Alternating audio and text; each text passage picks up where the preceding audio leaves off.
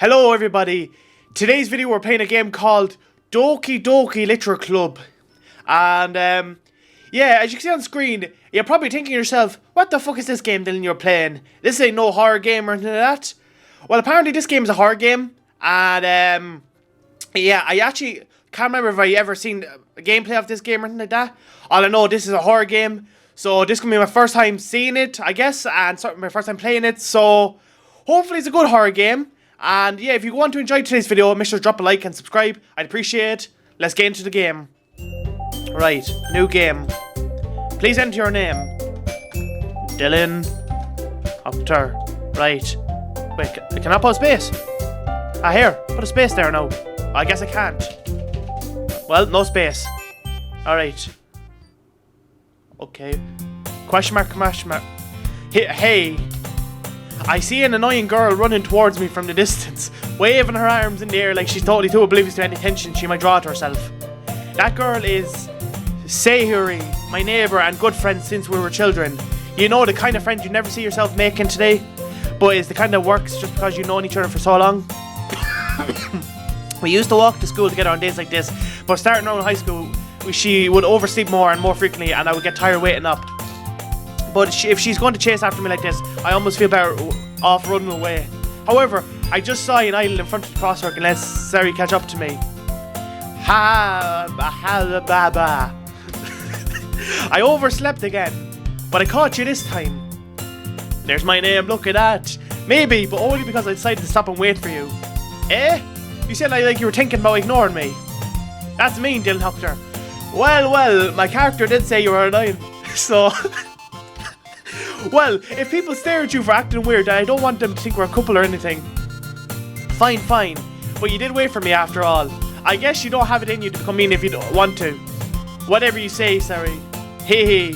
We cross the street together and make our way to school. As we draw near, the streets become increasingly spectacle with other students making their daily commute. By the way, Dylan Doctor, have you decided on a club to join yet? A club? I told you already, I'm really not interested in joining any clubs. I haven't been looking either. Eh? That's not true. You told me you would join a club this year. Did I? I'm sure it's possible that I did in one of our many conversations where to specifically go along with whatever she's going on about. Sayuri likes to worry a little too much about me when I'm perfectly content just getting on by the average while spending my free time on games and anime. I was talking about how I'm worried that you won't learn how to socialise or have any skills before college. Your happiness is really important to me, you know. And I know you're happy now, but I die at the thought of you becoming a NEET in a few years because you're not used to the real world. What the fuck is a NEET? Never heard that word in my life. You trust me, right? Don't make me keep worrying about you. Alright. I'll look at a few clubs if it makes you happy. No promises though. Will you at least promise me you'll try a little? Yeah, I guess I'll promise you that. Yay. Why do I let myself get lectured by such a carefree girl? More than that, I'm surprised I even let myself relent to her. I guess seeing her worry so much about me makes me want to ease in her mind at least a little bit, even if she does exaggerate everything inside of her head. The school day is as ordinary as ever, and it's over before I know it. After I pack up my things, I stare blankly at the wall, looking for an ounce of motivation. Clubs. Sari wants me to check out some clubs. I guess I have no choice but to start with the anime club. Hello? Sari? Sari must have come into the classroom while I was spacing out. I look around and realise that I'm the only one left in this classroom. I thought I'd catch you coming out of the classroom, but I saw you just sitting here and spacing out, so I came in. Honestly, you're even worse than me sometimes. I'm impressed. You don't need to wait up for me if it's going to make you late to your own club. Well, I thought you might need some encouragement, so I thought you know what? Well, that you can come to my club. Sayuri, yeah? There is no way I'm going to your club. Eh, meanie. Sayuri is vice president of the literature club. I just want to take a moment to say that I am doing so much fucking reading. The last time I read this book was fucking in school, back a few years ago when you had to read for like English, or reading a book at home. I've never had to read this much. Holy shit. So much reading. Not that I was ever aware that she was interested in literature. In fact, I'm 99% sure she's only did this because she thought it would be fun to help start a new club. Since she was the first one to show interest after the one who proposed the club, she inherited the title of Vice President. That said, my interest in literature is guaranteed to be even less. Yeah, I'm going to the anime club. Come on, please. Why do you care so much anyway? Well, I kind of told the club yesterday I would bring in a new member. And Natsuki made cupcakes and everything. Don't make promises you can't keep. I can't tell if Sayuri is really that much of an airhead or if she's so cunning as to have planned all of this out. I let out a long sigh. Fine, I'll stop by for a cupcake, okay? Yes, let's go. And thus, today marks the day I sold my soul for a cupcake. Well, rip bro. Literally joined the club for a cupcake. Fuck's sake.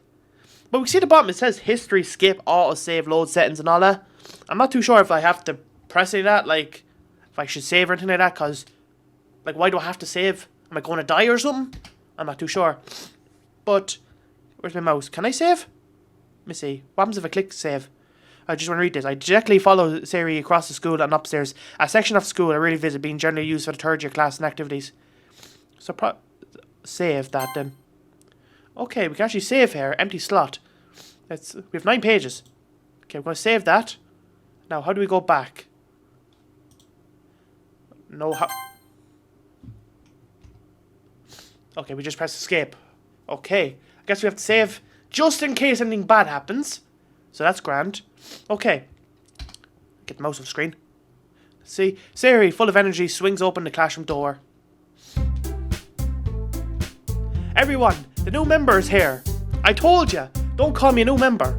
I glance around the room. Welcome to the Literature Club. It's a pleasure meeting ya. Sayuri always says nice things about you. Seriously? You brought a boy? Way to kill the atmosphere. Ah, Dylan Hoctor, what a nice surprise. Welcome to the club. ... All words escape me in the situation. This club is full of incredibly...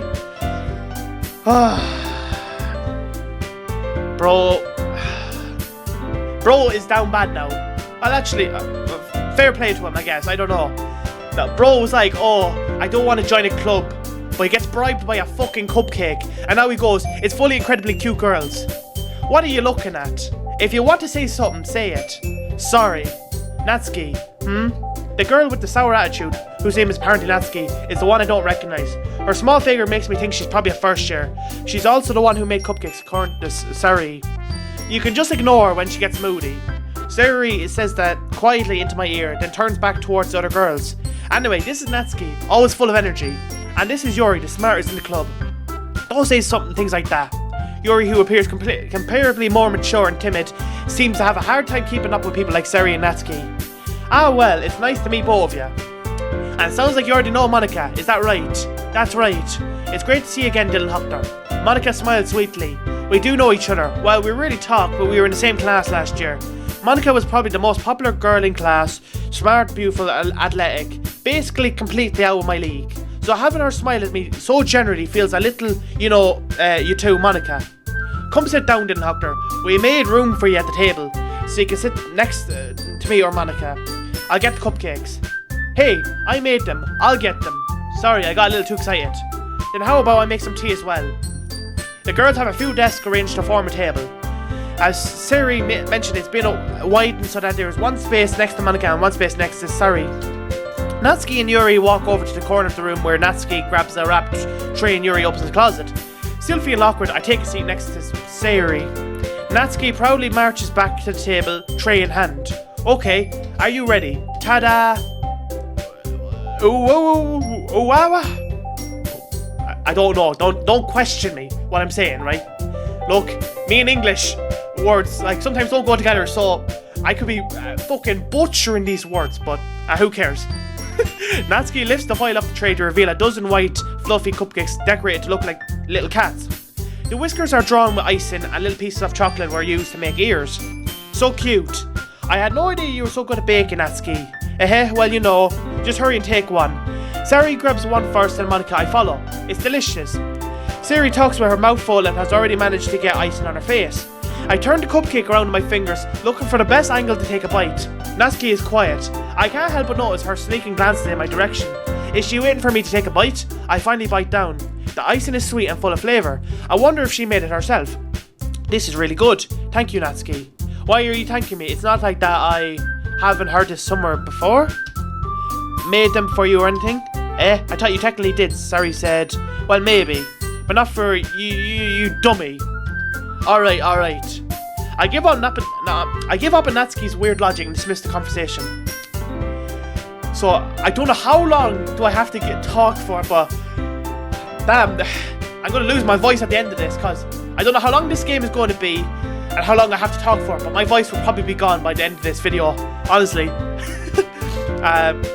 Yuri returns to the table carrying a tea set. She carefully places a teacup in front of each of us before setting down the teapot next to the cupcake tray. You keep a whole tea set in this classroom? Don't worry, the teachers gave us permission. After all, doesn't a hot cup of tea help you enjoy a good book? Ah, I guess. Hey, don't let yourself get intimidated. Yuri's just trying to impress you. That's not it. Insulted, Yuri looks away. Are they all trying to, like, I don't know, rizz up my character or something like that? They're trying to put some rizz or flirt with me. Like, what's going on? I don't know what to say, honestly. Insulted, Yuri looks away. I meant that, you know, I believe you. Well, tea and reading might not be a pastime for me, but at least I enjoy tea. I'm glad. Yuri faintly smiles to herself in relief. Monica raises an eyebrow, then smiles at me. So what made you consider the literature club? I was afraid of this question. Something tells me I shouldn't tell Monica that I was practically dragged here by Sari.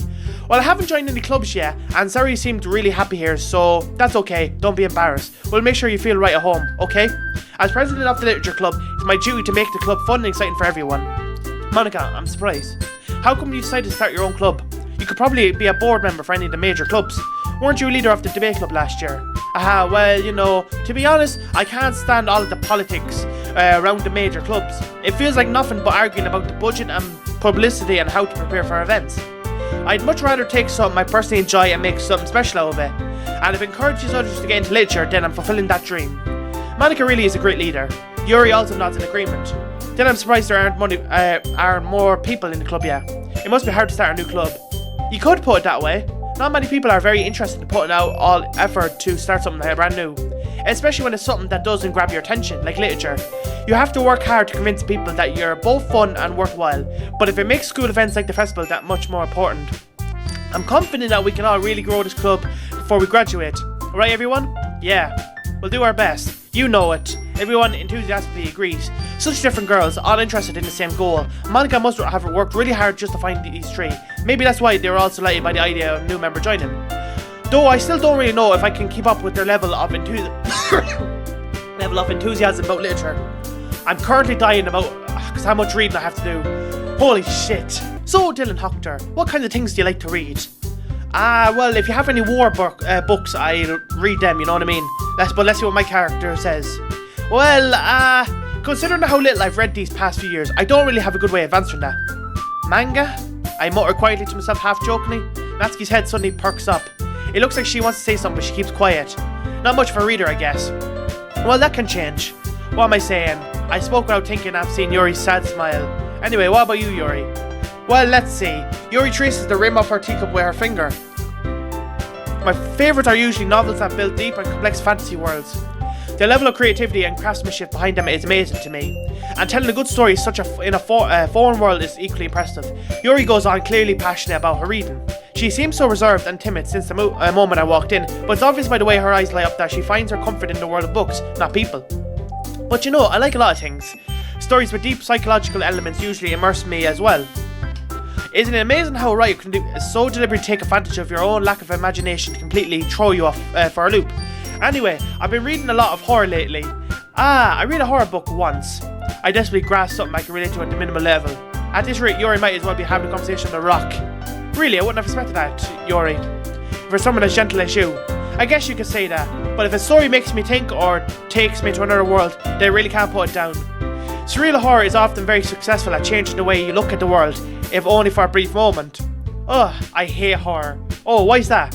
Well, Natsuki's eyes dart over to me for a split second. Never mind. That's right, you usually like to write about cute things, don't you, Natsuki? What? What gives you that idea? You left a piece of scrap paper behind last club meeting. It looked like you were working on a poem called Don't Say It Out Loud, and give that back. Fine. Your cupcakes, your poems, everything you do is just as cute as you are. Sari slides up behind Natsuki and puts her hands on her shoulders. I'm not cute. Natsuki, you write your own poems? Well, I guess sometimes. Why do you care? I think that's impressive. Why don't you share them sometime? No. Natsuki averts her eyes. You wouldn't like them. Not a very confident writer yet. I understand how Natsuki feels. Sharing that level of writing takes more than just confidence. The truest form of writing is writing to oneself. You must be willing to open up to your readers, exposing your vulnerabilities and showing even deepest reaches of your heart. Do you have writing experience too, Yori? Maybe if you could share some of your work, you could set an example and help Natsuki feel comfortable enough to share hers. ... I guess it's the same for Yori. I wanted to read everyone's poems. We all sit in silence for a moment. Okay, I have an idea, everyone. ? Natsuki and Yori look quizzly at Monika. Let's all go home and write a poem of our own. Then next time we meet, we all share them with each other. That way everyone is even. ... Yeah, let's do it. Plus, now that we have a new member, I think will help us all get a little more comfortable with each other and strengthen the bond of the club. Isn't that right, Dylan Hofter? Monika smiles warmly at me once again. Hold on, there's still one problem. What's that? Now that we're back to the original topic of me joining the club, I bluntly come forward with what's been on my mind the entire time. I never said I would join this club. Sorry you may have convinced me to stop by, but I never made any decision. I still have other clubs to look at, and I lose my train of thought. All four girls stare back at me with dejected eyes. But I'm sorry, I thought, Dylan Hofter, you all... I'm defensive against these girls. How am I supposed to make a clear-headed decision when it's like this? That is, if writing poems is the price I need to pay in order to spend every day with these beautiful girls. I don't know what to say about this game. I don't know. Right. Okay, I've decided then. I'll join the literature club. One by one the girls' eyes light up. Yes, I'm so happy. Sari wraps her arms around me, jumping up and down. Hey, you really did scare me for a moment. If you really just came for the cupcakes, I would be super pissed. Then that makes me official. Welcome to the literature club. Thanks I guess. Okay everyone, I think with that we can officially end today's meeting on a good note. Everyone remember tonight's assignment. Write a poem to bring the next meeting so we can all share. Monika's eyes look over me once more. Dylan Hofter, I look forward to seeing how you express yourself. Hey. Yeah. Can I really impress the class star Monika with my mediocre writing skills? I already feel the anxiety welling up inside of me. Meanwhile, the girls continue to chit-chat as Yuri and Natsuki clean up their food. Hey Dylan Hofter, since we're already here, do you want to walk home together? That's right, Sari and I never walk home together anymore because she always stayed after school for clubs. Sure, might as well. Yay. With that, the two of us depart the clubroom and make our way home. The whole way, my mind wanders back and forth between the four girls. Sari, Natsuki, Yuri, and of course Monika. Will I really be happy spending every day after school in literature club? Perhaps I'll have to change the chance to grow closer to one of these girls. Alright, I just need to make the most for my circumstances, and I'm sure good fortune will find me. And I guess that starts with writing a poem tonight. Wait, what? It's time to write a poem? Pick words you think your favourite club member will like. Something good might happen with whoever likes your poem the most. Okay, right. We can either talk about her, the cupcakes, the literature club, or something like that. Okay, right. Oh, we actually have words. Okay, right. We can go with nibble, rose, bouncy, waterfall, music, anger, milk, scars, hopeless, or disorientated. Let's go with music. Agonizing, horror, whistle, effulgent, charm, happiness, prayer, extreme, boot bed, horror. Fluffy, lust, uncontrollable, awesome, unrestrained, heaven sent, tragedy, existence, journey, intellectual. Awesome. Precious, comfort, contamination, rainbow, chocolate. Frickle, whirlwind, hurt, anxiety, defeat, lucky, death, giggle, loud, dance, giggle. Sadness, jump, infinite, electricity, incapable, cowie, portrait, email, meager, melancholy, infinite. Embrace, determination, star scrape, vivid, shame, strawberry, lollipop, fireworks, unstable, climax, fireworks, kiss, candy,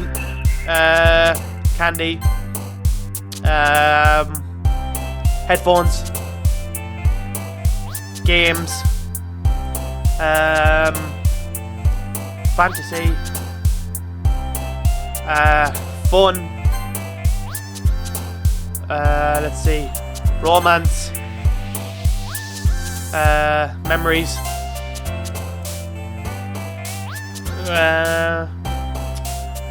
calm, Let's see. Cheer. Let's see. Hope. Destiny. Lazy. And laugh. Let's see what my boy comes up with. He should come up with a masterpiece. Hi again, Dylan Hoctor. Glad to see you didn't run away on us, haha. Nah, don't worry. This might be a little strange for me, but at least I kept my word. Well, I'm back at the literature club. I was the last to come in, so everyone else is already hanging out. Thanks for keeping your promise, Dylan Hoctor. I hope this isn't too overwhelming of a commitment for you, making you dive headfirst into literature when you're not accustomed to it. Oh, come on. Like he deserves any slack. Sari told me you didn't even want to join any clubs this year, and last year too. I don't know if you plan to just come here and hang out or what, but if you don't take it seriously, then you won't see the end of it. Natsuki, you certainly have a big mouth for someone who keeps her manga collection in the club room. Probably the best idea to save right now, so let's save.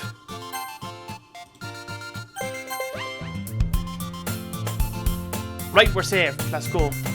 Natsuki finds herself stuck between saying Monica and manga. Manga is literature. Swiftly defeated, Natsuki plops back into her seat. Don't worry, guys.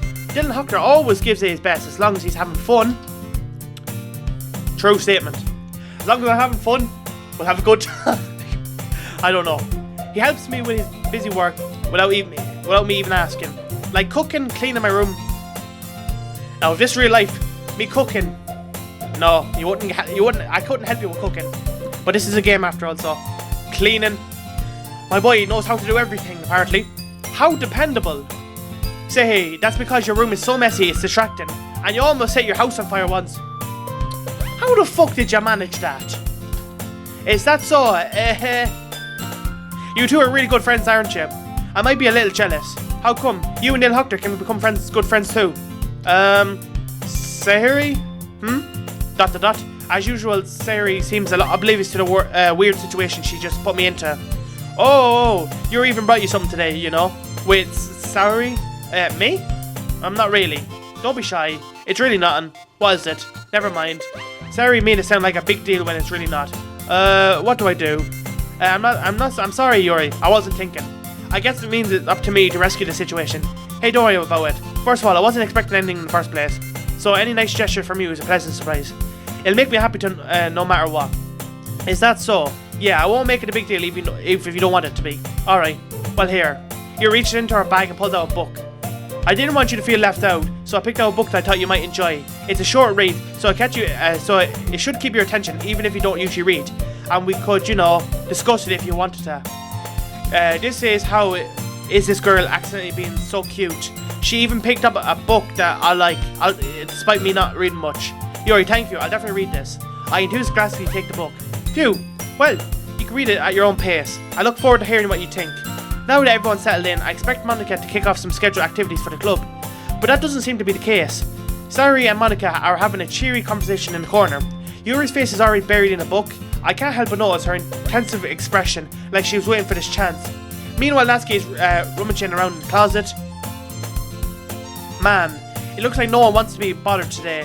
I slumped down in the nearest desk. How am I supposed to occupy myself with something literature related by myself like this?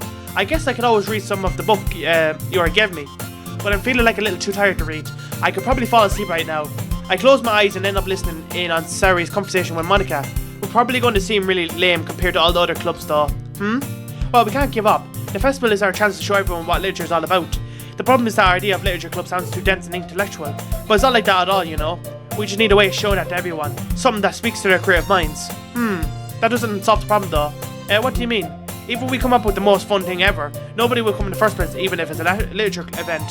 So it's more important to figure out how to get people to show up in the first place, you know. And after they come, we can do this thing to speak to their creative minds. What's this? Sari is talking this really seriously. It's rare to hear her deliberating like this. That's a good point. In that case, do you think food will do the trick? What kind? Well, I guess we could... Cupcakes. Aha, good thinking. Natsuki would love to do that. You're right. Natsuki makes the best cupcakes. That works out perfectly. That wasn't why you suggested. Cupcakes speaks to my creative tummy. Cupcakes it is then. I'm hungry. Anyway, we still need to work out the details of this event itself. I find myself smiling. In the end, Sari is still her usual self. But therein lies the unexpected reason I admire her. Unlike me, who has trouble finding any motivation at all, Sari can put her mind to things and make them come to life. I suppose that's why I ended up letting her get on my case about things. I can't help but wonder what it would be like to see the world through her eyes. I opened my eyes to find Sari's face filling my vision. I nearly fall out of my chair. Sorry. Wait, actually I'm not sorry at all. It's your fault for sleeping like that. This isn't a napping club. Does our school have a napping club? You're staying up late again, aren't you? Now that you're in a club, you're gonna have less time for anime, you know. You need to get used to it. Don't say that out so loud. I glanced over my shoulder to see if Monica overheard. It's true though. Yeah, I know. You're always looking out for me, Sari. It's what I do the best. That's a problem. What about you? You looking for me better than you looking for yourself. You're still oversleeping every day, aren't you? Not every day. That's not very convincing. How many days this past week have you gotten up on time? That's a secret. I knew it. Come on, at least give me the benefit of the doubt. I can't even do that. Look, Sari, it's written all over you. Sari glances over at herself. How was it written all over me? You were clearly in a rush this morning. Look, your hair is sticking out all around here. I rolled my fingertips down the side of Sari's hair, trying to straighten it out. Man, you really need a brush for this. My hair is just really hard to get right. I won't fall for that. There's more than just your hair. Look, your bow isn't straight either. And there's a toothpaste stain on the collar right there. I tried to wipe the stain off from my finger, but nobody would ever notice that. Of course they would. Nobody's going to tell you about it because they don't want to embarrass you. Fortunately, I really don't care about that. Hey, you meanie. And you don't even keep your blazer buttoned up.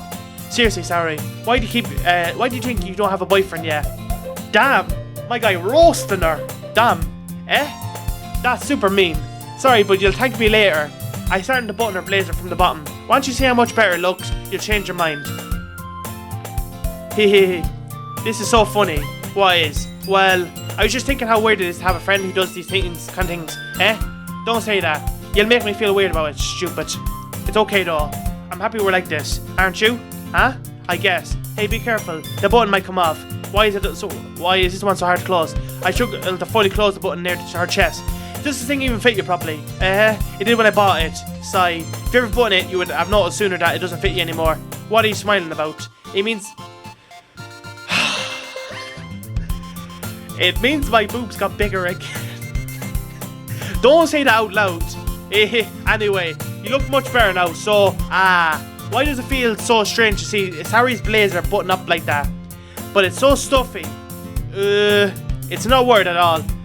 Sari hastily unbuttons her blazer once more. Phew, that's so much better. Sari puts her arms out and twirls around.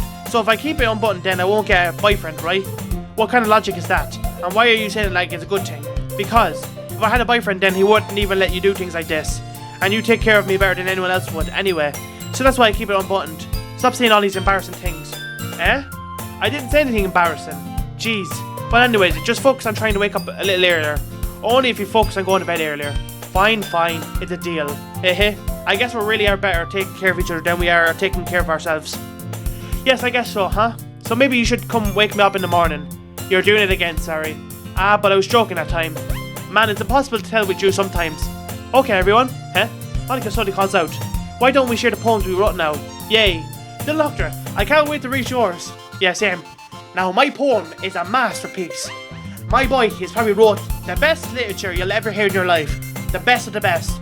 So don't be judging now. Let's see now. Yeah, same. I feel to sound enthusiastic, but Sari still trots away to retrieve her poem. By the way, did you remember to write a poem last night? Yeah. My relaxation ends. I can't believe I agreed to do something so embarrassing. I couldn't really find much inspiration since I never really done this before. Well, now that everyone's ready, why don't you find someone to share with? I can't wait. Sari and Monica enthusiastically pull out their poems. Sari's on a wrinkled loose leaf torn from a spiral notebook. On the other hand, Monica write her in a conversation notebook. I can already see Monica's pristine handwriting from where I sit. Natsuki and Yuri reluctantly comply as well, reaching into their bags. I do the same myself. Oh my.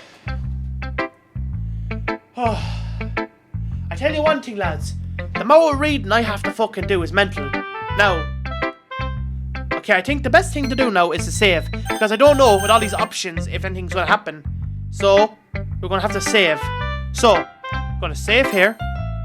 We're going to save here. Got all the choices. Who should I show my poem to first?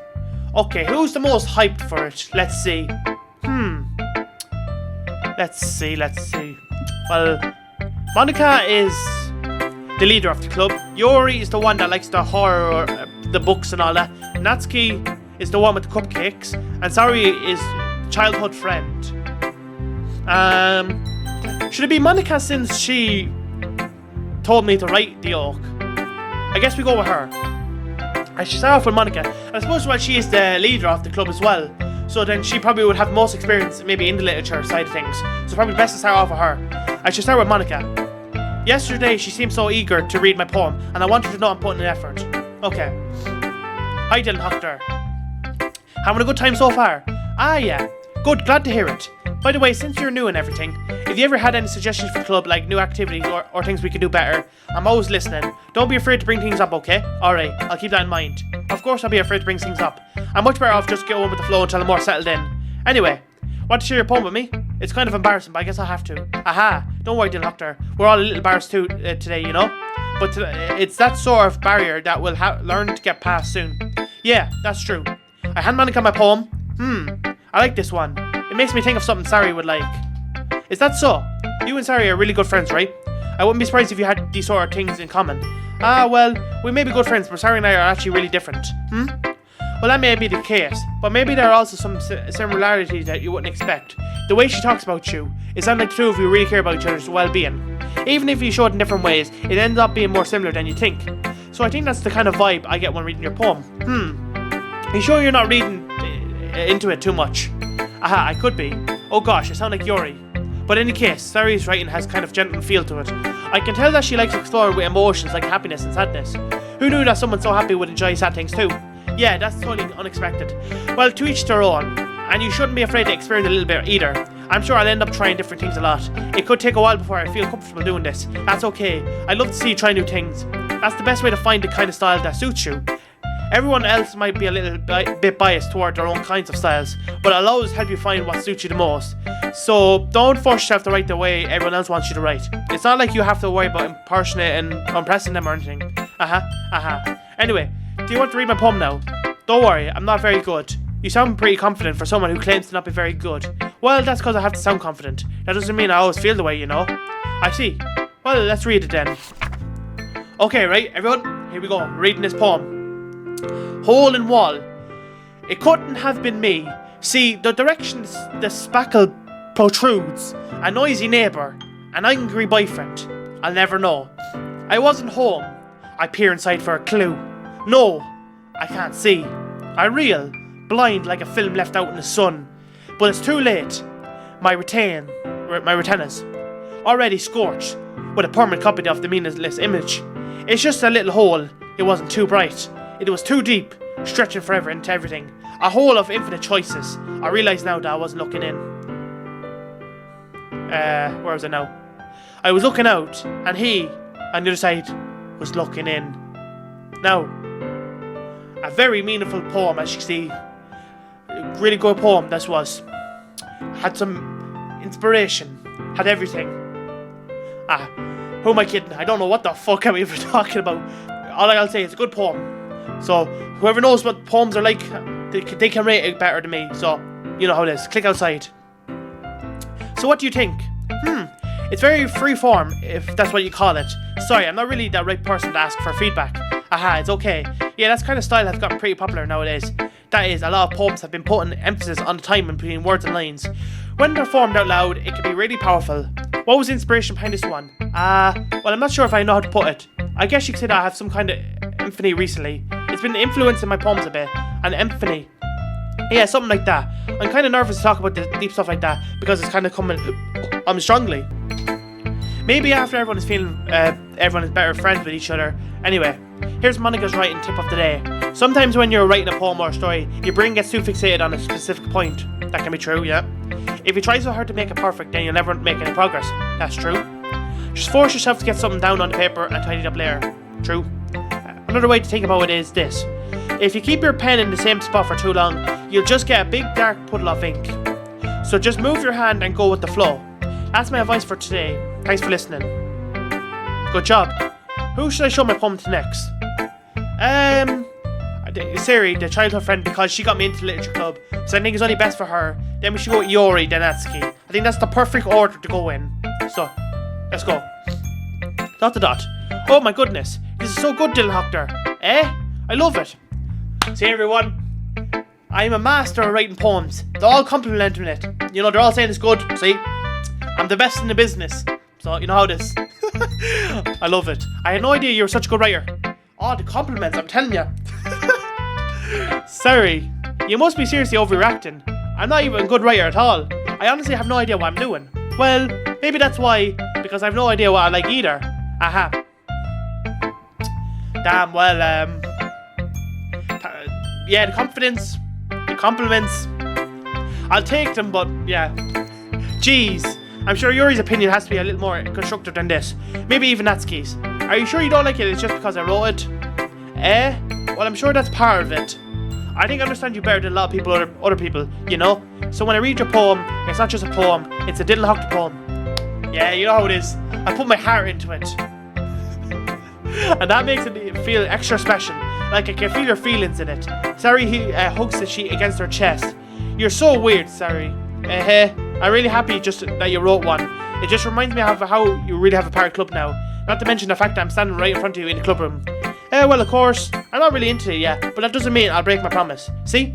It's like I said before, Dylan Hoctor. Deep down, you're not selfish at all, you know? Trying to do things like this for other people, that's something that only really good people do. Thanks, Sari. I'm not sure if Sari sees the full picture of my motive here. Then again, I can't deny that she's part of the reason I joined. Knowing how much this means to her and all. Yeah, and I'm going to make sure you have lots of fun here, okay? That would be my way of thanking you. Alright, I'm going to hold you to that then. Yay! Now you'll read my poem too, right? Don't worry, I'm really bad at this. We'll see about that. Alright, here we go. Dear sunshine, the way you glow through my blinds in the morning, it makes me feel like you missed me. Kissing my forehead to help me out on bed. Making me rub the sleepy from my eyes. Are you asking me to come out and play? Are you trusting me to wish away a rainy day? I look above, the sky is blue. It's a secret, but I trust you too. If it wasn't for you, I could sleep forever, but I'm not mad. I want breakfast. You had a good start, but the ending was pretty shit. Like, we have to critique it here now. If it wasn't for you, I could sleep forever, but I'm not mad. I want breakfast.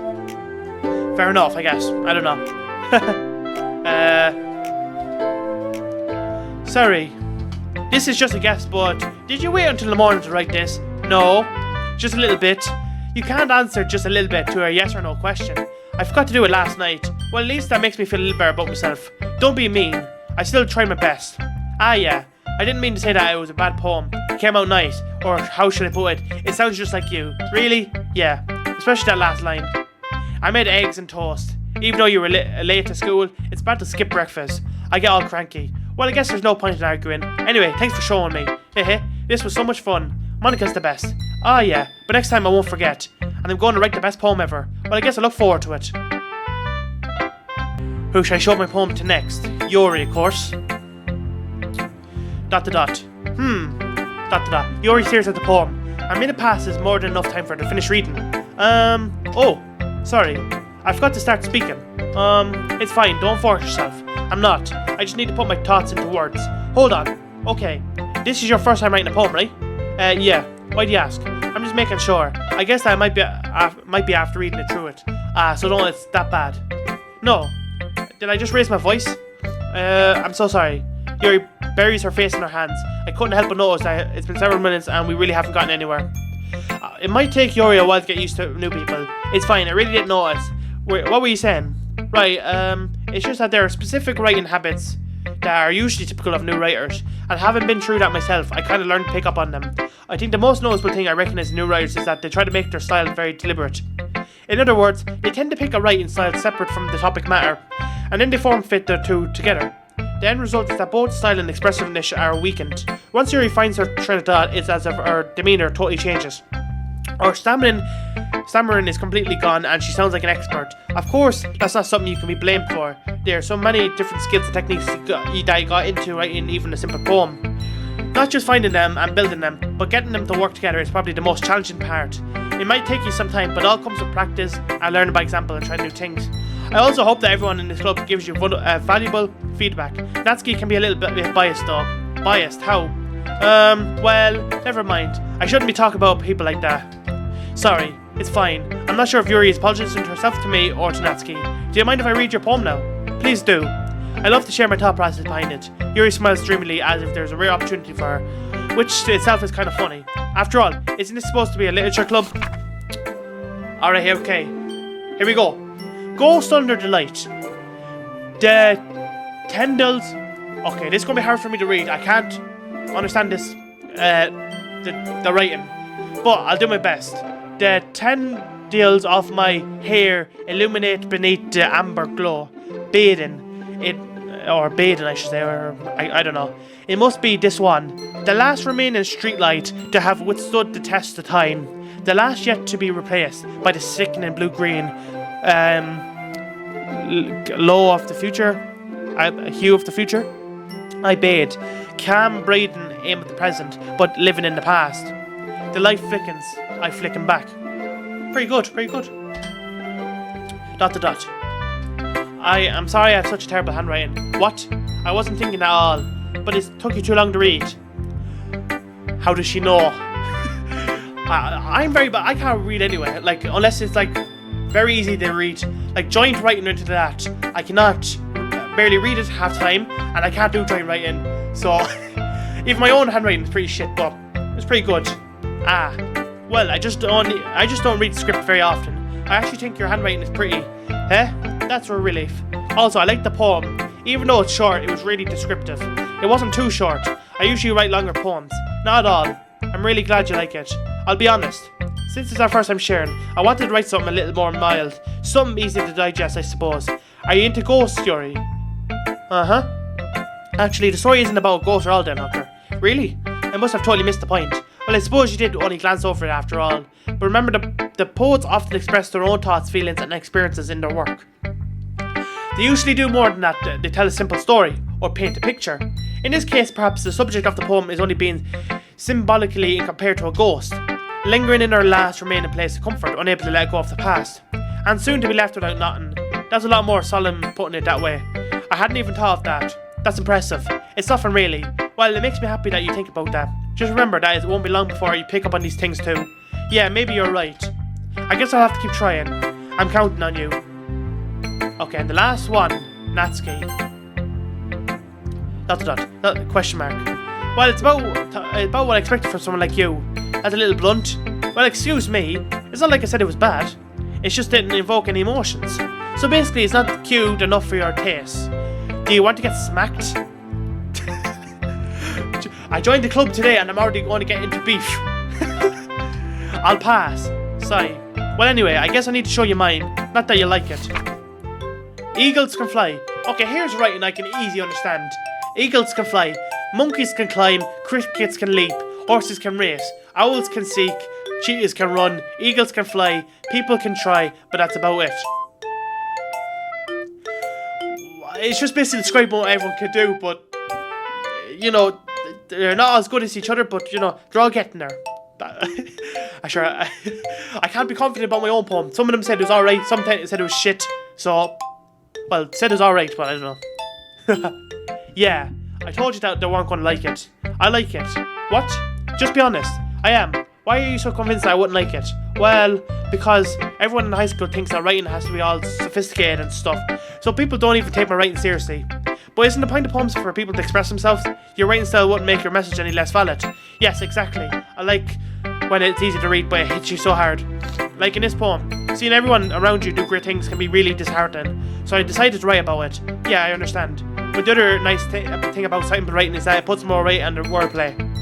Like I set up for a rhyme at the end, but then I made it fall flat on purpose. It helps bring out the feeling in the last line. So you did. I guess more went into it than I realised. That's what it means to be a pro. I'm glad you learned something. Didn't expect that from the youngest one here, did you? Yeah, I guess not. I decided to humour her with the last comment. I don't really care about how old everyone is, but if Natsuki's feeling proud, then I wouldn't take that away from her. Phew! I guess that's everyone. I glanced around the room. That was a little more stressful than anticipated. it's as everyone is judging me for my mediocre writing abilities. Even if they're just being nice, there's no way my poems can stand up to theirs. It is a literature club after all. I sigh. I guess that's what I ended up getting myself into. Across the room, Sari and Monica are happily chatting. My eyes line on Yuri and Natsuki. They gingerly exchange sheets of paper, sharing their respective poems. As they read in tandem, I watch each of their expressions change. Natsuki's eyebrows furrow in frustration. Meanwhile, Yuri smiles sadly. What's with the language? This language. Did you say something? Oh, it's nothing. Natsuki suspiciously returns the poem to the desk with one hand. I guess you could say it's fancy. Ah, thanks. Yours is cute. Cute? Did you completely miss the symbolism or something? It's clearly about the feeling of giving up. How can it be that cute? I know that. I just meant the language, I guess. I was trying to say something nice. Eh? You mean you have to try that hard to come up with something nice to say? Thanks, but it really didn't come out nice at all. Well, I do have a couple of suggestions. If I was looking for suggestions, I would have asked someone who actually liked it. Which people did, by the way. Sorry liked it, and Dylan Hochter did too. So based on that, I'm glad to give you some suggestions of my own. First of all, excuse me, I appreciate the offer, but I spent a long time establishing my writing style. I don't expect it to change anytime soon, unless of course I come across something particularly inspiring, which I haven't yet. And Dylan Hochter liked my poem too, you know. He even told me he was impressed by it. Lasky suddenly stands up. The music's all quiet. Hold up, let me just quickly save this, you know. Now boys, now lads, we're getting into beef here now. So, as you can hear, no music now. We don't know what's going to happen. They're having some beef, so now, over poems. Now, I don't know how it has to be this series, but I guess, like, obviously, people don't want to be criticised about the work if they think it's a bit too blunt, but I don't know what's going to happen next, but we'll see what happens. Oh, I didn't realise you were so invested in trying to press our new member, Yuri. So we can tell that the music is kind of just, like, died right now, and, like, it's all now going to be at each other now. It seems like, oh, who's going to be impressing me the most, I guess. But let's see. Yeah. Oh, well, the music is back. That's not what Yuri stands up as well. Maybe you're just jealous that Dylan Hochter appreciates my advice more than he appreciates yours. Huh? And how do you know he didn't appreciate my advice more? And you were that full of yourself? No. If I was full of myself, I would deliberately go on my way to make everything I do overly cutesy. Is everyone okay? Well, you know what? I wasn't the one whose boobs magically grew size bigger as soon as Dylan Hochter started showing up. Natsuki, that's a little... This doesn't involve you. I don't like fighting, guys. Suddenly Bokar surrounds me, and as I just noticed, I was standing there. Dylan Hochter, she's just trying to make me look bad. That's not true. She started it. If she can get over to herself and learn to appreciate that simple writing is more effective, then this won't happen in the first place. What's the point of making your poems all convoluted for no reason? The meaning should jump out with the reader, not force them to figure it out. Help me explain that to her, Dylan Hochter. Wait, there's a reason we have so many deep and expressive words in our language. It's the only way to convey complex feelings and meaning to the most effectively. Avoiding them is not only unnecessarily limiting yourself, it's also a waste. You understand that, right, Dylan Hochter? Well, ... How did I get dragged into this in the first place? It's not like I know anything about writing, but whoever I agree with, they'll probably think more highly of me. For fuck's sake, now I actually have to pick? Well, at least I have a third option. Because I can't pick these two. I literally can't. Because you have to understand, right? Natsuki, from her point of view, she tried to make it more easier for people to read, I guess. Because it was like talking about the animals and all of what they could do. But then she's like, there's a meaning to it. But Yuri is more, how do you say it? She's more of a good writer because her words she's using and all that. Like, she's been practicing a while. So I can't pick any of these because it's been like biased towards one. But if I ask for help, that way someone can actually help me as well. But then if I pick this one, they're going to be pissed off because, oh, you're bringing it back up because, you know, I don't know. So this is a tough spot I'm put into. We need to save this, so in case anything happens. So let's save this. Alright, we save this because just in case we have to go back and pick any options, it's best to have it saved. So let's pick, help me, sorry, Natsuki. Natsuki glares at me, drying up any words I had in my mouth. So instead I turn to Yuri. Yuri? But Yuri's expression is so defensive that I can't bring myself to anything to hurt her. Sorry? Yeah? Everyone is fighting is making Saori uncomfortable. How can the two of you keep fighting when you know you're making your friend feel like this? Damn, my response was to bring her and like turn to the women and say, you know you're making your friend feel like shit when you're fighting. Okay, well, it can be alright. They might settle down. But I guess it doesn't come across. I don't know, it doesn't help them if it gets in the argument. Because they really want to know. I don't know. This is going to be difficult. Well, that's our problem. This isn't about her. I agree. It's unfair for others to interject their own feelings into our conflict. Yeah, unless Saori wants to tell Yuri what a stuck-up jerk she's being. Oh, Lord. We're getting into beef now. She would never. It's your immaturity that made her upset in the first place. Excuse me? Are you listening to yourself? This is exactly why nobody likes... Stop. Blank. Natsuki, Yuri. You guys are my friends. I just want everyone to get along and be happy. My friends are wonderful people, and I love them because of their differences. Natsuki's poems, they're amazing because they give you so much feelings with a few words, and Yuri's poems are amazing because they paint a beautiful picture in your head. Everyone's so talented, so why are we fighting? Because, well, also, Natsuki's cute and there's nothing wrong with that, and Yuri's boobs are the same as Swore. Big and beautiful. Bruh. ... Sorry stands triumphantly. Monica stands behind her with a bewildered expression. I'll make some tea. Yuri rushes off. Natsuki sits down with a blank expression on her face, staring at nothing. So this is why Saori is vice president. So there we go. I fixed the problem. See, they should have given me an option to be like, okay, the both of your poems are pretty good. It would have been solved the problem much easier. But we had to get her involved because she sorted the problem. So yeah. I whisper to Monica. She nods in return. To be honest, I might come off as a good leader and I can organise things, but I'm not very good with people. I couldn't even bring myself to interject. As president, that's kind of embarrassing of me. Nah, it's not like I can blame you. I wasn't able to say anything either. Well, I guess that's just means Saori is amazing in her own ways, isn't she? You could say that. She might be an airhead, but sometimes it's weirdly suspicious that she knows exactly what she's doing. I see. Take good care of her, okay? I would hate to see her go get herself hurt. That makes the two of us. You can count on me. Monica smiles sweetly at me, causing my stomach to knot. Such a genuine person really does make a good president, regardless of what she says. If only I could get the chance to talk to her a little more. Okay, everyone, it's just about time for us to leave. How did y'all feel about sharing poems? It was a lot of fun. Well, I say it was worth it. It was alright, well, mostly. Little Hunter, how about you? Yeah, I say the same. It was a neat thing talked about with everyone. Awesome. In that case, we'll do the same thing tomorrow. What? And maybe you learn something from your friends too. So your poems will turn out even better. I think to myself, I did learn a little bit more about the kinds of poems everyone likes. With any luck, that means I can at least do a better job impressing those I want to impress. I nod to myself with newfound determination. Dylan Huckter, ready to walk home? Sure, let's go. Hey. Saori beams at me. It truly has been a while since Saori and I have spent this much time together. I can't really say I'm not enjoying it either. Sorry, about what happened earlier. What do you mean? You know, between Yuri and Natsuki, does that kind of thing happen often? No. That's really the first time I've ever seen them fight like that. All because of me. I promise they're both wonderful people. You don't hate them, do you? No, I don't hate them. I just wanted your opinion, that's all. I can see why they'd make good friends with you. Phew. You know, Dylan Doctor, it's nice that I get to spend time with you in the club, but I think seeing you get along with everyone is what makes me the happiest. I think everyone really likes you too. That's... Every day is going to be so much fun. Sigh. It looks like Saori still hasn't caught on to the kind of situation I'm in. Sure, being friends with everyone is nice, but does it really need to stop there? We'll just have to see what the future holds, Saori. I passed Saori on the shoulder. I said that more to myself than her, but it's easy to use Saori as an interim monologue sometimes. Okay, yeah, let's do this.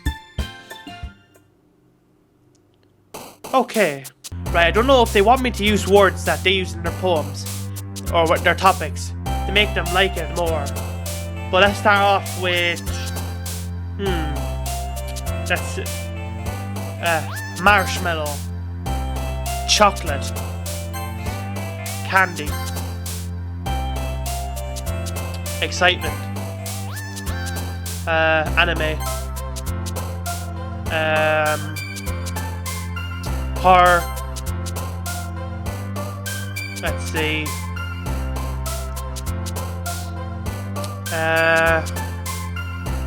Unstable. When they jump up in the air, Does that mean I'm picking the words they like or something? Let's see. Cry. Music. Loud. Judgment. Giggle. Funny. Smile. Anxiety. Depression. Suicide. Lazy. And peaceful. And forgive. Okay. Now hopefully this poem is a bit much better. Let's see now.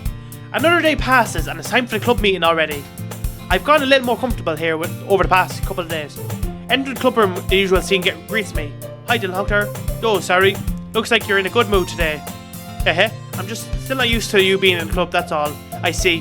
That's a pretty simple thing for you to get in a good mood. But I guess it's always the simple things with you anyway. Speaking of which, I'm kinda hungry. Will you come with me to buy a snack? No thanks.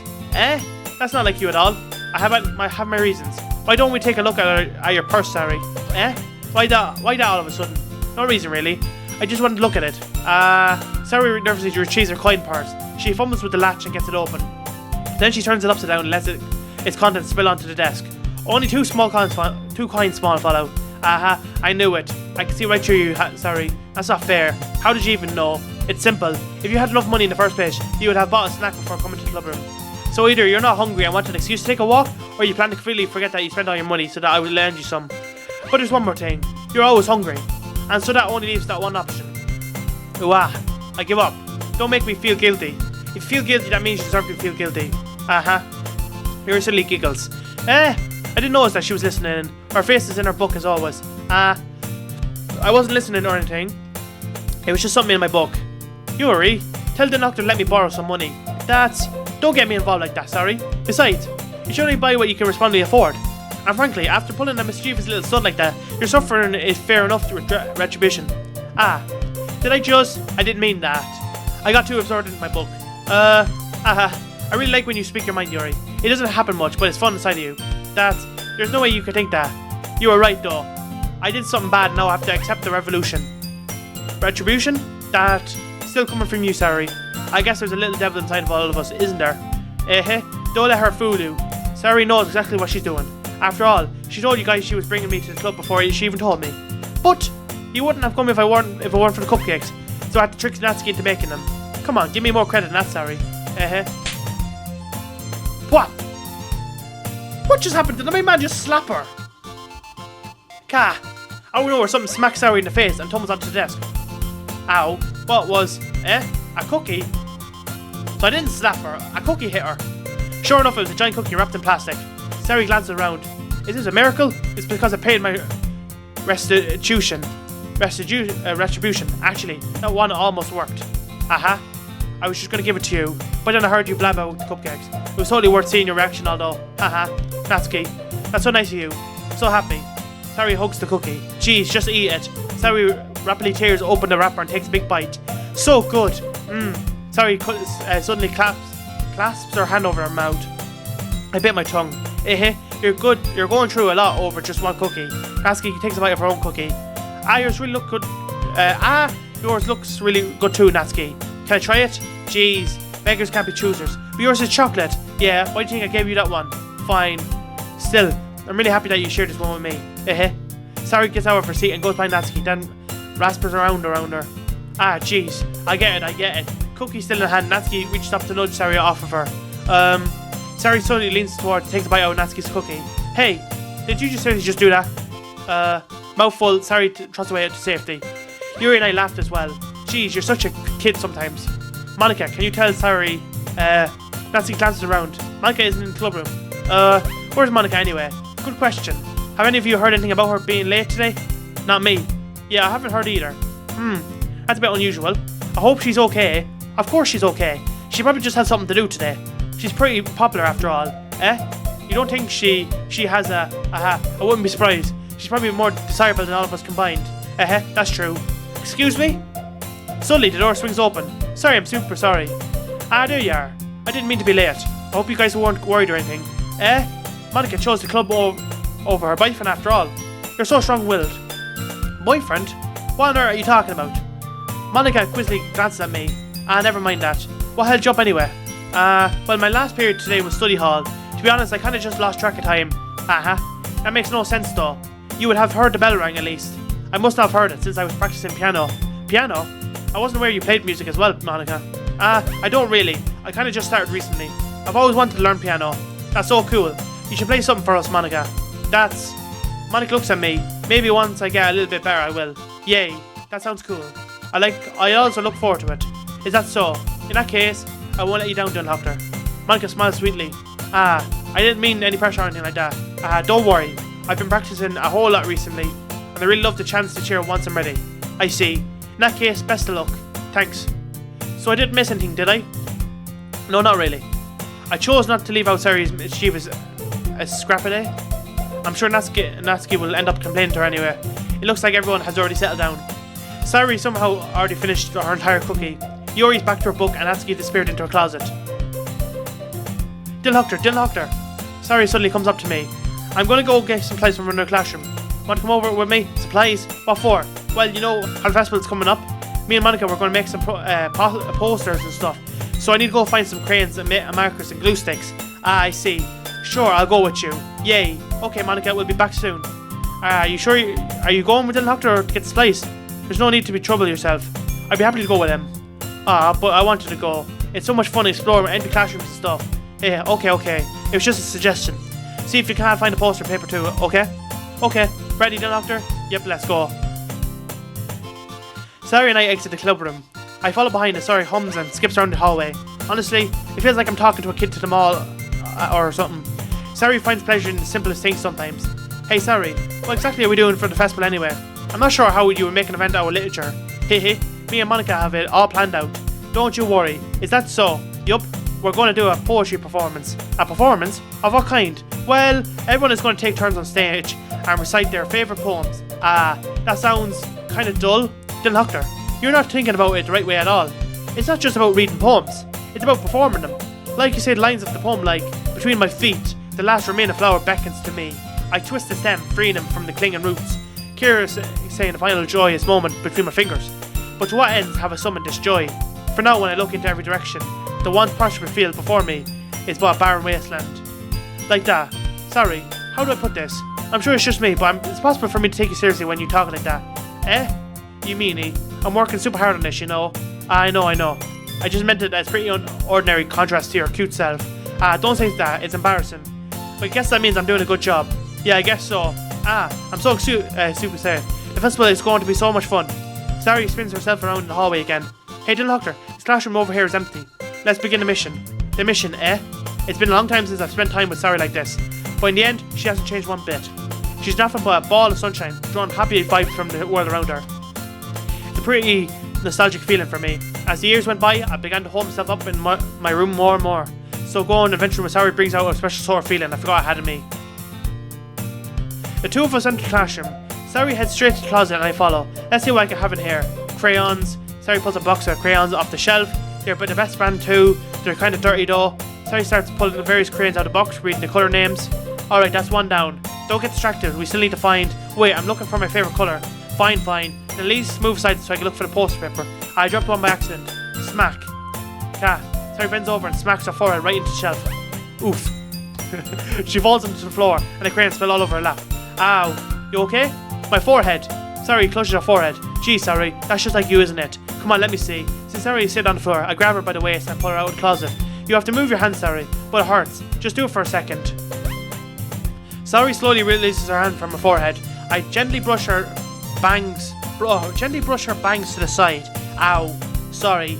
There's a huge red mark on the centre of her forehead. A bump is starting to form as well. Man, that's going to swell up. I shall find you some ice. The doctor, where would I even find ice around this time? I guess a cold drink would do. You don't have to. I'm fine with looking like a unicorn. Eva wincing from the pain. Sari makes a silly joke. Aha, what are you saying? I'll be right back, okay? Okay. I pat Sari on the shoulder and run onto the hallway. I locate the nearest vending machine. What should I get? It doesn't really matter since it'll be used as an ice pack rather than a drink. But I know Sari likes an apple juice, so I purchased that one. In just a moment, I'm already returning to the classroom where I left Sari. She has one palm on her forehead and is using the other hand to clumsily scoop crayons back into the box. At least they were already in the wrong spots before I spilled them. Sari here. I hand Sari the bottle of apple juice. It's nice and cold. Sari opens the cap and starts drinking from it. Sari, what are you doing? It's for you, the forehead, idiot. Ah, sorry, I forgot. Aha. How hard did you hit your head? Sari places the bottle against the bumper for her head. It stings. Just bear with it, it feels better soon. Looks like you've cleaned up most of the crayons, so that's good. Hey, Dylan Huckter, this kind of reminds me of growing up, doesn't it? What do you mean? You know how we used to play outside all the time? I always try and keep up with you. You were kind of oblivious in some ways. Like, you usually fall behind or I had trouble climbing on the things you did. But sometimes when I tried to do some things I couldn't, I would get myself hurt. I'd fall and scrape myself or get a bump, and I would start crying really hard. And you would rush over as quick as you could. You would try really hard to get me to stop crying. It was almost like you blamed yourself and were afraid of getting in trouble if someone found out. Even though it really wasn't your fault at all, you know. Did I really do that? Yeah. You don't remember? Come think of it. Maybe I do remember a bit. I guess I was so focused on my games that I didn't pay enough attention to you. So in a way, it wasn't my fault. Kind of like this time too. If I wasn't rushing you out of the closet, you probably wouldn't have hit your head. Dylan Doctor, I don't think you realised it, but you're always thinking about other people. Even after all these years, you're rushing to help me even though I'm just being clumsy. You're really a sweetheart. Don't call me that. I don't really do this kind of thing all the time. I guess when it comes to you, it just feels natural. Before I even know it, I'm treating you like that. I guess that's what happens when you've been friends for so long. Really? Maybe you're right, Dylan Doctor. I'm so glad that nothing's changed between us. Do you think you'll be able to be like this forever? Forever? If I'm being honest myself, there's no telling where I'll each end up for college or after that. So it wouldn't be fair for me to make any promises. But, well, I hope so. It's been this long already, right? I can't imagine you ever change, so my hopes are up. I'm so happy. Sari has a whimsical expression in her eyes. We remain silent for a moment. She's so silly and clumsy on the outside that when I see her deep in thought like this, it makes me want to disturb her. I guess we should go back. I don't want to worry Monica, you know. Good luck with that. She's going to see her forward anyway. Not if I hide it under my bangs. Sari hops to her feet. She clutched her forehead again. Don't stand up so fast after hurting yourself. Ooh, well, I guess it's too late now. Anyway, let's go. I follow Sari out of the classroom. Sari plays with her bangs to try and hide the bump, but without much success. In a moment, we make it back to the club room. You're back. Good time, I was just ready to start with sharing her poems. Sorry, your forehead. She's fine, don't worry about. I was playing with the crayons and smacked my forehead into the shelf. Well, anyway. She doesn't say anything, are you alright? She just goes, alright, man. How you found the crayons? Were you able to find everything we needed? I have it right. Sari frantically danced around herself. I forgot all the stuff. Calm down, Sari. I'll have it right here. I found the poster paper too. Sounds like you ended up doing all the work, then, Doctor. Well, Sari, I failed to come up with an excuse for Sari. I made it an adventure. Yeah, that. Okay. In any case, good work. I'll start working on the posters tonight. Me too. Okay, everyone. Are you ready to share your poems? Guess I should grab mine. After making sure the crayon box is closed tightly, I return to my seat. Who should show my poem to first? Okay, here we go now. Poem. Time to save again. We're going to switch it up. We're going to start with Yori. Let's see what you've written for today. Well done, Dylan Huckter. Your skills are already improving. Really? Thanks, Yori. Coming from you, that means a lot. It's nothing. I'm just happy to help inspire fellow writers. I know you're new to this, so don't worry if it seems like you can't get your poem to feel perfect. You don't need to be afraid to be a little more daring. Metaphors can go a long way. Don't feel like you need to work your brain like turning a bunch of gears. Try letting your mind wander through your feelings and write down things you see and hear. That's one way to truly enable your reader and see into your mind. It's a very intimidating exercise. I see. That's certainly an interesting technique. Thanks for sharing. I have an example of that if you'd like to read it. Of course. Is this the poem you wrote for today? Yuri nods and timidly hands me her poem. Okay, a long poem. Here we go. The Raccoon. It happened in the dead of night while I was slicing bread for a quick, guilty snack. My attention was caught by the scuttering of a raccoon outside my window. That was, I believe, the first time I noticed my strange tendencies as an unordinary human. I gave the raccoon a piece of bread. My subconscious is well aware of the consequences, well aware that a raccoon that is fed with always comes back for more. The enticing beauty of my cutting knife was the symptom. The bread was hungry curiosity, the raccoon an urge.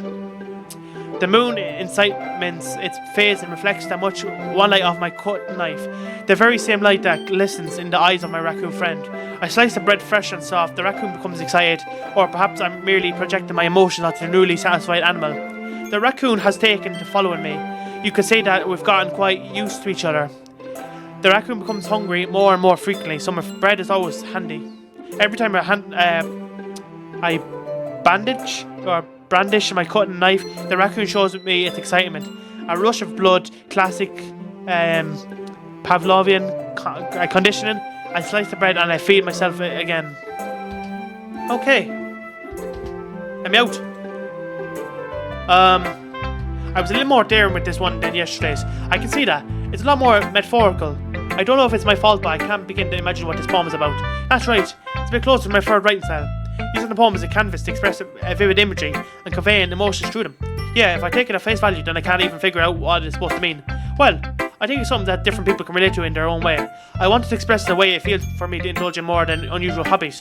It's those sorts of things that I'm usually forced to keep myself. So sometimes I enjoy writing about them. Why do you keep them to yourself? Because they're embarrassing, and people would make fun of me. Don't you have anything like that, Dylan Doctor? Well, yeah, I guess I do. I feel like everyone has a little something to do. The best we can do is respect each other and our individualities. Moving on. Even if it's difficult sometimes, and some things make us uncomfortable. After all, if I hadn't learned to embrace my own weirdness, I would probably hate myself. I might be ranting a little bit now, but I'm glad that you're a good listener. Next one should be Natsuki. Well, it's not really any worse than your last one, but I can't really say it's any more better either. Phew. Huh? Phew what? Well, anything that isn't a train wreck, I'll take as a win. And I get the feeling you're probably the most critical. Hey, what makes you... Wait, maybe that was a compliment. Glad to see someone recognise my experience. Well then, keep practicing and maybe you'll be as good as me someday. That's, something tells me Natsuki completely missed the point. Come to think of it kind of reminds me of Sari's poem from yesterday. Hey, you think so? Yeah, well, I guess if you've been friends with her for so long, you might be on the same wavelength. But you never really struck me as her type. Sari has a type all of a sudden. Well, I don't know, but honestly, how could someone so fluffy spend so much time with someone like you? It's like she's dragging around a dead weight. That was a little unnecessary. But think of it this way, if it weren't for me, she would probably just fly away like letting go of a balloon. You can say that we take care of each other in our own way. Whatever it is, I don't get it. Oh yeah, I guess I'm supposed to show you my poem. Here. Okay, here's a longer poem. Amy likes spiders. You know what I learned about Amy? Amy likes spiders. Icky, wrinkly, hairy, ugly spiders. That's why I'm not friends with her. Poor Amy. Amy has a cute singing voice. I heard her singing my favourite love song. Every time she sang the chorus, my heart would pound to the rhythm of the words.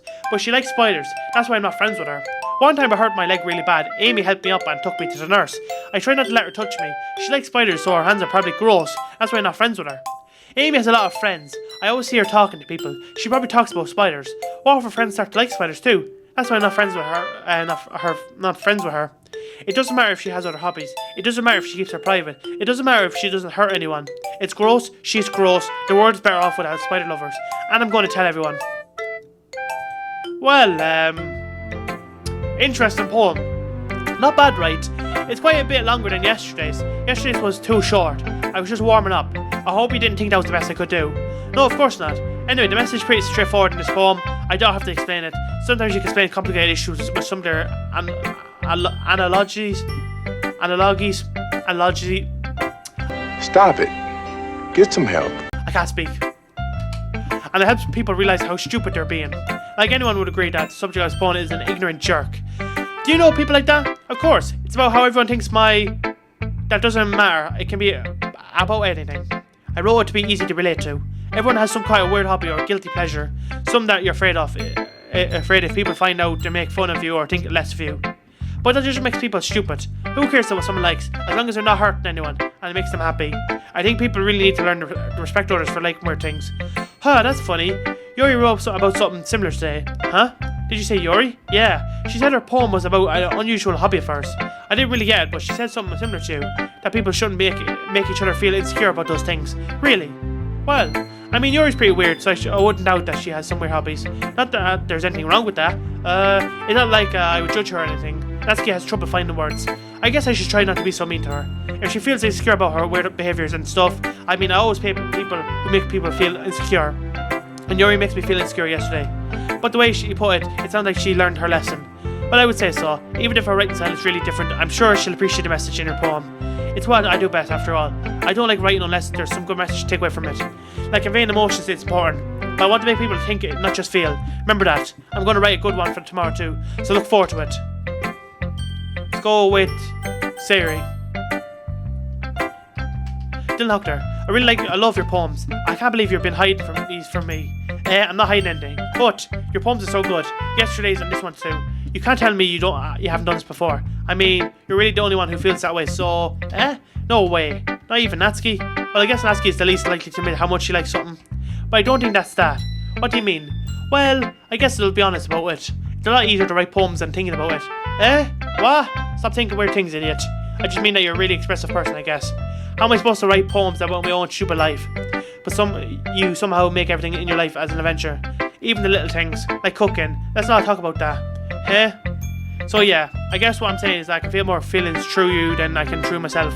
We have that kind of weird connection. It's your fault for getting in my business all the time. I don't know if I should understand. Sigh. You never understand when I try to explain things to you, do you, sorry? I pat Sari's head. I'm not kidding, no. Are you sure about that? Maybe. Sari starts fiddling with her pencil between her hands. Hey, the doctor, will you give me your poem? I kind of want to keep it. Oh, why? Because, well, it's the first time you've been writing something for me. Sorry, you completely misunderstood. I didn't write this for you. Sigh. Are you even listening anymore? Well, whatever. I'll give it to you when we go home. Really? Snap. I broke my pencil. Sir Hazley bends down to pick up the piece she dropped, but being inattentive of her surroundings, she bumps right into me. Sorry, it's fine. I'll go get it for you. I bend down and pick up the broken pencil. Sari clutched the desk between her to support herself, knees shaking. I'm a little clumsy today. Let's sit down, Sari. Yeah. I grab Sari's arm and help her sit at the desk. Anyway, I still haven't read your poem. Oh, sorry, I forgot about that. But it's not as good as yours. Jeez, don't worry. I'm sure I'll like it. Bottles. I pop off a scalp, like the lid of a cookie jar. It's a secret place where I keep all my dreams, like balls of sunshine all rubbing together like a bundle of kittens. I reach inside with my thumb and forefinger and pluck one out. It's warm and tingly, but there's no time to waste. I put in a bottle to keep it safe, and I put the bottle on the shelf with all the other bottles. Happy toss, in bottles all in a row. My collection makes me a lot of friends. Each bottle is a starlight to make amends. Sometimes my friends feel a certain way. Down comes a bottle to save the day. Night after night, more dreams, friend after friend, more bottles. Deeper and deeper my fingers go, like exploring a dark cave, discovering secrets hidden in the nooks and crannies. Digging and digging, scraping and scraping. I blow dust off my bottle caps. It doesn't feel like time elapsed. My empty shelf could use some more. My friends look through my locked front door. Finally, all done, I open up and come my friends. In they come in such a hurry. Do they want my bottles that much? I frantically pull them from the shelf, one after the other, holding them out to each and every friend, each and every bottle. Well, every time I let one go, it shatters against like the tile between my feet. Happy toss, in shards all over the floor. They were supposed to be from friends, my friends who are smiling. They're all shouting, pleading, something, but all I hear is echo inside my head. Damn. Holy crap. Sorry, did you really write this? Of course I did. Didn't I tell you yesterday I was going to write the best poem ever? Yeah, but, I didn't expect something like this coming from you. Monica taught me a whole lot, and I've been really in touch with my feelings recently. I see that. It's almost kind of creepy. Creepy? Well, not exactly. Maybe because I'm so used to being cheerful. Well, never mind. I'm thinking too hard about it. The point is, it come out as good, you should be proud of it. Oh, thanks. I feel like I was meant to express myself this way. It even helped me understand my own feelings a little bit better. Writing is like magic. You've gotten pretty passionate about this, huh? I hope you can keep it up. Yeah, writing's the best. I'm going to keep writing until I die. Don't get ahead of yourself. Sarah's always been in the habit of getting obsessed with something before dropping it no matter the week later. I wonder if this one's those times. But seeing the passion in her eyes makes it so hard for me to be pessimistic. Who should I toast to? Okay, Monica. Hi again, little Hector. How's the writing going? Alright, I guess. I'll take that, as long as it's not going bad. I'm happy that you're applying yourself. Maybe soon you'll come up with a masterpiece. I wouldn't count on that. You never know. Want to share what you wrote for today? Sure, here you go. I gave you my poem to Monica. Alright, pretty good. It makes me think of Sorry like the other one that you wrote. You two are like the dynamic duo. That's kind of exaggerating, eh? Yeah, probably. But you do spend a lot of time with her, even in the club, don't you? Then again, I don't blame you for being a little shy. I'm not shy, it's just... I'm just teasing. I know it takes a bit of time to make friends with everyone, but Yuri and Natsuki are super interesting people, so don't be afraid to give them their share time. And you can talk to me every now and then too. I'm not like unapproachable or anything, am I? Ah, no, it's nothing like that. I'm just still getting used to being here, that's all. Yeah. I'm sorry if I was putting pressure on you or something. I really didn't mean it like that. No, don't worry. I get what you're saying. Well, alright. But anyway, you want to read my poem now? I like the way this one turned out, so I hope you do too. Alright, let's take a look. Save me. The colours, they won't stop. Bright, beautiful colours. Flashing, expanding, piercing. Red, green, blue, and endless. Cacophony of meaningless noise. The noise they won't stop. Violent, grating waveforms. Squeaking, screeching, piercing. Sighing, cosine, tanquent. Like playing a chalkboard on a turntable. Like playing a vinyl on a pizza crust. An endless poem of meaningless. Load me. It's all getting depressing now, isn't it? It's even more abstract than your last one, huh? I guess it's just the way I write. I'm sorry if you didn't like it. Oh, no, I never said that. It's just the kind of thing I never really seen before, I guess. I kind of like playing with my space on the paper. Choosing where and how spatial words can totally change the mood of the poem. It's almost like magic. The way I wrote the lines really short makes it feel like they're trying to speak over the noise. I see. It's still hard for me to tell what it's about, though. Sometimes asking what a poem is about isn't the right question. A poem can be abstract as a physical expression of a feeling, or a conversation with the reader. So putting it that way, not every poem is about something. Anyway, here's Monica's writing tip of the day. Sometimes you'll find yourself facing a difficult decision. When that happens, don't forget to save your game. You never know when you might change your mind, or when something unexpected might happen. Wait, is this tip even about writing? What am I even talking about? That's my advice for today. Thanks for listening. Okay everyone, we're all done reading each other's poetry. I have something extra planned today, so everyone can come here and sit at the front of the room. Is this about the festival? Well, sort of. Do we really have to do something for the festival? It's not like we can put together anything good in just a few days. We'll just end up embarrassing ourselves instead of getting in new members. That's a concern of mine as well. I don't really do well with last minute preparations. Don't worry so much. We're going to keep it simple, okay? We won't need much more than a few decorations. Sari has been working on posters and I've designed some pamphlets we can give out during the event. Okay, that's great and all, but that doesn't tell us what we actually need to be doing for the event. Sorry, I thought you heard about it already. We're going to be performing. Performing? Monica? Yeah, we're going to be having a poetry performance. Each of us are going to choose a poem to recite during the event. But the cool part is, we're also going to let everyone else come up and recite poems too. Sari's putting it all on the posters in case anyone wants to prepare any time. Sorry, who's been colouring the poster and hold up for us to see? Are you kidding me, Monica? You didn't already start putting those posters up, did you? Well, I did. Do you really think it's that bad of an idea? Well, no, it's not a bad idea, but I didn't sign up for this, you know. There's no way I'm going to be put in front of a group of people like that. I agree with Natsuki. I could never in my life do something like that. Imagine it. Yuri shakes her head in fear. Guys, no, sorry. I understand where they're coming from. Remember that Natsuki and Yuri have been sharing their poems with anyone until just a couple of days ago. It's a lot to ask for them to recite their poems out loud to a whole room full of people. I guess I kind of overlooked that, so I'm sorry. But I still think we should give it our best. We're the only ones who are responsible for the fate of this club. If we start the event and each put on a good performance, then it'll inspire others to do the same. And the more people who perform, the better we'll be able to show everyone what literature is all about. Yeah, it's about expressing your feelings, being intimate with yourself, finding new horizons, and having fun. That's right. And it's those reasons that we're all in this club today. Don't you want to share that with others? Inspire them to find the same feelings that brought you here in the first place? I know you do. I know we all do. And if we all take to stand in front of the room for 2 minutes and reciting the poem, then I know you can do it. Natsuki and Yuri remain silent. Sari looks worried. I guess that leaves me no choice. I agree. I don't think it's too much to ask. I think that Sari and Monica have been trying really hard to get new members. The least we could do is help them out a little bit. Well, maybe, but it looks like Natsuki doesn't have any arguments left. Okay, fine. I guess I'll just have to go over with it. Alright, phew. Thanks, Natsuki. What about you and Yuri? Yuri dejectedly glances around at everyone else expectant faces. Sigh. I guess I don't really have a choice. That's everyone. You're the best, Yuri. This club is seriously going to be the death of me. Oh gosh, you'll be fine, Yuri. But anyway, let's move on to the main event. I want each of you to choose a poem of yours. We're going to practice reciting them in front of each other. No way. Monica, this is too sudden. Well, if you can't recite your poem in front of the club, how do you expect to do it in front of your strangers? Oh no, don't worry. I'll start off to help everyone feel a little bit more comfortable. Can I go next? Of course. Now let's see. Monica flips through her notebook the specific poem she has in mind for herself. She then stands behind her podium. The title of this poem is The Way They Fly. Monica begins reciting her poem. Her clear, confident voice fills the room. More than that, her inflection is pristine. She knows exactly how to apply emotion behind each line she recites, bringing the words to life. Is this something she's done before, or is she simply a natural? I glance around me. Everyone has their eyes on Monica. Sari looks amazed. Yuri has an intense expression on her face that I don't understand. Finally, Monica finishes recitation. The four of us applaud.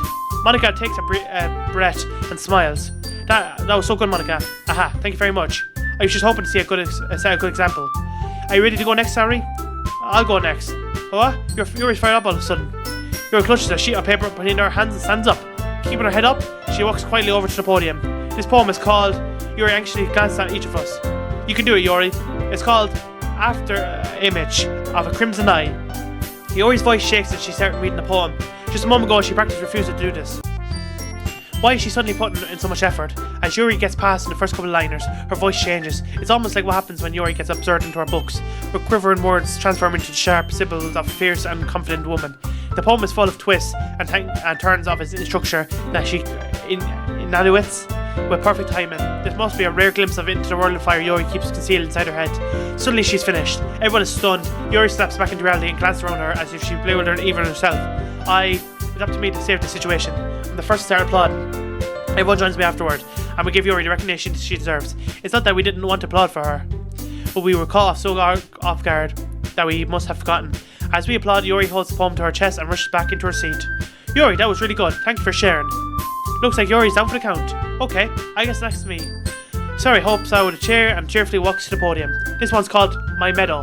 Aha. Sorry, I giggled. Sorry. It's a lot harder than I thought. How did you guys do it so easily? Try not to think of it like you're reciting to other people. Imagine you're reciting it to yourself, like in front of a mirror or in your own head. It's your poem, so come out with the best that way. I see. Okay then. Sari begins her poem. Somehow it feels like her soft voice was made as a perfect match. The poem is an AMC cheerful like Sari is. It's serene and bittersweet. If I were to read this on paper, I probably wouldn't think much of it. But hearing it come from Sari's voice almost gives it a whole new meaning. Maybe this is what Sari meant when she said she likes my poems. It's like I get to reach more deeply into someone I thought I knew true and true. Sari finishes and we applaud. I did it. Good job, Sari. Even the doctor liked it. I guess that's a good sign. What does that even mean? It came out nicely, Sari. That was her off the poem if you really like it. It fits you really nicely. But it might be not the other poems that wouldn't work as quite as well, that kind of delivery. Ew, I don't really understand. In other words, I seem poems of yours where the sort of gentle delivery wouldn't work as well. They might need a little more force behind them, depending on what you're reading. Oh, I know what you mean. That's well, I've been practicing this kind of thing. It's just embarrassing to do in front of everyone. The next time I'm going to make you pick a poem that challenges you a little more. We don't have much time before the festival, you know. Okay, now who's next? Natsuki? Don't make me go before Dylan Hochter. It's not like I can compare it to you guys anyway. Might as well let Dylan Hochter lower everyone's standards a little before I have to do it. Natsuki, it's fine. I might as well get it over with. But it's not like I have much of a selection of what to read. I'll just have to go with what I wrote for today. I stand up and stand in front of the podium. Everyone has their eyes on me, making me feel terribly awkward. I recite my poem. Since I'm not exactly confident in my own writing, it's hard to put energy into it. Despite that, once I finish, I receive applause anyway. Sorry, I'm not really as good as everyone else. Don't worry about it so much. I think it's less about your abilities and more about your lack of confidence in your writing. That's something that'll improve over time though. Yeah, maybe. Alright then. That just leaves you, Natsuki. Yeah. I'm going. Natsuki begrudgingly gets out of her seat and makes her way to the podium. The podium is called... It's called Why Are You All Looking At Me? Because you're presenting? Anyway. The poem is called Jump. Natsuki takes a breath. Once she starts reciting the poem, her sour attitude disappears a little. While she's still a little in twos, her poem has a rhythm and a rhyme to it. It's Natsuki's trademark style, and it works splendidly well when spoken aloud. The words feel like they're bounced up and down, as if giving life to the poem. Natsuki finishes and everyone applauds. She huffs back to her seat. That wasn't so bad, was it? Easy for you to say. You better not make me do that again. Well, do you at least feel prepared enough to recite a poem in front of other people? I mean, doing it in front of other people will be much easier. I can put a poem whatever face I want for other people. But when it's just my friends, it's just embarrassing. That's a surprise, Natsuki. I think it would be the other way around for me. Well, that's just how it is, so... Well, I guess in that case, you won't have much to worry about then the festival. That said, I want to thank everyone for coming through. It might be hard, but I hope that you all have an idea of what's it like now. Make sure you have a poem and get enough practice for the festival, okay? You'll be marking pamphlets, so let me know ahead of time that you'll be reciting. Jeez, I should probably find some other poems to recite instead. That's fine too. It doesn't have to be your own. I'm already pleasantly surprised that you're putting in all this effort for the club. It makes me really happy. Yeah, no problem. Okay, everyone. I think that's about it for today. I know the festival's coming up, but let's try to write poems for tomorrow as well. It's been working out really nice so far, so I'd like to continue that. As far as festival, we'll finish planning tomorrow, and then we'll have the weekend to prepare. Monday's the big day. I can't wait. I can't do this. Oh, I can do this. Alright. I stand up. There's no way I'll be able to find the same enthusiasm, Sari and Monica, but I'll do my best to get through it. If it's for the sake of the club and the person Monica, then I'll have to do my best. Ready to go, Sari? Yep. Look at you two, always going home together like that. It's kind of adorable, isn't it? Jeez, guys. Don't make such a deal out of it. It must be a little nice, though. Well, how am I supposed to respond to that? It's okay, dear doctor. You don't have to say it. Whatever, let's go already. I walk home Sari once more, even though it's only been a few days. A lot of things have already happened or changed. But today Sari's been a little quieter than usual all the way home. Hey, Sari. Sorry, I was spacing out. No wonder. I was thinking about something from earlier. I like how we get to it. I mean, Sari fumbles with our words. So let's just say that one day Yuri asked to walk home with you. Huh? What would you do? What kind of question is that? You're kind of putting me on the spot here. For fuck's sake! For fuck's sake, it doesn't give me another option. Fuck's sake, I gotta save this now.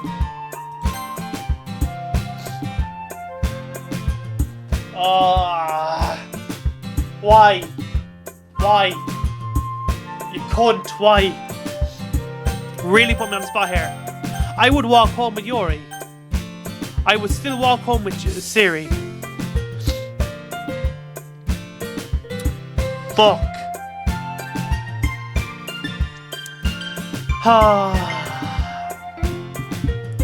Why? Why?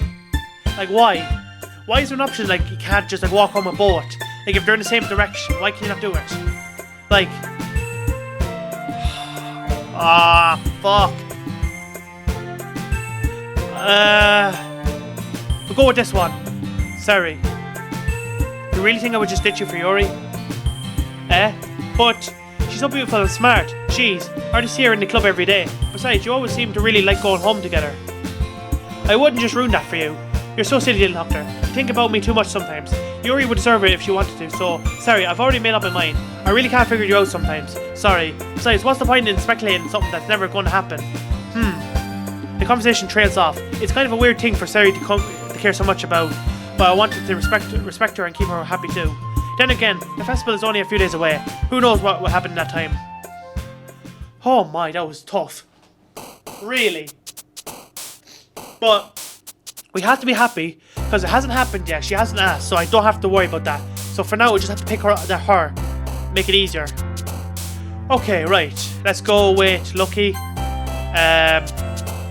Jump. Amazing. Play. Candy. Breed. Hopeless.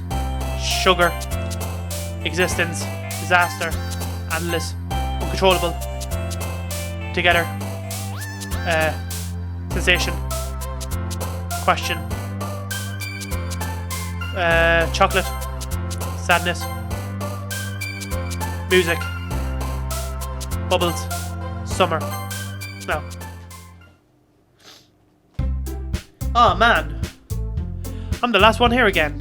Don't worry, I just walked in too. Were you practicing piano again? Yeah, You must have a lot of determination, starting this club and now picking up piano. Well, maybe not determination, but I guess passion. Remember that the club wouldn't be here if it wasn't for all of you. And I'm super happy that you're all willing to help out for the festival too. I can't wait for the festival. It's going to be great. Weren't you complaining about it just yesterday, Natsuki? Well, yeah. I'm not just talking about our part of the festival, but it's a whole day of school where we get to play and eat all kinds of delicious food. You sound a bit like Sari all of a sudden. Monica, do you usually have fried squid? Squid? That's a pretty specific thing to look forward to. Oh, come on. Are you saying you don't like squid? You of all people? I didn't say that. I don't like it. Besides, what do you mean by all of you people? Because it's right in your name. Monica. That's not how you say my name at all. Also, that joke means no sense in translation. Question mark? Never mind. Let's just focus on our own event for now, okay? Fine. Your reactions aren't as funny as your reactions aren't as fun as Yuri's or Sari's anyway. Excuse me? Where's Sari anyway? Oh, there you are. Sari's sitting at the desk in the corner of the room, looking down at me often. I'll walk over to her. Hey, Sari. I wave my hand in front of her face. You're spacing out again. Sorry. Don't mind me. You can go talk to everyone else. Huh? Is everything alright? Of course. Why wouldn't it be? It just feels like you are a little off. Sorry for assuming things. Jeez, you worry too much about me. I'm fine, see? Sari shows me a big smile. Don't let me distract you from having fun with everyone. Well, alright. If you say so. I worriedly glanced at Ceres before turning back towards everyone else, but the conversation has already dispersed, with everyone back at their usual activities. Maybe I should ask Monica if she's noticed anything about Sarah recently. Since they've been preparing for the festival, they must be spending a lot of time together. I timidly approached Monica, who was shuffling through some papers at her desk. Doctor, what's up? Hey, this might seem a little strange, but have you noticed anything up with Sarah recently? Anything up with her? And what do you mean? Maybe I'm reading into it a little too much, but she seems a bit downcast today. Oh, you think so? I can't say I've noticed anything about her. Monica peers across the room at Sari, who is idly dragging a rubber eraser up and down her desk. Maybe there is something on her mind, but I'm surprised I'm not the one asking you, little doctor. You certainly know her a lot better than I do. Yeah, but she never really liked this. She's always talked to me about things that bothered her, but this time when I asked her, she was really dismissive. Sorry, I know it's not your problem. I just want to ask you if you know anything, so I'll drop it now. No, it's important to me too. I mean, I'm also friends with her, and I also care about the well-being of my club members, you know. Maybe I'll try talking to her myself. Are you sure about that? She seemed like she wanted to be left alone. Are you sure? Maybe she just had a hard time bringing up with a person of interest. Person of interest? What do you mean by that? I'm saying that maybe the thing on her mind is you, Dylan Doctor. Me? How on earth would you come on earth to that conclusion? Well, I probably shouldn't say too much, but Sari talks about you more than anyone else, you know? She's been so much happier ever since you joined the club. It's like an extra light was turned on inside of her. What? No way. Sari's always like that. She's always been full of sunshine. It's not any different than it has always been. You're so funny, Dylan Doctor. Have you ever thought that maybe you're seen her as also cheerful? Because that's just how she is when she's around you. I said too much. I'm sorry, what do I know anyway? I didn't mean to jump to conclusions, so you should just forget about what I said. I'll just try to talk to her, just try not to think of her now. Alright. Monica smiles meaningfully. I know she said forget about it, but I already know that I won't be able to get her words out of my head. Monica stands up from her desk and walks across the room to where Sari is sitting. I watch her kneel down next to Sari and gently talk to her, but she keeps keeping her voice so quiet I can't hear from anything. I sigh and sit myself down. I know Sari told me not to worry about her and have fun with everyone else, but that's impossible to do when she's behaving like this. Exactly how much do I care about her, and I'm letting this weigh me down so much? Now it feels like I'm the only one behaving ordinary. But there's nothing I can do besides wait for Monica. Okay, everyone. After some time passes, Monica calls out to the club room. Why don't we share our poems now? Before I knew it, everyone's back to normal. Everyone goes to retrieve their poems and I do the same. I make contact with Monica and she smiles at me. I wonder what she was talking about, Sari. Okay, save this now. Right, I think we should start off with Sari since she's the first one. I think we should start off with her. Being the first one probably be the best option. So let's go with her first. Let's go. This is your best one so far. It's really, really nice, little doctor. Thanks. Sorry, you've been a little quiet today. Is everything alright? Of course. Everything is fine. Maybe I'm just a little tired today. Do you want a nap or something?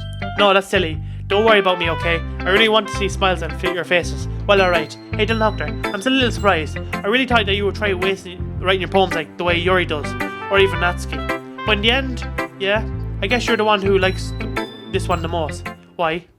You don't want to get closer with everyone else. Wait, of course I do. But that doesn't mean I need to try so hard to impress them. I still understand you're the most, Sari. I know you have to sometimes pop with me, and have sometimes pop with you. But we have a wavelength or something, and this is how the poem came out. Sometimes it feels like you're the only exciting thing in my life. So sometimes it's just easier to write something than when I'm thinking about you. Sari?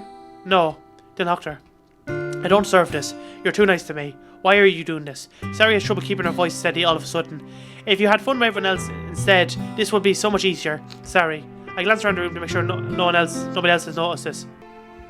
Sari. I've probably never said this before, but I don't understand what you're feeling right now. Tell me what will cheer you up. Sari shakes her head. She looks like she's crying. Yeah, she sniffles and keeps shaking her head. She's probably falling for the main character here, you know what I mean? She's probably falling for my character or something like that. So that's why it's probably developing romance now or something like that. So who knows what's going on. Finally, she gathers herself and puts on a smile. It's nothing, Dylan Doctor. It's just a little rain cloud. I'm sorry you had to see that. Haha. I promise it won't happen again. Just smiles from everyone, okay? That's all that matters. Go play with everyone else. I'm going to go home a little bit early today. Sari, tell Monica I wasn't feeling well, okay? I'll see you tomorrow. Before I can say anything else, Sari cheerfully walks out of the classroom, humming to herself. Well, we didn't get to read her poem anyway. Okay, who should we go with next? Go with Yuri. Well done then, Doctor. You've definitely improved your writing over the course of these few days. Has my advice been helpful to you? Yeah, definitely. I'm glad. Sharing a writing like this, it's a lot more fun and rewarding than I anticipated. I need to remember to thank Monica. I think we all felt a little awkward at first, but now it seems like everyone else is enjoying sharing their writing and seeing what others think. I guess I can't really disagree. I was afraid this whole thing would be a chore, but it's a great way for me to spend some personal time with all the girls in the club. But it's been fun getting to know everyone and their writing, and I guess some writing myself. Well, have you learned anything about yourself then, Doctor? Well, you know how I like to say that writing is a very personal way to get in touch with yourself. In the end, it doesn't matter if you're a good writer or a bad writer, and even my opinions are just opinions, you know. As always, I believe that's the most important in exploring and discovering yourself. That's comforting. I'm kind of afraid of disappointing you in some way or another. Why me? Well, you're always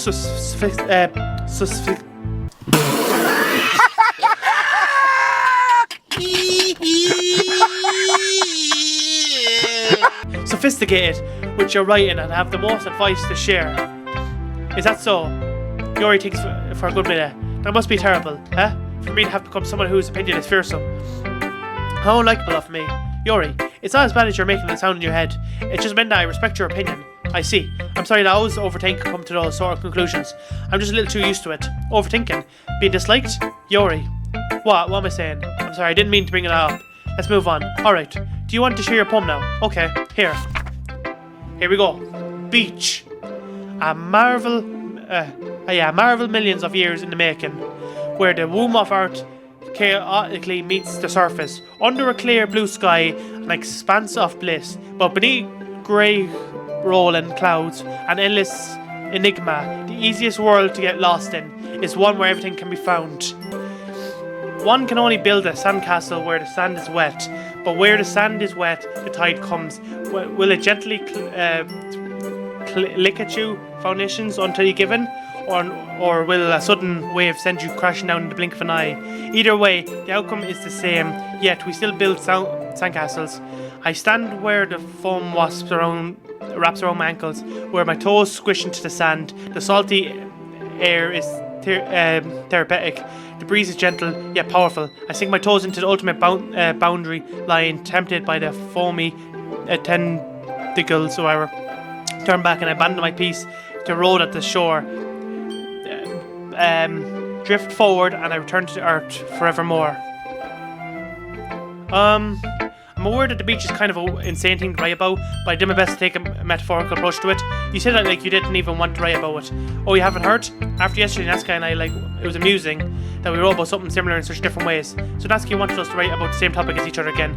I suppose it's better to compare the differences in our writing styles or thought process. Anyway, it was her idea. Knowing her, it's no surprise that she didn't want to do something like that. She probably just wants to show off. It's not like I have a particular interest in her writing style. I just went with her request. But I suppose it's not that bad to write about something similar occasion.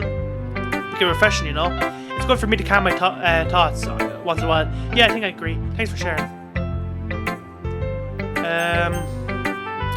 Monica. Hi, then, Doctor. Have you thought about what you want Smith to perform at the festival? Well, being in the club is one thing. Perform in front of a bunch of people, I'll have to give it some more thought. Okay, no pressure. But whatever you do, I'm sure it'll turn out great. It'll also make me happy to see. Anyway, let's take a look at today's poem. Sure. I'll let Monica take the poem and hold it in my hands. It's kind of funny. How so? No, not the poem. I mean, it's funny how your poems and Sari's poems have been getting more and more similar to each other every day. I'm surprised you're in sync with her. Then again, you've been spending a lot more time together lately, haven't you? I guess you could say that. Although we kind of grew up as best friends, so I haven't been seeing much of her in the past year. But since I joined the club, we've been spending a lot of time together again. I see. That reminds me. About how Sari's been late, a little bit off today. Yeah? Did she tell you something? Well, the Doctor, you haven't been flirting with her, have you? Of course not. I've been treating her like I always do. Alright, just making sure. I know how much you care about her. It would be terrible if something bad happened to her. So keep an eye on her. Sari's been acting so much happier ever since you joined the club. What could have happened all of a sudden? Well, never mind. This really isn't time to be talking about this. Anyway, I'll share my poem with you, alright? Alright. The Lady Who Knows Everything. An old tale tells of a lady who wanders earth. The lady who knows everything. A beautiful lady who's found every answer. All meaning, all purpose. And all that was ever sought. And here I am, a feather. Lose adrift of the sky, victim of the currents of the wind. Day after day I search with a little hope, knowing legends don't exist. But when all has failed me, when all others have turned away, the legend is all that remains. The last dims start glimmering into the sky, until one day the wind ceases to blow. I fall and I fall and fall and fall, even more, gentle as a feather, a dry quill, expressionless, but a hand catches me between the thumb and forefinger, the hand of a beautiful lady. I look at her eyes and find out no end to her gaze. The lady who knows everything knows what I'm thinking. Before I can speak, she responds in a hollow voice. I found every answer, all of which amount to nothing. There is no meaning, there is no purpose, and we seek only the impossible. I'm not your legend does not exist. And with a breath, she blows me back afloat and picked up a gust of wind. You know, I feel like learning luck and for answers are the sort of things that give me life meaning. Not to get too philosophical or anything, but it was kind of on my mind, so that's why I wrote about. I see, I never really put much thought into it. In a way, it's almost paradoxical, because if we had all the answers, when the world started to lose its meaning, you know, there's only one thing I noticed. It seems like everyone in the club prefers writing about things that are more sad than happy. Are you surprised? I mean, if everyone was okay, we wouldn't really have anything to write about, would we?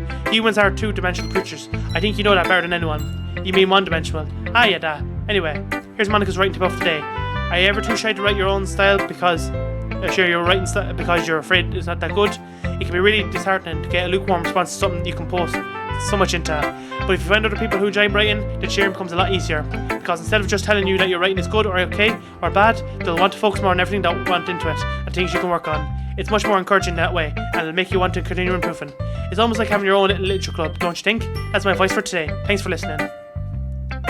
And Natsuki.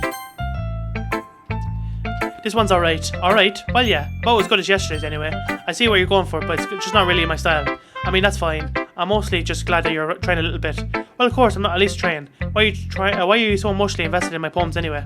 Isn't that more of a compliment to me? No, gross. It's not like that I care. It's just that one of us in the club has to make sure you're not slacking off. Really? Well, what if you ended up just scaring me away? That's, it's not like you would actually do that. Yeah, you're right. It's kind of fun just hang out here even if I have to pop with you. Gah, Natsuki's elbow connects with my stomach. Oh, maybe I wouldn't mind scaring you away after all. I was just joking. Oh, I know. Don't worry, I was too. Aha. How the hell do you call that a joke? That seriously hurt. Well, maybe it was funny to her. I guess it's kind of her point. I should really just watch my mouth around Natsuki. Anyway, Natsuki holds her palm to me like nothing ever happened. I'll be your beach. Your mind is so full of troubles and fears that diminished your wonder over the years, but they have a special place, a beach for us to go, a shore reaching beyond your sight, a sea that sparkles with brilliant light. The walls in your mind will melt away before the sunny glow. I'll be the beach that washes your worries away. I'll be the beach that you daydream about each day. I'll be the beach that makes your heart leaping away you thought you left a long time ago. Let's bury your heavy thoughts in a pile of sand, bathe in sunbeams and hold my hand, wash your insecurities in a salty sea, and let me see you shine. Let's leave your memories in a footprint trail, set you free in my windy sail, and remember the reasons you're wonderful when you press your lips to mine. I'll be the beach that washes your worries away. I'll be the beach that you daydream about each day. I'll be the beach that makes your heart leap in a way you thought had left you long ago. But if you let me by your side, your own beach, your own escape, you learn to love yourself again. Yeah, I felt like I kept writing about negative things, so I wanted to write something with a nice message for once. Besides, the beach is awesome. Kind of hard to write anything negative about beach. Well, Yori's take on it was a little more solemn. Well, geez, she'd better not have said anything bad about mine. After all, she was the one who wanted us to write about the same topic. Oh, can you really see her doing that too? Making us writing about a simple topic, then trying to press me by coming up with something all fancy. Well, it's not like I care. I just did it anyway. I mean, I guess mine ended up being kind of metaphorical too. But there's nothing wrong with doing that once in a while. At the very least, it was good practice. Okay, you there. Oh, you three. We're all done sharing poems, right? Why don't we start figuring out... Hold on a second. Is it just me or does this sound something strange just now? Something just did sound a bit unusual. That's right. You deviated from your usual catchphrases when addressing the club. Catchphrase? I don't have a catchphrase. Jeez. Why is the mood so weird today? Look, even Yuri isn't immune to it. Staggering ears common foreshadowing that something terrible is about to happen. In your books, maybe. Look, the only thing different is that Sari isn't here. Ah, it seems you're right. Sigh. Sari always helps to lighten the mood a little bit, doesn't she? It's almost like everyone's balance is thrown off a little bit when she's not around. Where the heck did she run off to anyway? I thought she just went to pee. Natsuki, please show some decency. Oh, come on. She wasn't feeling too well and went home early. That's so. Oh, she's alright. Seriously? Of all times not to go home, or you pick up times when she's not feeling well? So much for you two being all lovey-dovey. Ah, no. First off, stop misunderstanding my friendship with Sari. And second, she's kind of been avoiding me today, so I didn't want to force it. Oh, that curious expression coming from you, of all people? Calm down, guys. I talked to her earlier and everything's fine. What'd she say? Anyway, we need to figure out the rest of the festival preparations, so let's decide what everyone will be doing this weekend. I already know what I'm doing. That's right. Natsuki will make cupcakes, but we might need a lot of them and different flavours. Can you handle all of yourself, Natsuki? Challenge accepted. And as for myself, I'm going to be printing and assembling all the poetry pamphlets. Sari will be helping me design them. And as for you, Yuri, you can Guys, can you help me come up with something for Yuri? I'm useless. No, that's not at all. You're the most talented person here, you know. Now Natsuki's pointing too. Jeez, even I can tell now. I guess I never gave Sori enough credit, but I can tell things are even harder on you when she's not around. That may be the case, but if I can't also be the leader of my own, then I won't grow as a person. So Yuri, you've been a beautiful handful, you know, so you should make some banners and decorations to help set an atmosphere. About that, I love atmosphere. Yuri's expression suddenly changes and she stares at the desk and focuses and starts not to run to herself. Your mind is already racing, I see. That's great. You'll be a wonderful help, Yuri. But anyway, that should leave you, then, Doctor. The one who's truly useless. Damn, I'm being roasted now. Don't say that. In fact, both Natsuki and Yuri have some pretty heavy tasks to handle. It'd probably go a long way to give one of them a hand. You could always help me out as well. I would really appreciate that. It's Monica's suggestion. I spent the weekend with one of my club members. What honor am I going to respond to a suggestion like that? I suppose I wouldn't mind a bit of help. Well, even if you couldn't know how to bake, there's always some dirty work I'd give to you. It's not like Monica's going to give me a choice, and you shouldn't be sitting there on your butt anyway. Natsuki tries to mumble a bunch of excuses like that. If I recall, Natsuki, you mentioned that you would like to handle the baking on your own. The doctor may not like be around if you're only making him out to be a nuisance. So therefore, he may be more suited to assist him with the decorations. Hold on, never said that. How hard it could be to make a few decorations anyway? Sounds more like you're just making excuses for the doctor to... What are you saying? It would be extremely meticulous work.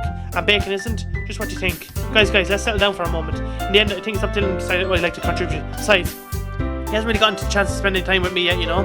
So I'm sure he's interested in. You literally just said, I'm surprised as well. Sorry. I was just saying, though. Jeez, can we just settle this already? Yeah, the doctor, are you okay with this, right? Then it's up to you. Of course. Very well. In that case, everyone looks straight at me.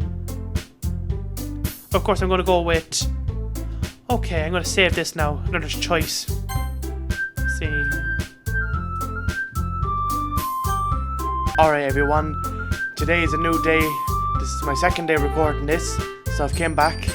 So my first video, or I should say first half of the video, was like 2 hours long, and I did some research into this game to see how long you would usually play this game for to complete it, and it's about 4 hours long, which is a long time to play this game. So hopefully we get the rest done today. I get it done today. It's going to be a long video for me to edit, but yeah, I know there's a second game for this. It's like Doki Doki Literature Club Plus. I don't know if I'll do that game in the future, but I'll probably talk about it more at the end. So yeah, we left off here. We had to pick a decision. It was like, Sari, she was gone home, so she is, because she's not feeling well. And the rest of them want me to stay over the weekend or help them. Monica wants me to spend more time with her. Yuri wants me to help with decoration. And Natsuki wants me to help with cooking or something like that. But since, you know, I'm, you know, a good friend, because if you were put into this game, you would probably go with Sayuri or whatever, because she's not feeling well. So we're going to go with her. I mean, if it's not going to be anyone, then I prefer helping Sari. I mean, we're already neighbours, and but Monica says that Sari was helping her. Jeez, do you really hate us that much? No. Sorry, I didn't mean for this to be difficult. Okay, well, I guess we couldn't do that. Who should I help though? If I help Monica, because Yuri, she's doing decorations, right? And she's pretty shy. If we go with Natsuki, bit of a cunt, but I guess that's the way she goes on. Like, cooking, I don't know, my character can cook, but Monica, we don't know much about her, so I think we'll have to pick Monica. Because since we don't know much, and we might as well find out and see what happens. Well, I guess I should probably be helping Monica. Yeah, you picked me. Hold on 1 second. Yeah, Monica, you're the one who needs the least help out of all of us. But I agree with Natsuki. Not only is your work already most suitable for one person, but you already have Sari as well. I may have caused some controversy, but the doctor was the one who, that doesn't matter. You were the one who scared him and picked you in the first place. You're the club president, Monica. You're supposed to be making a responsible decision for the club. Monica, you shouldn't let any ulterior motive interfere with the decision. Ulterior motives? What are you saying, Yuri? In fact, it sounds like you guys are the ones with ulterior motives. Excuse me? Otherwise this wouldn't have been made into such a big deal in the first place. That's completely false, Monica. Yeah, we have a lot of work to do, you know. we won't do as good a job as you if you make us work alone. Maybe that's true. Think of the club, Monica. If we want our event to succeed, then we need to appropriately distribute our resources. So are you going to do the right thing, President? Okay, I get it. Sigh. It's technically not logical for Den Huck to help one of you two. So, I guess that's what we'll do. Do you have a preference? Oh, for fuck's sake, man. Who do I want to help more? To do decorations or cooking? Now, if this was real life, I wouldn't do any of them. I'd be fucking shit at doing decorations and I'd be doing shit at cooking. But in this game, is my character not better at cooking than making decorations? I'm not too sure. But which one would I pick? Well, Yori seems to be more nicer to my character than her. So I would go with Yori. Yeah, we're going Yori. I'll probably be most useful helping out Yori. Me? Are you serious? Yeah, Natsuki, you can cook. You're pretty good at it. Yori, we don't know much. Why would you... Natsuki, I can already tell you're about to say something mean. No, I was just saying, so you'll be helping Yuri then, Dylan. Yeah, that's what I'm going to do. I'm glad. I have a bad habit of overthinking these sorts of things. There you go. So I think your assistance will be very useful. That's great to hear. Natsuki, will you be able to handle the bacon yourself? I mean, yeah, I already said I would be fine. Okay. Everyone can tell that Natsuki's feeling a little sour. So is that everything we need to go over? Yeah, that should be about it. Are you guys excited? Well, excited may be not the right word, but I suppose I'm looking forward to it a little bit. Do you feel the same way, Dylan? Me? I guess you could say I'm interested to see how it'll turn out. That's good enough for me. What about you, Natsuki? Natsuki? What? Why is everyone yelling at me? I didn't even do anything. No, that's not what I meant at all. Yuri actually glances between everyone in the room. I'm sorry for this. I don't really know why Dylan Hunter picked me. And also, your cookies are the best cookies I've ever had. They go really well with my tea. And nothing that I do for the event will compare to that, so... I get it. I'm kind of surprised though. Why? Well, I'm the one acting immature. I already know that. But you're trying to cheer me up all of a sudden. I know, I'm not very good at it. I'm sorry if I said something bad. Natsuki isn't the only one surprised. Monica and I are also taken back by Yuri's words. When she already has trouble with words, trying to cheer someone up must be the far out of her own comfort zone. But I began to understand. Yuri was trying to sound like Sari. Even if it didn't work perfectly, I could tell that she tried something Sari would say at a time like this, because Sari always helps everyone smile and feel good about themselves. No, I can't appreciate it. I'm sorry for making a big deal out of nothing. See, I guess we did the good decision. We're getting all the good endings. Well, apparently this game has loads of different endings, but whatever ending I'm getting. Because apparently if you want to get 100% full completion, it's like 7 hours, which I'm not doing. I'm only getting one ending and that's it. Because it's already a long game. Because apparently I looked, like this game doesn't get into the really like the horror side until like 2 or 3 hours in, so a long time. But I'm going to say this. You better bet that my cookies are going to be the best part of the whole event. I believe you. Yeah, I hope to see everyone do their best. But with that, there's nothing more for today, so I guess it's time for us to head out. Alright, let's go out there then. Everyone packs up their things. I start to follow Monica and Natsuki out the door and they chat between each other.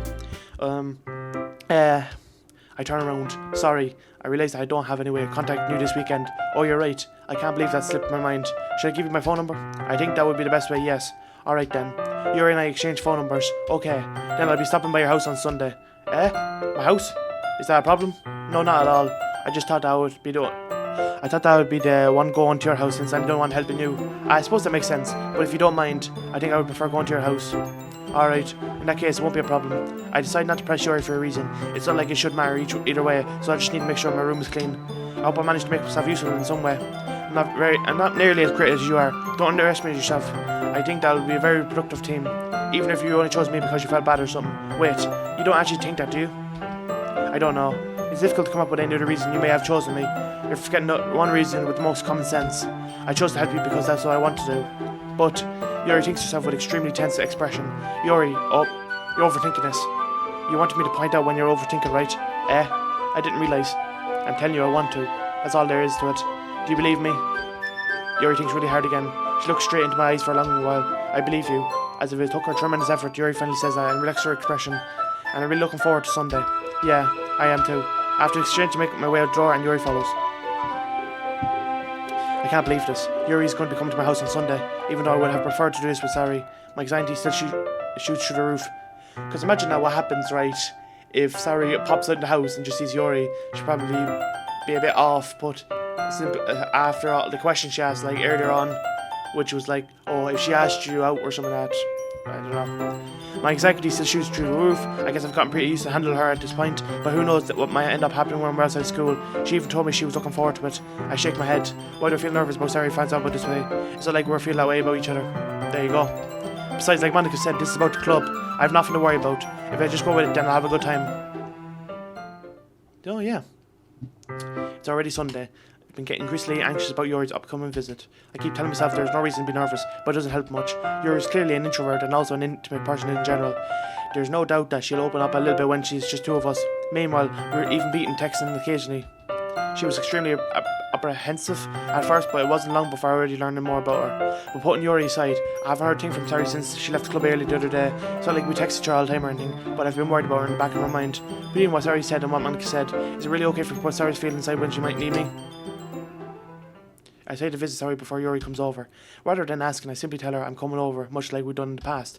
Once I reach Sari's house, I knock on the door before entering it myself. Again, we used to play so often that we made it a habit of simply entering each other's houses like we were a family. The house is quiet. Sari isn't anywhere on the first floor, so I assume she's up in her room.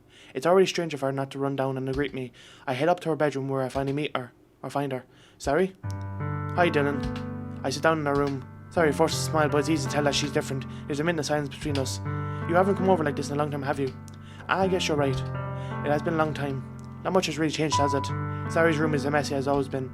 I also recognise the same stuffed animals and wall decorations that she's had for years now. Hehe. If you came over more often, it wouldn't be such a mess. That's because I end up cleaning it for you. How come you suddenly wanted to come over today? Aren't you surprised to see Yuri today? Yeah, but... Wait, how did you know that? Sari had already been left by the time we decided that last meeting.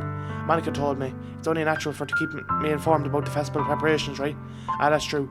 But what about you? Aren't you going to help Monica today? Of course. But I'm just helping her online. We didn't plan to meet up or anything. Ah, so it's just me and Yuri then. Yep. There's more signs between us. Sari stares in a random direction. Everything about her behaviour is really uncharacteristic. I finally get to the point. I just want to see how you are doing after you left on Friday. When something's wrong, you can't hide it from me. I know you too well. So, Sari smiles, shaking her head. That's no good, Dylan. Why can't it just be like it always been? This is all my fault. If I didn't get so weak and accidentally express my feelings, if I didn't make that stupid mistake, then you wouldn't have been worried about me at all. You wouldn't have come here. You wouldn't have even think about me right now. But this is just my punishment, isn't it? I'm getting punished for being so selfish. I think that's why the world decided to have you come over today. If it just wants to torture me. Sorry. I grab Sari by the shoulders. What on earth are you saying? Are you listening to yourself right now? I know something happened to you. There's no other explanation for you to be like this. So tell me already. Until I know, I won't be able to help but stop thinking about it. Sari gives me an empty smile. You really put me in a trap, Dylan. But you're wrong. Nothing happened to me. I've always been like this. You're just seeing it for the first time. Seeing what? What are you talking about? You're really just going to make it say it, aren't you? I guess I have no choice this time. The thing is, I've had a really bad depression my whole life. Did you know that?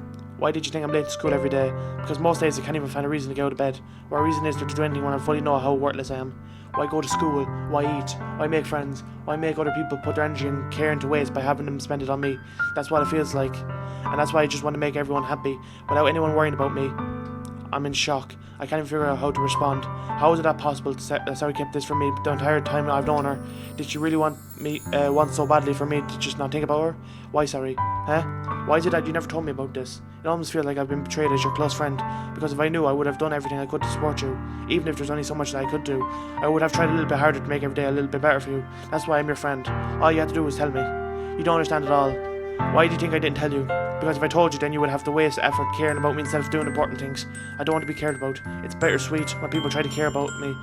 It feels nice sometimes, but it also feels like a bat being swung against my head. That's why I wanted so badly for you to make friends with everyone else. Helping everyone be happy together is the best thing for me. But then I discovered something else too. Seeing you make friends and get close with everyone in the club, it feels like a spear going through my heart. So that's why I decided the world just wants to torture me. Every path leads to nothing but hurt. You're right, I don't understand. I don't understand your feelings at all, sorry. But I don't need to understand. Whatever it takes for me to help you stop hurting, that's all I'll do. No, there's nothing at all. The only thing that could help was if everything could be like it always was. But I was selfish.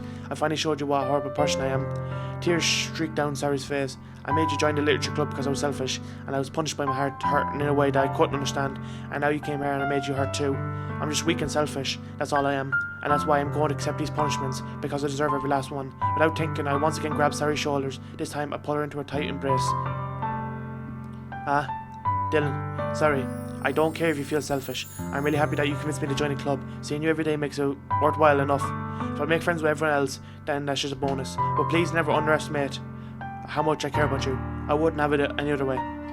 Sari isn't hugging me back, despite my arms being wrapped around her. Sari's arms remain at her sides. She starts sobbing next to my ear. No, don't do this to me. Please don't do this. Dylan, Sari barely manages to speak between her sobs. I don't know if I'm doing the right thing, but all I want for her is to know that I care. If you have it in your call yourself selfish, then you have to let me be selfish too. No matter what it takes, I'll figure out what needs to change. I'll make these feelings go away, and if there's something that you need me to do, then you better tell me. I'll get mad if you don't. I don't know. Gently, Sari finally puts her arms around me in return. I don't know anything. It's all really scary. I don't understand any of my feelings. The only time I'm not feeling it was when I'm feeling pain. But your hugs are so warm, and that's why it's really scary too. Sari lets me go, and as she does so, I let her go as well.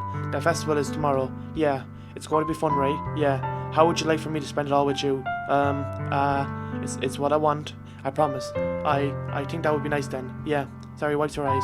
If I could spend the whole day here, I would. Of all days, this has to be the one where I have other plans. Maybe I should cancel. No, don't. Please don't. If you did that, then I really wouldn't forgive you. But it's almost time for Yuri to meet me at the house. At the very least, do you want to come along and help out? It would be fun. To my surprise, Sari shakes her head. I'm sorry. I don't know if that would be very good for me today. You understand, right?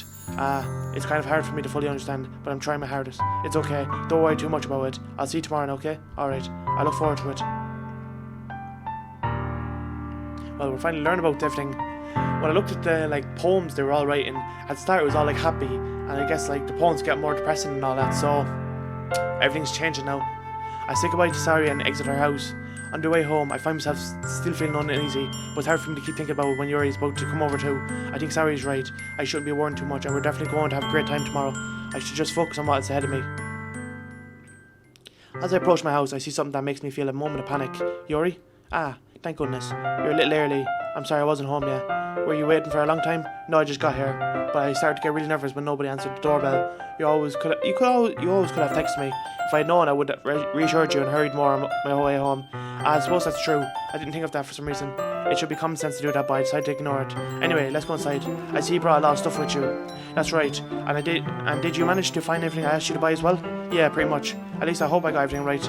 I'm sure it will be fine. I take Yuri to my room. The first thing she says is glance around curiously, which makes me feel anxious. It's so clean. I cleaned it before you came over, so that's very considerate of you to do. No, I would be really embarrassed for my room to be a mess while you were here. Well, I do enjoy cleaning. I would have gladly helped you clean. That's what would have been even more embarrassing. Wait, don't look in there. Snatch Yuri's wrist, which was in the process of opening a desk drawer of mine.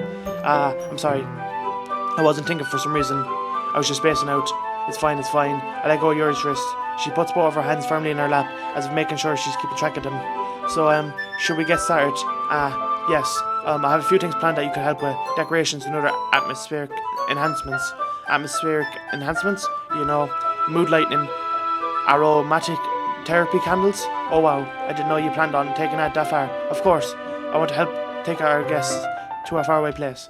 Although many will stop by just out of curiosity, and for cupcakes I guess, I'm determined to provide an experience that will leave them wanting more. That's great. It's easy to forget that you're a pretty intense person. Intense. I guess that's the best way to put it. Is that a bad thing? No, not at all. It's something that I like about you, actually. Is that so? That makes me feel relieved. I'm kind of happy. Yeah, no need to be anxious. You can relax a little. Relax? I brought some things for relaxation. I was going to use them during the poetry event. Oh yeah, like what? Let's see. Your rummages through her bag. She pulls out a few candles and a wooden cylinder-shaped object. I did some shopping on the way here, so I happened to have these in my bag. I plan to cover the windows in black paper and use the candles to light the room. I think that would be amazing, don't you? Yeah, that would be really neat. What's the wooden thing though? Oh, this? It's a diffuser for essential oils. How familiar are you with the aromatherapy? Not familiar at all.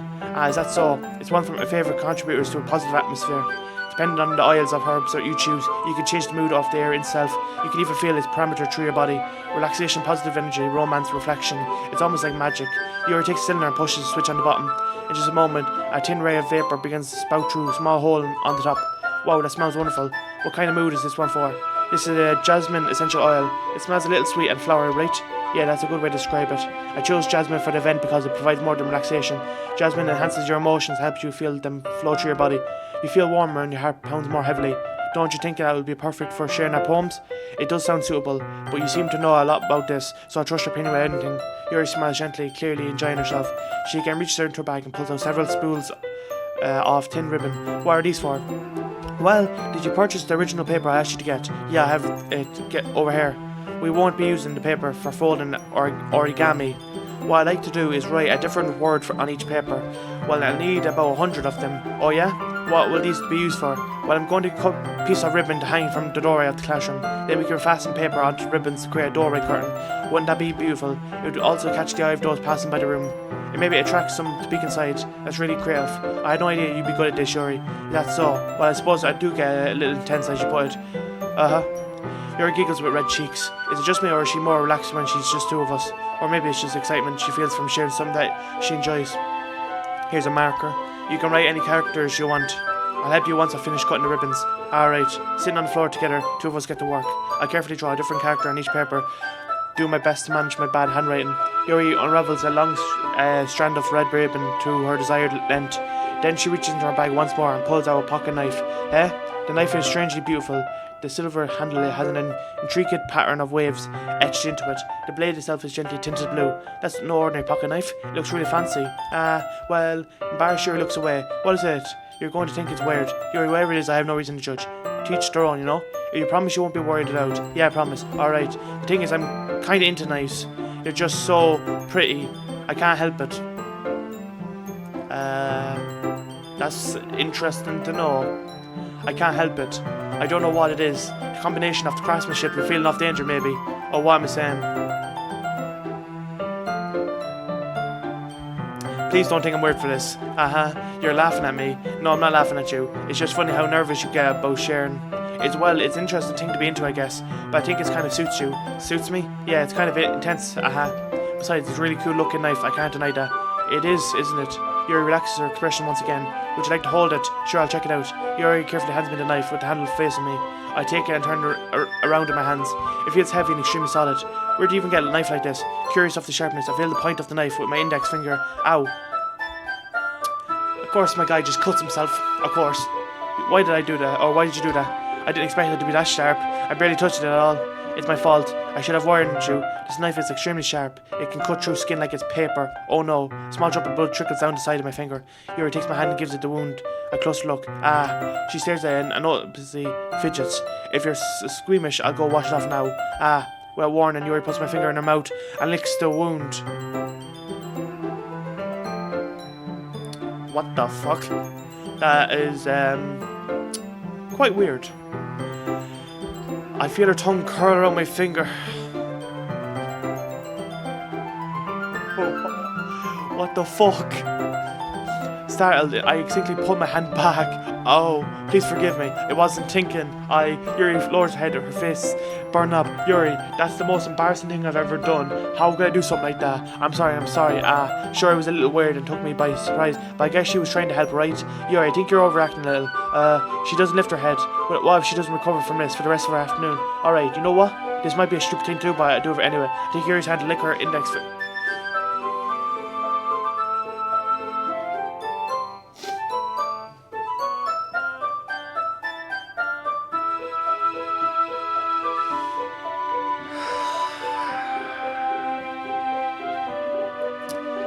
What's going on? Dylan, did you really just do that? Now we're even. Yuri just looks at me like I did something wrong. I knew that would be a bad idea. It's not for some sweet aroma off the jasmine. The air would be extremely heavy right now. You're so weird. Yuri giggles shyly. You're calling me weird? I've no response to that. Where do you keep your bandages? I don't think I need one actually. It was a tiny cut. Look at it, already stopped bleeding. I see. That's relieving. The tension is quickly lifted. We each resume our respective activities. I watch Yuri's knife cut through the ribbon like it's nothing but air. Meanwhile, I continue to make progress on paper. After we finish attaching paper to ribbons, we both lay them out side by side. It looks better than expected and will be very effective as a door curtain. It looks great. Good thinking. Coming up with this, Yuri. Thanks. It's just something I saw online, really. Are you ready to move on to the next task? Yeah, let's do it. What do you have in mind? I have to create a banner. That's why I asked you to buy the paint tablets. Right, that's right. One of the items Yuri has asked me to buy was a kit of watercolour paint tablets. We'll need about 6 cups of water to put each of the tablets in. Do you mind fetching those for us? Of course not. 6 cups of water. I'll be right back in a minute. Thank you very much. Oh, and just a little bit of water is okay. If fill cups too much, it'll be too diluted. Taking Yuri's advice, I decided to use small plastic bathroom cups rather than full-size glasses. I put them on a plate to catch any paint that drips, then bring it back into her room. Yuri? Yes? I come to see Yuri quickly unrolling her sleeve, pulling back over her arm. Nothing. Your face is a little red. Is it too hot in here or anything? No, not at all. There's nothing wrong, so let's mix the paint. Yuri hurriedly dismisses me and takes upon herself to unwrap the tablets, dropping them into the cups. So, I thought we would do something simple that would look very nice. I like to paint a gradient across the banner, starting with colours for sunrise, then daytime, then sunset and nighttime. Once it dries, I'll write an inspirational quote across the banner. We can hang it on the wall behind the podium at the front of the classroom. And each, what are you going to write? Well, it would be more fun to surprise you. Yuri smiles at me. If you say so. After rolling out the banner, Yuri and I kneel on the opposite sides so we don't get in the way of each other. Yuri uses a brush and adds a few dots of different colours across the banner to serve as a colour guide when we paint. This kind of reminds me of elementary school. Painting on a banner with watercolours feels a lot like art class projects when we had back then. It relaxing. I'm sorry if this feels too childish. No, I didn't mean it at all. It's kind of fun, you know? Yeah, it is fun. I'm glad you feel that way too. Yuri stops painting for a moment, thinking to herself. For me, I don't need to go out and do crazy things to have fun. In fact, I usually don't even want to. I just like when I get spend time with one other person. Even if it's something simple like reading. It doesn't even matter if we don't talk much. Just having a friend next to me, it makes things feel a little bit nicer. I think that's all it takes for me to be happy. Is that so? Even if Yuri and I quite different, I can understand where she's coming from. I feel that way about things like anime and games, where simply sharing experience with someone can make me happy. I think I feel the same way. Yuri smiles gently. I knew you'd understand. Yuri leans over the banner to grab an unused paintbrush, but I move at the same time, causing my hand to bump into hers. Kia. Sorry. Yuri reels back and I quickly lift my hands in surprise. Are you hurt? No, I'm not hurt. It just startled me, that's all. Sorry, I should have asked you to get it for me. It's not your fault. Your face. There are droplets of paint on Yuri's face and neck. Is there something on my face? Yeah, I accidentally got paint on you. Sorry, it's totally my fault. I'll get a towel right away. I rush out and fetch a small towel, then I dampen it with hot water. I return to my room and kneel back down in front of her. Here, I pat down Yuri's face and neck with the towel. Is something wrong? It's hot, I just didn't expect it. Sorry, I didn't want us to use cold water. Having finished, I started to retract my hand, but Yuri suddenly holds my wrist. Wait, just for a little longer. It feels really nice. Keep my hand still against Yuri's neck. She looks into my eyes. It's an intense expression that I recognise from when she reads her books, almost as if she's lost in days, enveloped by her own thoughts. She breathes gently, half through slightly parted lips. What is happening? Is it the aroma of the jasmine oil giving me this daisy feeling? Yuri's gentle fingers wrapped around my wrist, sending a tingling sensation through my arm. And suddenly her face seems to be much closer to mine than it was just a moment ago. Yuri slowly pulls away. Sorry, I've been feeling a little lightheaded today. I didn't mean to space out. It's fine. The moment is over as soon as it began. Yuri picks up her brush again, but her movements seem clustered, like she's unable to focus. I remain silent, focused, ignore the event like that just transpired. I hesitantly retrieve my own brush and continue following Yuri's example. I should do it. I finished fulfilling the night sky with white dots. They look like the stars. Look at the banner as a whole. It's very pretty and natural looking. I think it came out better than expected. I'm really happy with the results. Yeah, me too. Are you going to add the lettering now? Not yet. It needs to dry first. That's true, but it won't that take a while? Well, perhaps it would be the best to leave it here, then you bring it in the morning. I can do the lettering in the classroom before our event starts. Is that okay? That's totally fine. Wonderful. In that case, I don't think there's anything else for for us to do here. Phew. You said like you're glad it's over. Was I wrong to assume that you were at least enjoying yourself a little bit? No, it's not that. I'm just glad that we managed to get everything done. I see. I am too. I was a little concerned about time. I need to start making dinner soon. So you don't have any time left. I was secretly hoping we could have extra time after finishing the work. Well, Yuri thinks to herself, I think it would be too irresponsible of me to wait much longer. I'm sorry. I was hoping there would be much more time as well. It's probably my fault. Sorry for being such a slow walker. No, it's not your fault at all. And the important thing is that we got everything done right. Yeah, so I shouldn't be disappointed or anything. Gathering all her things, Yuri seems to look a little downcast. I understand why. It sounds like she really gets the opportunity to spend time with friends in a relaxed environment. But that doesn't mean that this is the last time it can happen.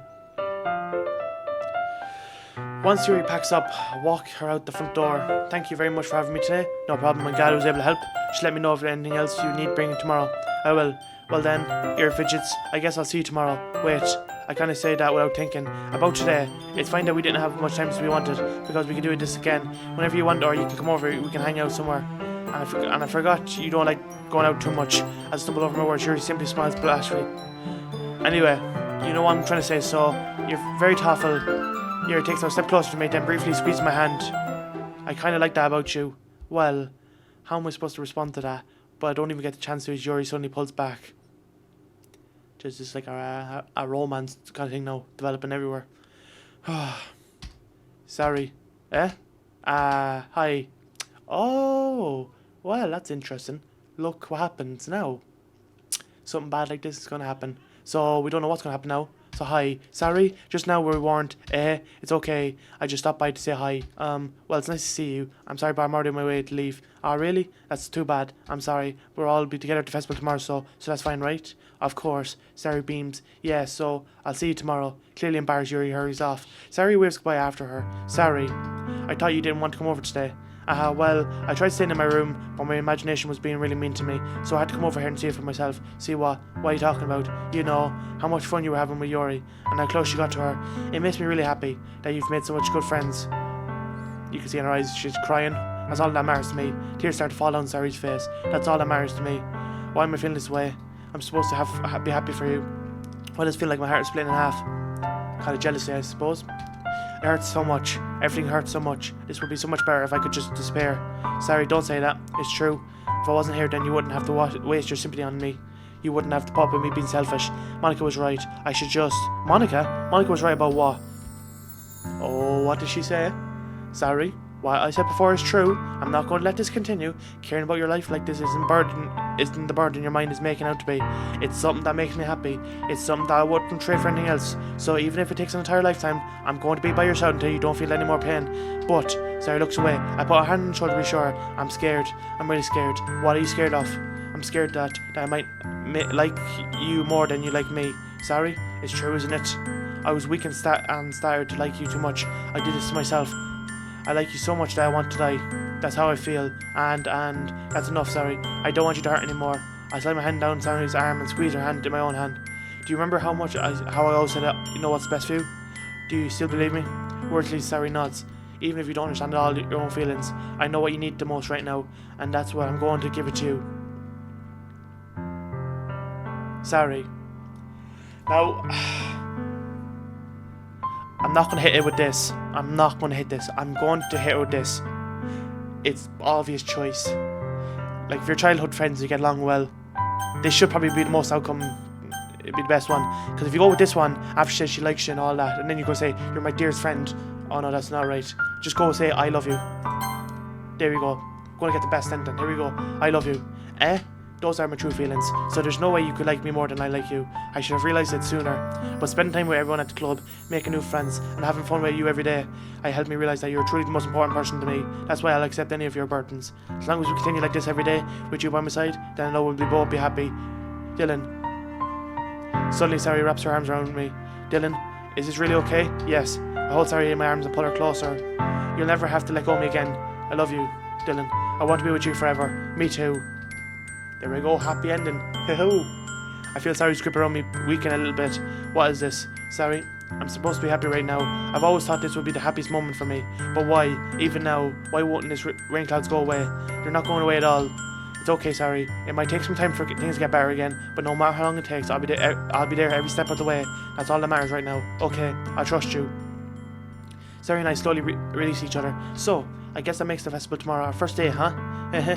What are you saying? I don't want to think about those things, you know? I want everything to be the same as always has been. Even if we really are a couple, I don't know if I can handle it anymore right now. It's really new and scary to me. I understand. We'll go whatever pace suits you best. Hey Dylan. Sari gazed at me once again, smiling sadly. Even if I get really, really sad, this is the best thing for me, alright? I don't really understand what Sari means by that. Are you saying that this is making you feel sad, Sari? I don't know. I don't understand what I'm feeling. It felt like a bunch of thorns when you told me you love me, but that's why I want to trust you. You know what's best for me. Yeah, I do. That's my promise. I say that, but in reality I never felt more uncertain when it comes to Sari. I know that I love her and she loves me, but I'm having as much trouble understanding Sari's feelings as she is. Even though I can comfort her, I keep wondering if I could be doing something more, like something different. I know these thoughts will continue to plague me until things are back to the way they are. Is that what Sari meant by not wanting anything to change? I don't know, but I know that I'll give everything I got. Sari's the most important person to me, and I'll do whatever it takes to have a happy future with her. Okay. Right. It's the day of the festival. Of all days, I expected this to be the one where I'd be walking to school with Sari, but Sari isn't answering the phone. I considered going to her house to wake her up, but decided that's a little too much. Meanwhile, the preparations for the event should be nearly complete. The banner Yuri and I painted is dry, and I gently rolled it up to take it with me. She sent me a pleasant text, reminding me not to forget anything, and I reassured her. Funny enough, I probably feel the same way as Natsuki is about the event. I'm more excited for it to be over than I can spend time with Sari and Yuri at the festival. But no, Monica, I'm sure the event will be great too. Dylan, you're the first one here. Thanks for being early. That's funny, I thought at least Yuri would be here by now. Monica's placing little booklets on each of the desks in the classroom. They must be the ones who she prepared to have all the poems were performing. In the end, I found a random poem online that I thought Monica would like and submitted it. So that's the one I'll be performing. I'm surprised you didn't bring Sari with you. Yeah, she overslept again, that dummy. You'd think that one day on these days important she'd try a little harder. I say that, but I suddenly remember what Sari told me yesterday. And I suddenly feel awful. No, it's not nearly that simple for her. I only said it because it's the way I'm used to thinking. But maybe I should have gone to wake her up after all. Aha, you should take a little responsibility for her, Dylan. I mean, especially after you exchanged her yesterday. You kind of left her hanging this morning, you know. Exchange? Monica, you know about that? Of course I do. I'm the club president after all. But, I stammer embarrassed. Did Harry really tell her about it that quickly? That we're a couple now? I didn't really plan out bringing it up with anyone yet. Jeez, you don't know the full story at all, so don't worry. I probably know a lot more than you think. Eh? Monica's been as friendly as usual, but for some reason, I felt a little chill down my spine after hearing that. Hey, do you want to check out the pamphlets? They came out really nice. Yeah, sure. I grabbed one of the pamphlets I laid down on the desks. Oh yeah, they really did. Something like this will definitely help people take the club more seriously. Yeah, I thought so too. I flipped through the pages. Each member's poem is neatly printed on his own page, giving it an almost professional feel. I recognised Natsuki's and Yuri's poems from the ones they performed during our practice. What's this? I flipped to Sari's poem. It's different from the one she practiced. It's one that I haven't read before. Okay. See, the thing is, well, there's no music now. We got percentage. Get out of my head, get out of my head, get out of my head, get out of my head, get out of my head, get out of my head. Repeatedly. Get out of my head. Get out of my head. Okay, let me just make sure. Get out of my head, yeah, it's all that. Get out of my head before I do what I know is best for you. Get out of my head before I listen to everything she said to me. Get out of my head before I show you how much I love you. Get out of my head before I finish writing this poem. But a poem is never actually finished. It just stops moving. Okay, something bad's definitely going to happen. What is this? Reading the poem, I get a pit in my stomach. Dylan, what's wrong? Nothing. This poem feels completely different from everything else Sari's written. But more than that, I changed my mind. I'm going to get Sari, so, well, alright. I'll try not to take too long, okay? I quickly leave the classroom. Don't strain yourself. Monica calls out after me. I quicken my pace. What was I thinking? I should have tried a little bit harder for Sari. It's not a big deal to at least wait for her, or help her wake up. Even the simple gesture of walking her to school makes her really happy. Besides, I told her yesterday that things will be the same as they always have been. That's all she needs, and that's what I need to give her. I reach Sari's house and knock on the door. I don't expect an answer since she's not picking up her phone either. Like yesterday, I opened the door and let myself in. Sorry, she really is a heavy sleeper. I swallow. I can't believe I ended up doing this after all. Waking her up in her own house, that really is something that a boyfriend would do, isn't it? In any case, it just feels right. Outside Sari's room, I knock on her door. Sari, wake up, dummy. There's no response. I really didn't want to have to enter a room like this. It's actually a bit creepy. I'm actually getting a bit shaken a bit.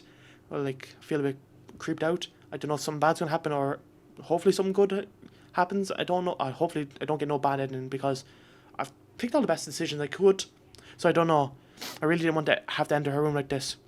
Is it a kind of a breach of privacy? But she really leaves me no choice. I gently open the door. Sorry.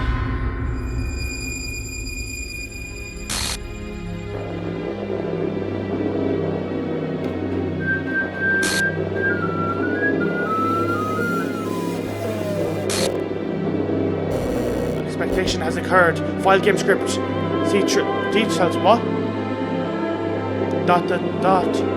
What the hell? What the hell? Is this a nightmare? It has to be. This isn't real. There's no way this can be real. Sari wouldn't do this. Everything was normal up until a few days ago. That's why I can't believe what my eyes are showing me. I suppressed the urge to vomit. Just yesterday, I told Sari I would be there for her. I told her I know what's the best and that everything will be okay. Then why? Why would she do this? How could I be so helpless? What did I do wrong? Confessing to her. I shouldn't have confessed to her. That's not what Sari needed at all. She even told me how painful it was for others to care about her. Then why did I confess to her and make her feel even worse? Why was I so selfish? This is my fault. My swarming thoughts kept telling me everything I could have done to prevent this. If I just spent more time with her, walked her to school, and remained friends with her like it always been, then I could have prevented this. I know could have prevented this. Screw the literature club, screw the festival. I just lost my best friend, someone I grew up with. She's gone forever now. Nothing I can do can bring her back. This isn't some game where I can reset and try something different. I had only one chance, and I wasn't careful enough, and now I'll carry this guilt with me until I die. Nothing in my life is more than hers, but I still couldn't do what she needed from me, and now I can never take it back. Never, never, never, never, never. What? End?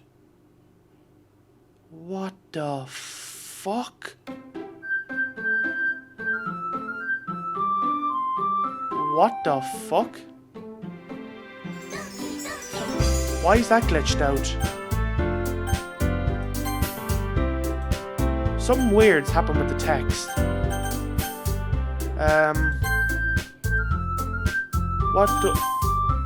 What the fuck? I definitely have to check out to see if anything happens after this. Back in a second. Right, everyone, I'm back. So I quickly checked the video on YouTube. I watched Jacksepticeye video, and basically what happened was he opened up like Notepad, and it just like there was some things that talking about like about the game, like it was like breaking the fourth wall. It said something like I'm hopefully not breaking the game or something like that. And apparently he went through like some folder or something he made or something, and like apparently Sayori or whoever, like, and all the other characters' names were in it, and her name is now gone. It's been deleted, so she's been deleted from the game, which is pretty creepy because we can see now it's another Monica but all messed up, and we see here we have to click this now to continue on, so we must click it. So what the fuck is this text?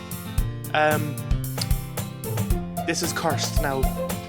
I see an annoying girl running toward me from distance, waving her arms in the air like she's totally oblivious to any attention she might draw to herself. So it's basically, is this just the game again? It's just all different? The girl is Yurute, my neighbour. So I don't really need to read the text since it's all the same, but I'll kind of just skip along through it because, you know, okay. Yeah, what?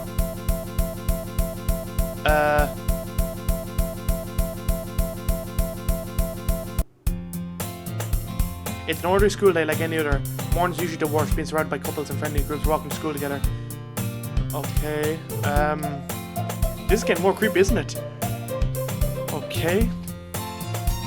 It's basically the same text, just a bit different, but some things will change. So that's why I'm not reading it, because it's all the same. Because we read this at the start. So, let's see. Oh yeah, how am I going to join a club then? That's going to be interesting, because Sayori introduced me to the club. Okay. Monica? Didn't expect to see you here. It's been a while, right? Ah, yeah, it has. Monica smiled sweetly. We do know each other well. Okay. Okay. Why don't you come here? I've just been looking for some supplies to use for my club. Do you know what, if there's any construction paper in here? Or markers? Okay, this is different. I guess you could check the closet. You're in the debate club, right? About that. I actually quit the debate club. Really? You quit? Yeah. Okay. Okay, I've seen this actually part, yeah. Okay.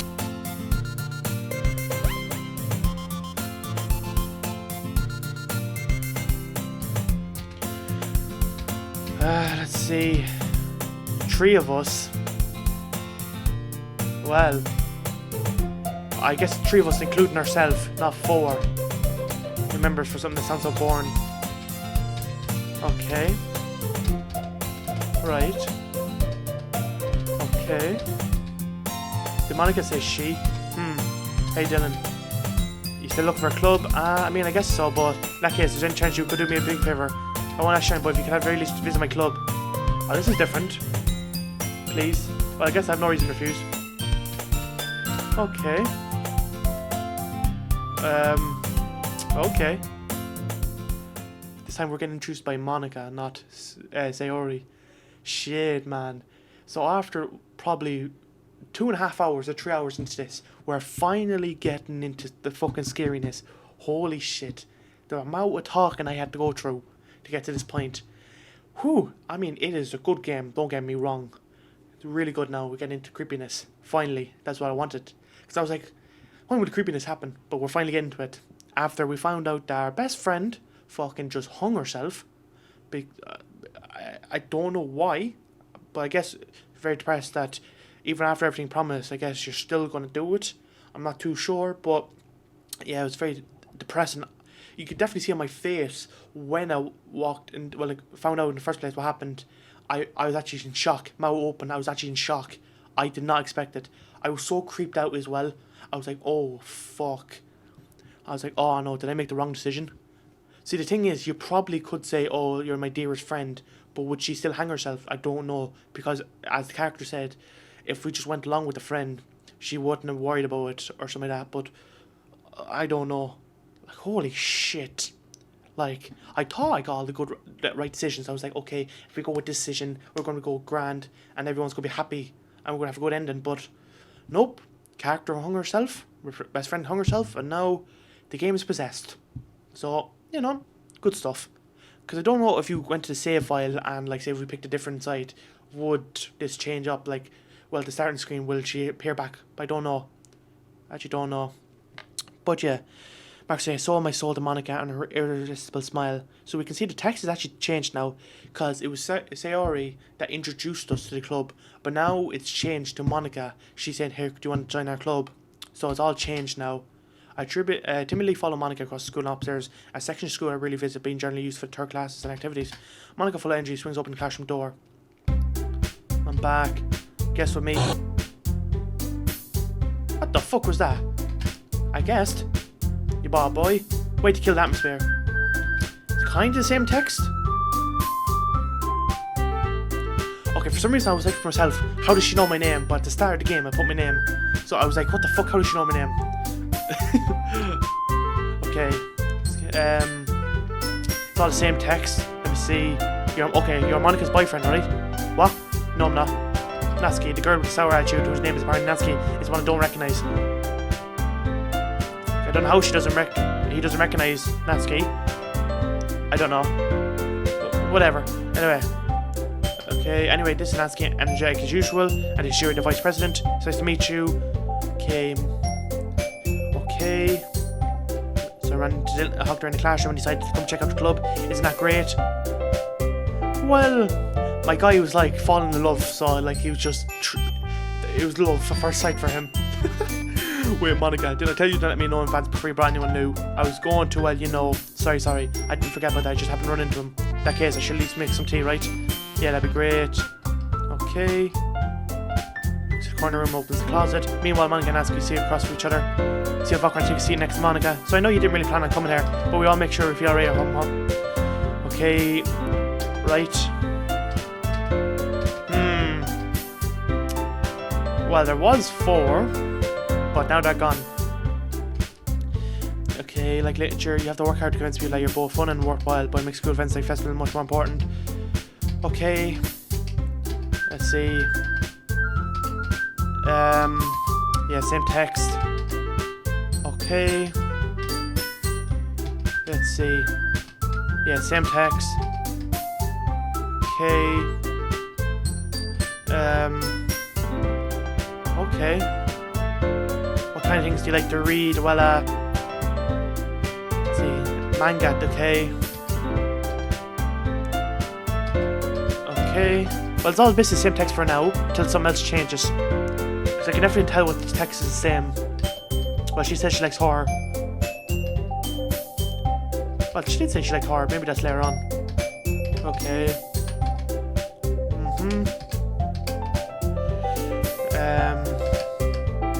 Okay. Okay, there we go, yeah. Same stuff. It's handy enough that I skipped through this as well, because if we kept reading the same text, we could be here for like over an hour or two. So unless we're just skipping over it, handy enough. Because we know which is the same text and which is going to be different. Okay, look, the world is only for a brief moment. I hate horror. Why is that? Well, I just... Never mind, that's right. You usually like to write about cute things, don't you, Natsuki? What? What gives you the idea? You left a piece. Don't talk about it, I guess you got to say. Yeah. Okay. When's the good stuff starting? Come on. It's just the same stuff. Okay. Is it going to be poems? Yep. Okay. Right. Okay. Okay. What's that? Now to reach the most part. I'm going to come. Never said a join. But I never made a decision. Okay, and. But my bro is going to join anyway, so. The thing is, we don't have enough members yet to form an official club. We need 4. And you need 4. And yeah, it only starts with 3. So it's, yeah, pretty interesting. I'm trying really, really hard to find new members. And if we don't find one more before the festival, I'm defenseless against these girls. How am I supposed to make a clear-headed decision when it's like this? Put everyone down in the situation. Okay. Okay. Right, okay, I decided then. I'll join the literature club. Okay. Really? Yeah. Okay. Right, same text. Right. Right. Okay. Yep. Look forward to seeing how you express yourself. Yeah. Okay. Anxiety. Just change your exchange up to Tisa. I guess I'll be on my way then. Okay, I'll see you tomorrow then. Can't wait. With that, I park the club and make my way home. Okay. Okay. Let's see with the poem. Will that be cursed now? That'd be interesting. Okay. Right, let's see the poem. Let's see, will this poem be cursed or what? You've unlocked a special poem. Would you like to read it? Yes. Okay, I don't know where this dream came from, but... Or not dream, this poem came from, but... Let's read it. A dream. I was wandering an abandoned warehouse at night. I was lost looking for an exit. I just wanted to go home. I came upon a huge empty room, its ceiling and walls beyond the deep blackness. My steps were quick in order to hurry to the other side. Or to a wall, anything. Suddenly the ground was no longer beneath my feet. I stepped into a hole of indeterminate width. I fell for a good 5 seconds before crashing into warm water. Figuring out which was way up, I surfaced myself. The air was humid, and the sounds of my splashing reverberated endlessly. My vision was completely swallowed by the dark. With one hand I could feel the damp metal wall of the container. My lungs were already getting tired. That's a special poem. As you can see, there's only 2 of them. No sayori. Right, let's see. Passion, lazy, could went with depression. Scars, judgment, extreme, sunny, tragedy, fear, anime, shopping, greed, defeat, friends, party, clumsy, anxiety, clouds, milk, blanket, bubbles. There we go. We'll just go through it. I again. Right, no worries. Well, he's gave a word. Okay. Yep. Okay. What the fuck? Oh my god. That scared the shit out of me there for a second. I just seen popping up. Different colour. What the fuck? Holy shit, that scared the shit out of me. Whew. But if you don't take it seriously, then we won't be. I can't read the text. Yeah, thank you. Get off the screen. Now try to read. Okay. Sorry. Make sure to put your comfort first, okay? Anyway. Picking a book to read. Well, I can't really say no either. Like you said in this club now. Okay. I don't know if it's me, but the music kind of seems a bit down as well. You can definitely tell the difference. It's not like cheery, happy music. It's kind of like lower down. More creepier. But yeah. Okay. Number 2, are you sure? Felt like, okay. Right. You might enjoy it, sure, but okay. Okay.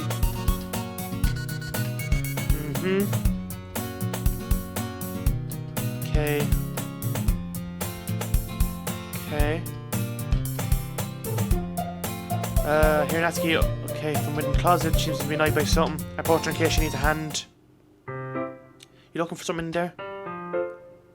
Fucking Monica. Well, this is different anyway. We didn't experience this in the normal one anyway. And the text anyway. Fucking Monica. So yeah, you wouldn't hear a character curse like this. She never puts my stuff back in the right spot. What's the point in keeping your collection organised? This my mouse gone as well off the screen? What's the point of keeping your collection organised if someone else shouldn't mess it up? Nancy slides a bunch of stacked books and boxes across the shelf. Manga, you read manga, right? Sometimes. Manga's one of those things where you can't admit you're really into it until you figure out where the other person stands. How did you know anyway? Heard you bring it up at some point. Besides, it's kind of written on your face. What's that supposed to mean? I see. There's a lone volume of manga. It's a stack of various books on the side of one of those shelves. Curious to pull out the stack. Here it is. Nancy snatches it out of my hand. She then turns the box of manga and slips the volume right into the middle of the rest. Much better. Seeing a box set with one book missing is probably the most irritating sight in the world. I know that feel. I get a closer look at the box set she's admiring. Perfect Girls. It's a series I've never heard of in my life. That probably means that either way I'm demographic or simply terrible. If you're going to judge, you can go through the glass on that door. She points to the classroom door. Hey, I wasn't judging anything. I didn't even say anything. It was the tone of your voice. But I'll tell you one thing. Consider this a lesson straight from... Don't judge a book. It's all cursed now. In fact, Natsuki pulls out the first volume of Perfect Girls from the box. I'm going to show you exactly why. She shoves the box right into my hands. I stare at the cover. It features 4 girls in a colourful attire striking animated feminine poses. Exceedingly Don't just stand there. Natsuki grabs my arm and pulls me out of the closet. She then takes a seat against the wall beneath the window sill. She pats on the ground next to her, signaling to me sit there. Won't chairs be more comfortable? I take my seat. Chairs won't work. We can't read at the same time like that. Yeah, why's that? I guess it's easier to close up like this. Don't just say that. You'll make me feel weird about it. Natsuki crosses her arms and scooches an inch away from me. Sorry, I didn't exactly expect to be sitting this close to her either. Not that I can say it's a particularly bad thing. I open the book. It's only a few seconds before I see once again inches closer. We claim digital space while she hopes I wouldn't notice. I can feel her peering over my shoulder, much more eager to begin reading than I am. Wow, how long has it been since I read the beginning? You don't go back and flip through the older volumes every now and then? Not really. Maybe sometimes after I already finished the series. Hey, are you paying attention? I am, but nothing's really happened yet, so I can talk at the same time. It looks like it's about a bunch of friends in high school. To keep a slice of life affair. I kind of grew out of these since it's rare for the writing to be entertaining enough to make it up for the lack of plot. Are you sure this isn't boring for you? It's not, even though you're just watching me read. Well, I'm fine with that. If you say so. I guess it's fun sharing something you would like with someone else. I always get excited when I convince any of the other friends to pick up a series I enjoy. You know what I mean? You don't? That's not... Well, I wouldn't really know. What do you mean? Don't you share your manga with your friends? Could you not rub it in then? Jeez. Sorry. Like I could ever get my friends to read this. They just think manga's for kids. I can't even bring it up with them. I can't even bring it up without them being like, you still haven't gone out with that yet? Makes me want to punch them in the face. I know these kind of people. Honestly, it takes a lot of effort to find friends who don't judge, much less friends who are also into it. I'm already kind of a loser, so I guess I gravitate toward the other losers over time. But it's probably harder for someone like you. Yeah, that's pretty accurate. Wait, which part? I mean, I feel like I can't even keep it in my own room. My dad would beat the shit out of me if he found this. Is this like what they're thinking inside their head? Probably. At least it's safe here in this club room. Except manga is kind of a jerk about it. I can't go in, can I? Well, it's paid off in the end, didn't it? I mean, here I am reading it. Well, it's not like that solves any problems. Maybe. But at least you're enjoying yourself, right? So, Jeez, that's enough. Are you going to keep reading or what? Yeah. I flipped the page. Dot. Time passes. Natsuki's strangely quiet now. I glance over her. Oh, she's asleep. Looks like she started to fall asleep. Hey, Natsuki. Yeah? Suddenly, Natsuki clumps straight into me. Hey. Oh, it's cursed now, isn't it? Oh, jeez. Natsuki, are you okay? Here. Monica reaches into her bag and pulls out some kind of protein bar. She throws it in Natsuki's direction. Natsuki's eyes suddenly light up again. She snatches the bar from the floor and immediately tears off the wrapper.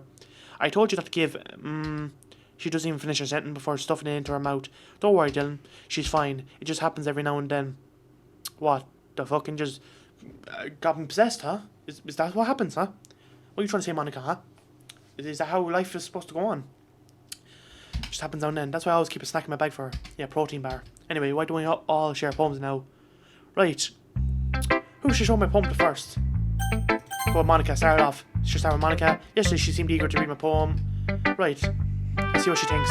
Having a good time so far? Yeah. Good, glad to hear it. By the way, since you're new and everything. Okay, yeah, blah, blah, blah. Okay, right. Okay. Anyway. Right.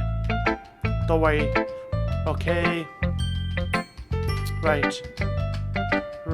She likes it. It's kind kind of makes me think of something Natsuki were right. Oh. So, went from Sayori that the poems are like hers to Natsuki's. So that's a compliment. If you say so, yep. If you're interested in Natsuki, then always keep a snack on you. She'll cling to you like a puppy. Haha, Natsuki's dad doesn't give her lunch money or leave her any food in the house, so she's in a fussy mood pretty often. But sometimes she loses all of her strength and shuts down. Like earlier, this is just a guess, but I think she's so small because her malnutrition is interfering with her adolescent growth. But hey, some guys are into petite girls too, you know? Sorry, just trying to look at the bright side. Anyway, do you want to read my poem now? Don't worry, I'm not very good. You sound pretty confident for someone who claims to not be very good. Okay. Just show me the poem. Hole in wall. But he wasn't looking at me, confused. I frantically glanced at my surroundings, but my burnt eyes could no longer see colour. I was in the room. Are they talking? Are they simply... Have I read this before? Then tricks in my ears. The room closed on me. The air I breathed dispensed. I panicked. There must be a way out. It must be right there.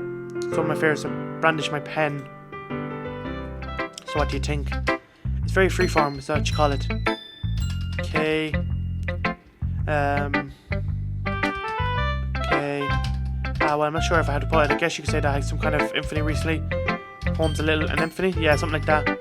Kind of nervous to talk about deep stuff like that because it's kind of coming on strongly. Okay. It's okay.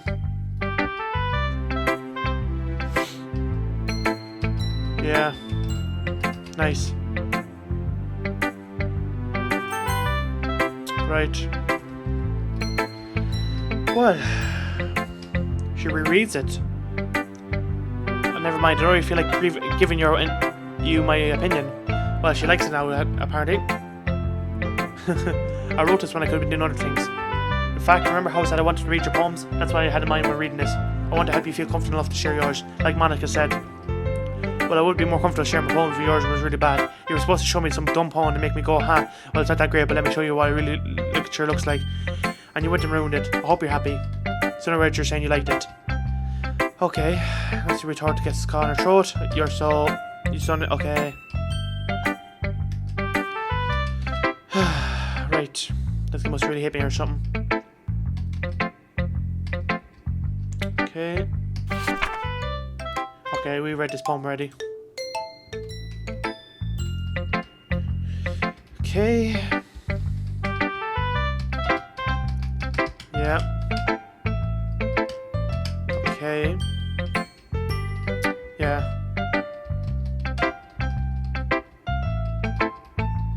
Right. Okay, when you get onto stuff that's actually new, you get onto Yori. Okay. Sorry, I forgot to start speaking. It's fine, don't fuck it first self. Okay. Okay. Okay, okay. Yeah, right. Biased, how, well, never mind. Okay. Wait, okay, you know, we know this poem. Okay, let's skip on a bit. Right, it's all the same text.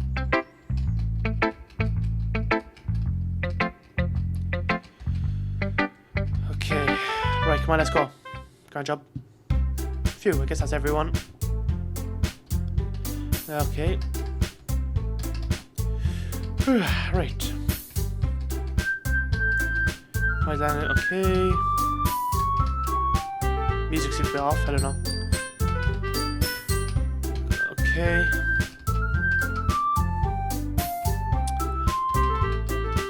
Oh yeah, don't they? If they have beef again, I can't call him Sayori. So we're kind of completely fucked. Something, isn't it, to think about? Right. Right. Let's skip on a bit. Yeah, it's getting to that decision, right. Here we go.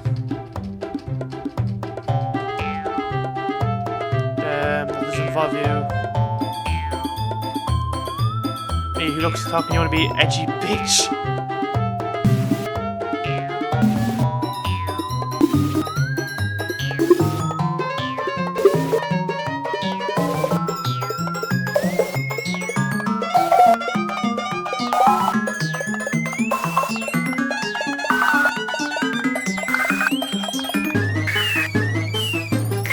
I want to see what happens. Come on. Uh-oh. Uh-oh. Something's going on. Let's leave it. Frustration is building up. Will something actually happen? I skipped out a few text boxes, which is annoying. Because I thought it'd be all the same. But maybe it was up to this point. I'm not too sure. Edgy? Sorry that my lifestyle is too much for someone of your mental age to comprehend. See? You're saying I proved my point. Most people learn to get over this stuff before regression in mid school, you know. If you want to prove anything, then stop harassing others with your sickening attitude. Actually dissing each other now. Holy shit. Cut myself, what the fuck is wrong with your head? Yeah, go on. Let the doctor hear everything you really think. I'm sure he'll be over. It helps, it heals. So the year turns to me as... She started it. How did I get dragged into it? Whatever. I couldn't read that. I fucking didn't even read the text boxes. Fuck. Shit. The one time I don't read the text boxes. Fuck. Natsuki.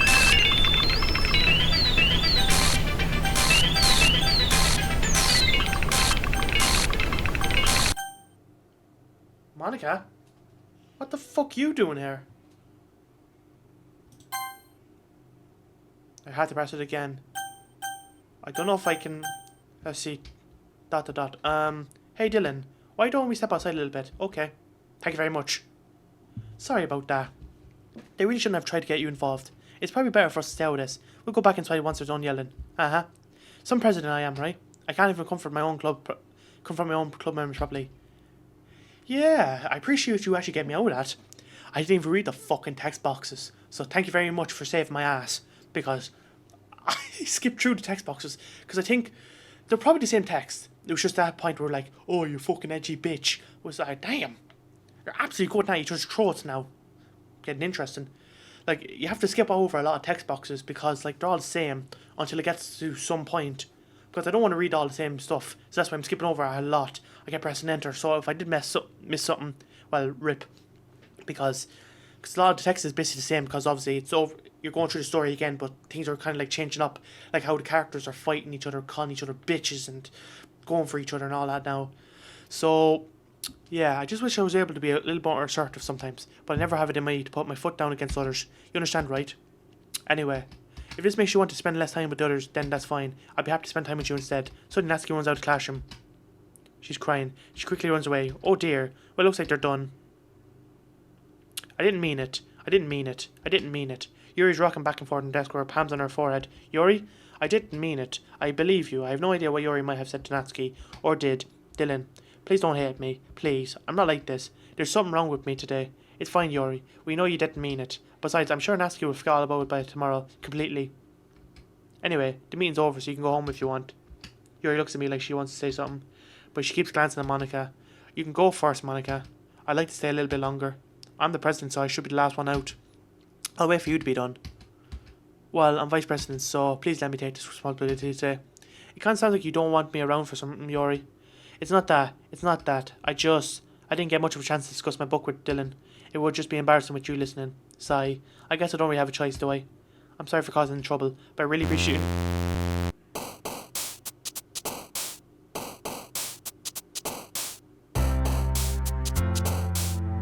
Well, we're straight to the poem. Let's just pick up random stuff. I don't know if it even matters anymore. I know you awesome. Oh shit, well, we broke it. That'll be alright. Ah, fuck it. We have to break the game at some point, you know what I mean? What the fuck was that? No. There we go. Happy ever after. Another day passes. Time for the club meeting already. Okay. Usual scene greets me. Welcome back. Hi, Yuri. I'm not sure if it's me or his Yuri expression, but the way yesterday's crossing has a little... Okay. Manga. I was going to say manga isn't here, yeah. It's Monica. Suddenly Yuri takes my arm and pulls me to the corner of the room. About yesterday, I really need to apologise. Nothing like that has ever happened before, and something just came over me, I guess. I wasn't acting mentally sound. Please don't think we're usually like this. Not just me, but Natsuki as well. Yuri, I'm happy that you would consider and apologise. You don't have to worry too much, even though I've only been here a couple days. I could tell something was off yesterday. Actually, because it was the first time sharing poems, whatever it was, it didn't make me think any less of you. I'd already decided that there's no way you can be a bad person, and now that you're apologising, I know you really didn't mean it.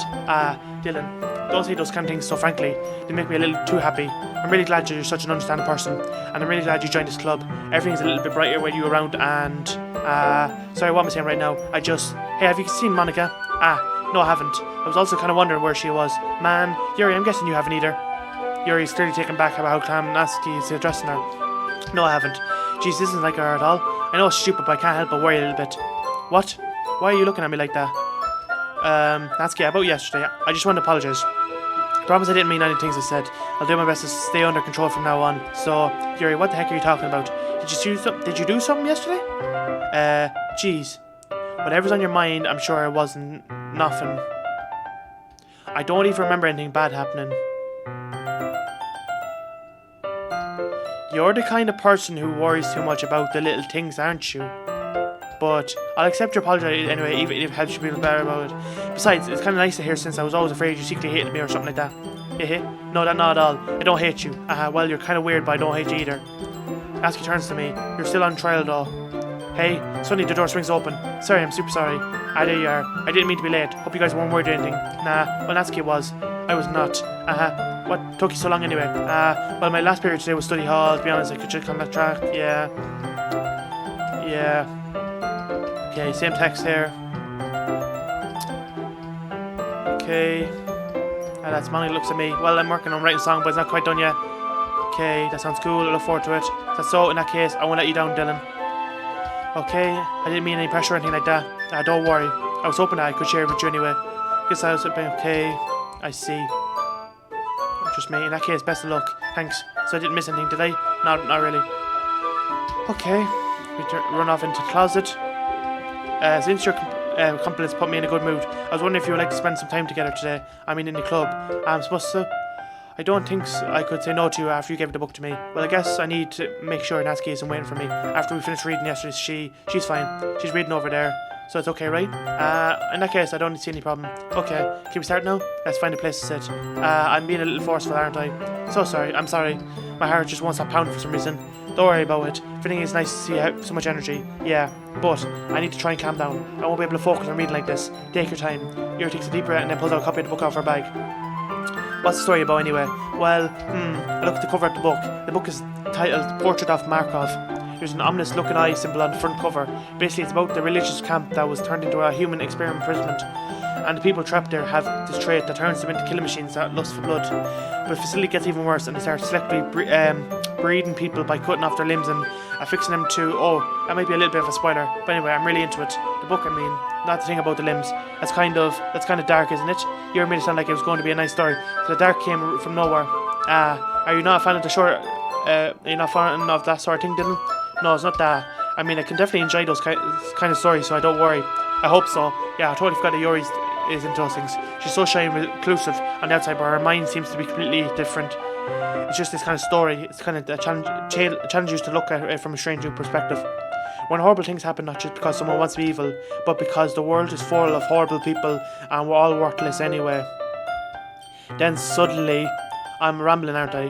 Not again. I'm sorry. Hey, don't apologise. I haven't lost any interest in anything. Well, I guess it's alright then, but I feel like I should let you know that I have this problem.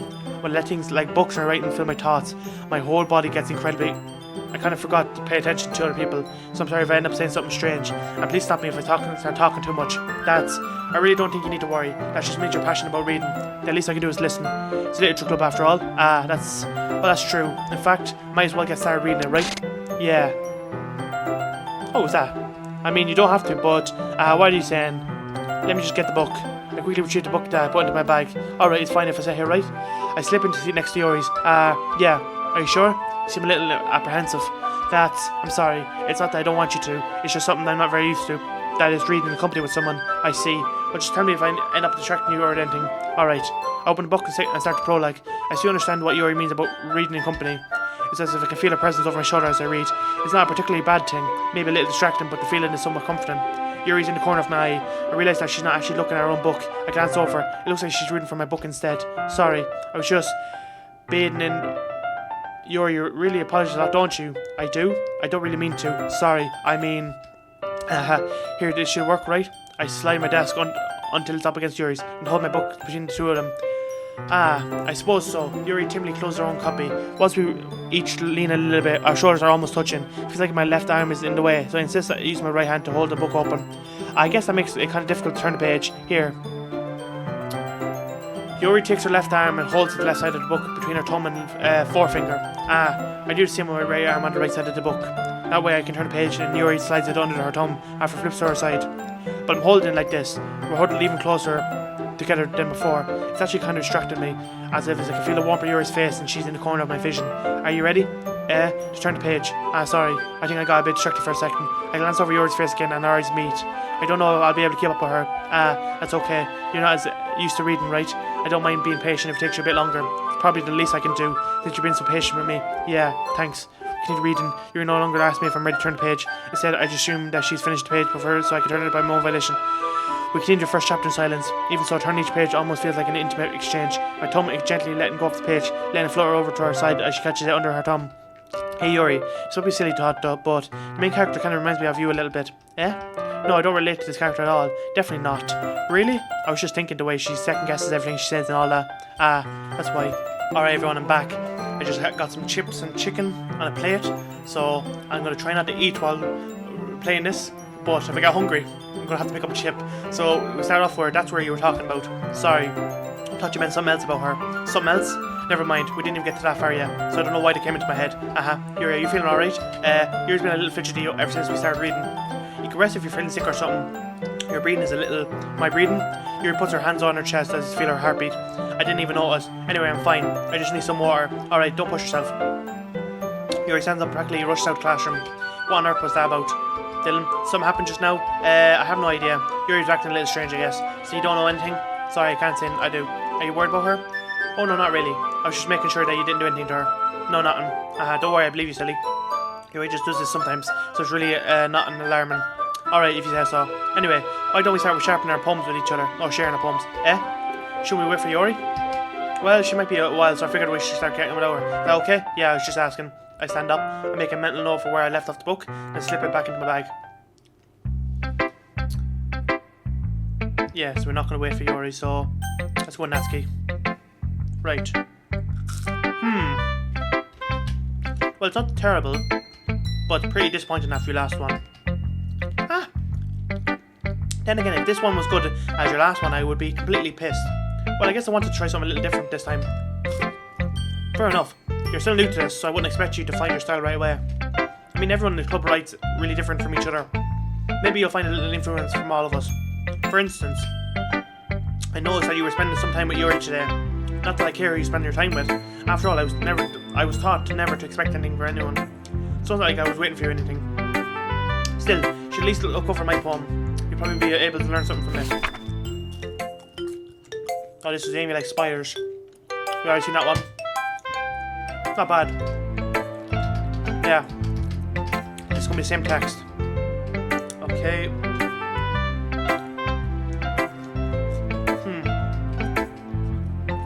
Okay. Okay.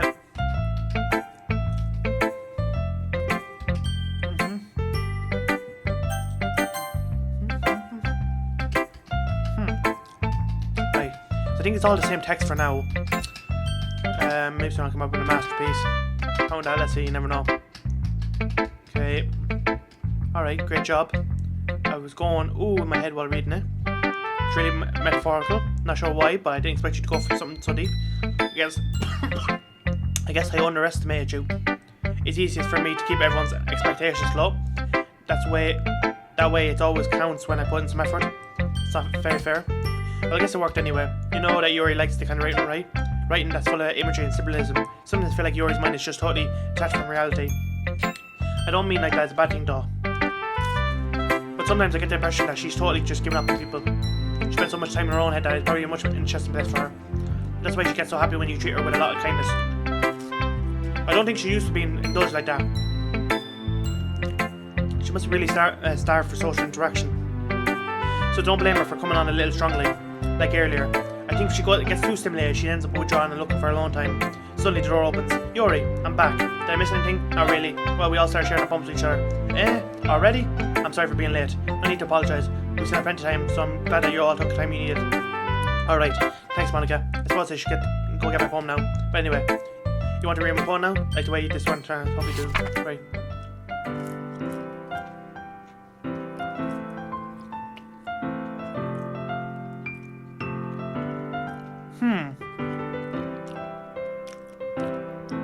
Bit of text missing, you can see, or not text, letters, because you can see save me. The colours they want bright, beautiful colours. You can see it's supposed to be beautiful colours, flash and expanding.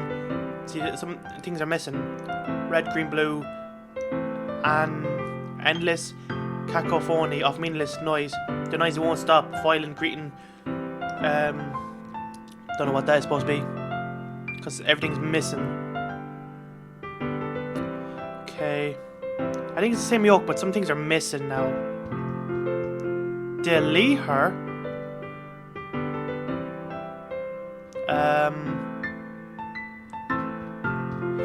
I don't know how to delete characters. I don't know if I'm supposed to, but I don't know if I should. Let's see what happens. Oh. Sorry, I know it's kind of abstract. I was trying to, well, never mind. There's no point in explaining. Anyway. Okay. You should save your game because you never know when, who am I talking to. Can you hear me? Tell me you can hear me. Anything? Okay. Thanks for listening. Well, I haven't even saved. Well, the last point I saved from was, when you're one hunger self. That was about it. Other than that, haven't saved. So we're kind of fucked. It's for Yuri. But you can see Monica's breaking the fourth wall now. Interesting. Let's see. Yuri saves the poem with a surprising expression. Do you like it? Dylan, how did you pick up on this so quickly? I'm a genius. Just yesterday I was telling you the kind of techniques worth practicing.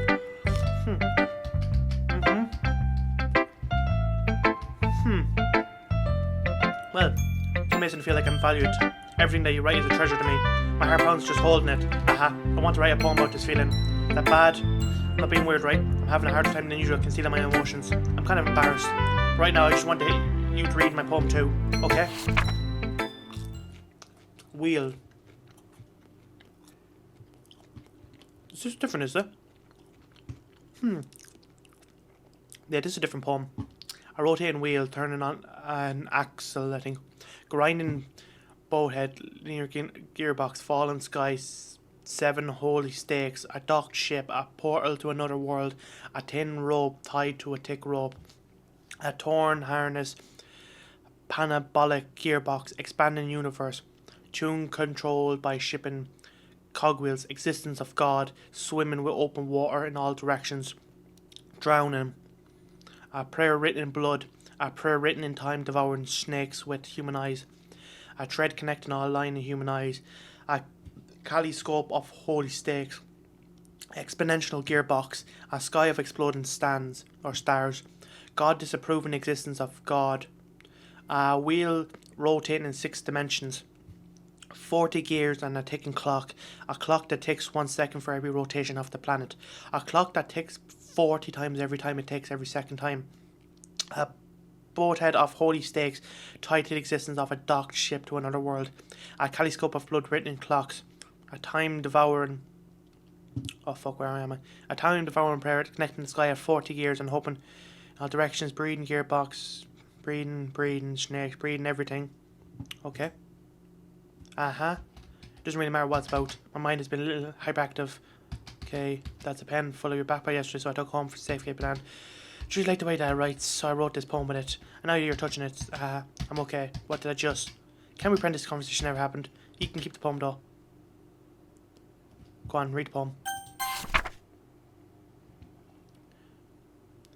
Okay, see everything's right. So we have to read out the shock. Nothing is real? Question mark. Breaking the fourth wall. Oh, okay, everyone. Now it's all red and bloody. Damn. Well, let me quickly eat a chip. Cause shit's about to go down. Okay, everyone. We're all done reading church poems. So there's all different endings, right?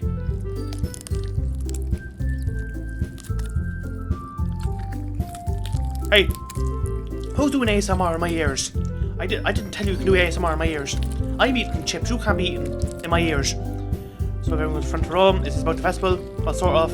Or do we really have to do something for the festival? So like, is it someone eating though? Or is it something else being at? Cannibalism or some shit like that, I don't know. Okay, that's correct. What's this? What happened? What happened? Well, I'm gonna eat a chip now, so... Oh. Anything? I have to get my hand off the desk. Enter. Oh shit! I've been jump scared by a fucking black screen.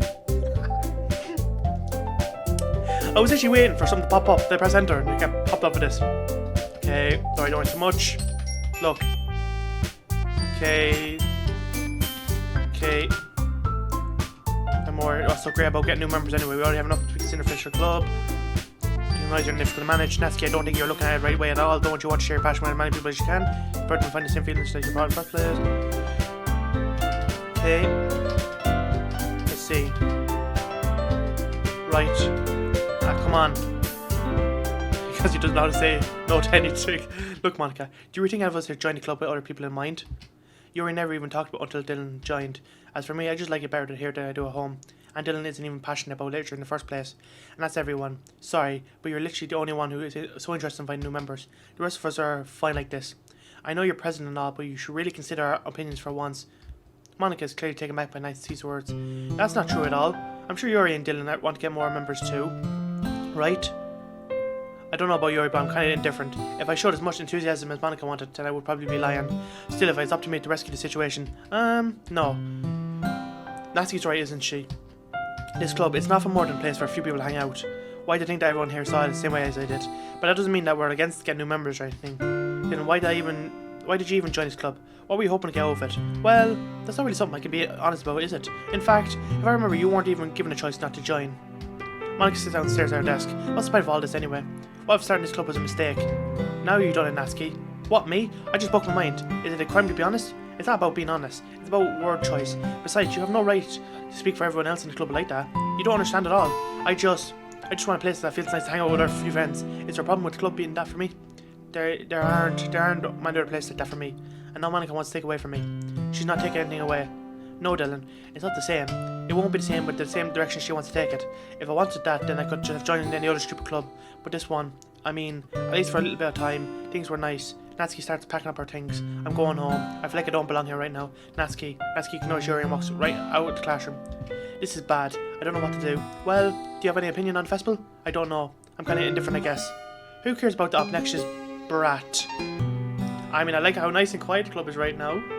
And I'm just happy with you here. But still, I'm the vice president. It's not right for me to ignore my responsibilities like this. Nobody would cry if she killed herself. Well.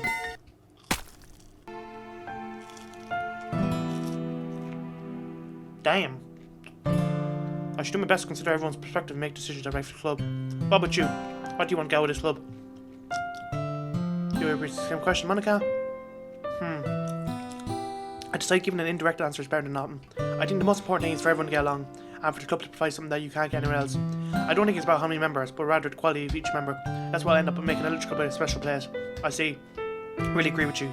Each member contributes their own qualities in a special way. We need to change each member's identity of the club. Her eye is bleeding. Just notice that. With each change in members, the identity of the club as a whole will change too.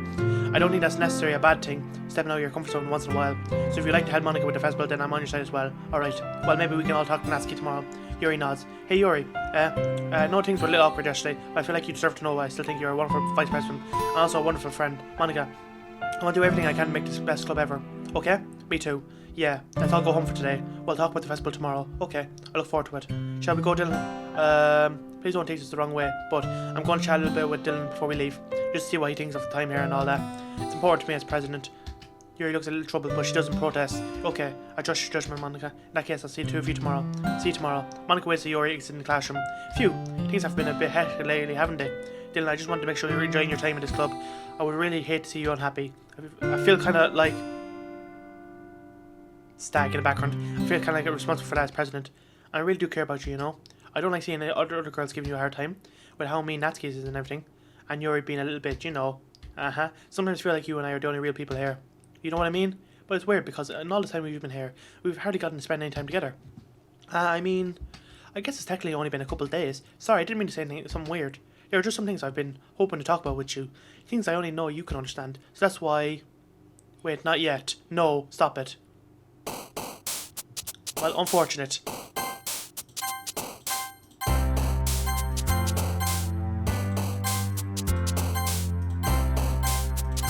Oh, look at this. Numbers are all like 1 out of 20. Interesting.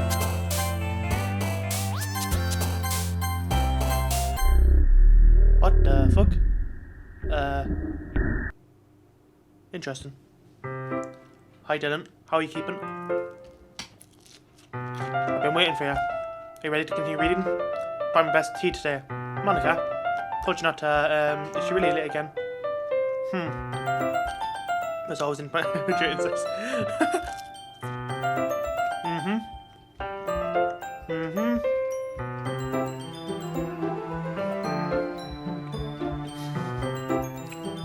I just feel like I need to bring it up, okay. Ah man, the last one here again. Okay. Right. And I don't know if this text is all the same, but I'm not too sure. However, is her eye still bleeding or is it not? I'm trying to figure out. I don't think so. Right.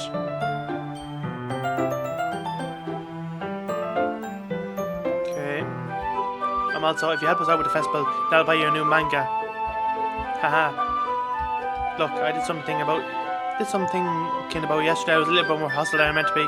Because really felt threatened or something. But I know this is something we're doing together. Another new member wouldn't hurt as long as they're cool. And I guess another girl would be nice this time. I can see the event stuck because I chose back out. I'm pro, you know. Okay.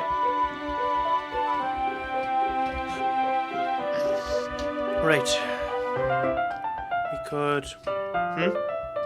That's correct. Dylan is our engaged novel that we're reading together. I suppose. I was just... Actually, it doesn't matter. It really doesn't. You guys can do whatever you want. Yes. Thank you for your understanding, Monica. Make some tea. Not at all. Thanks very much if just wanting me. Okay. Okay. Yeah. I'm going to... Okay. Right. Stay here, it won't take long. With pitcher in hand, Yuri hurries out of the classroom. Ah, did Yuri leave again? No, it's not like this time. She's just filling up the water pitcher to make tea. Okay, sorry for the misunderstanding.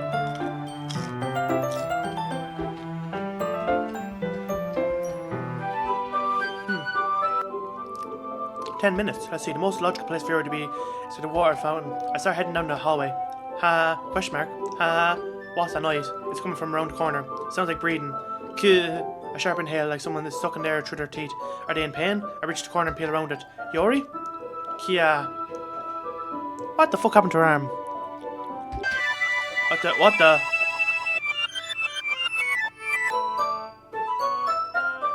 I'm back. Thanks for waiting patiently.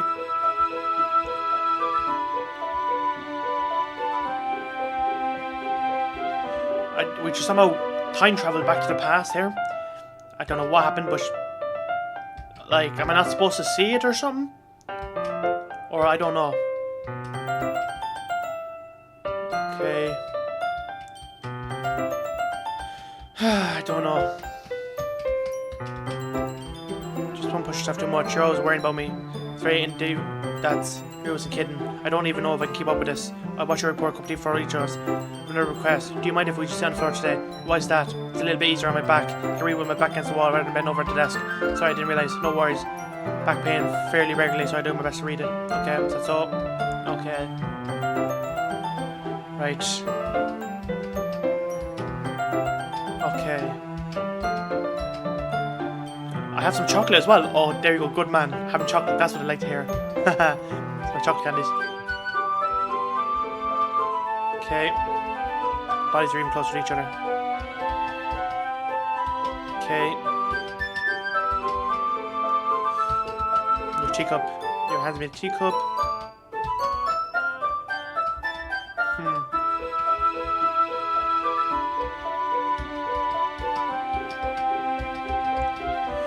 Right. Okay. I have a hard time reading it. As a result, her left arm is practically resting up on my leg. Well, in that case, here he's already totally focused on reading again. I take a chocolate candy and pop it into my mouth. Then I take another chocolate and hold it up to Yuri. She doesn't even look away from the book. She simply pats her lips as if she was completely natural. But that means I can't stop here. I rapidly place the chocolate in her mouth. Just like that, Yuri closes her lips over it. Eh? Yuri's expression suddenly breaks. Did I just... Yuri looks at me like she needs to confirm what just happened. Dylan, sorry. I guess I shouldn't have done that. Alright everyone, I'm back from eating my food.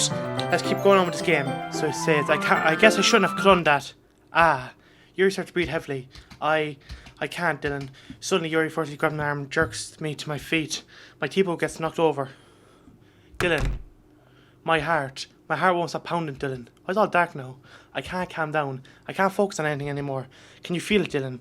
Yuri suddenly presses my hand against her chest. Why is this happening to me? I feel like I'm losing my mind. I can't make it stop. It even makes me not want to read. Maybe because you're in love or something, I don't know. I just want to look at you. Ha. Are you in love? Are you a fucking psychopath? What the fuck do I say? Ha. Ha. What the fuck? My mind got broken up at least anyway. It's time to share poems. Let's start off with the Psycho Yuri. Let's go with her first. Since she's so psycho. Finally. Aha, Yuri told my poem to her phone to take a deep breath. I love it. I love everything about it. Dylan, I want to take this home. Will you let me keep it, please? Sure, I don't care. Haha. You're too nice to me, Dylan. I never met anyone as nice as you. I could die. Not really, but I just don't know how to describe it. It's okay to be feeling this right away. It's not bad, right? You're holding my poem to her chest. I'm going to take this home with me and keep it in my room. I hope that makes you feel good when you think about it, having it. I'll take good care of it. I'll even touch myself reading it over and over. Bro, I'll give myself paper cuts so your skin oil enters my bloodstream. Ha ha ha ha. You can have my poem too. Besides, after you read it, I know you're really going to want to keep it. Here, take it. I can't wait any longer. Hurry, read it.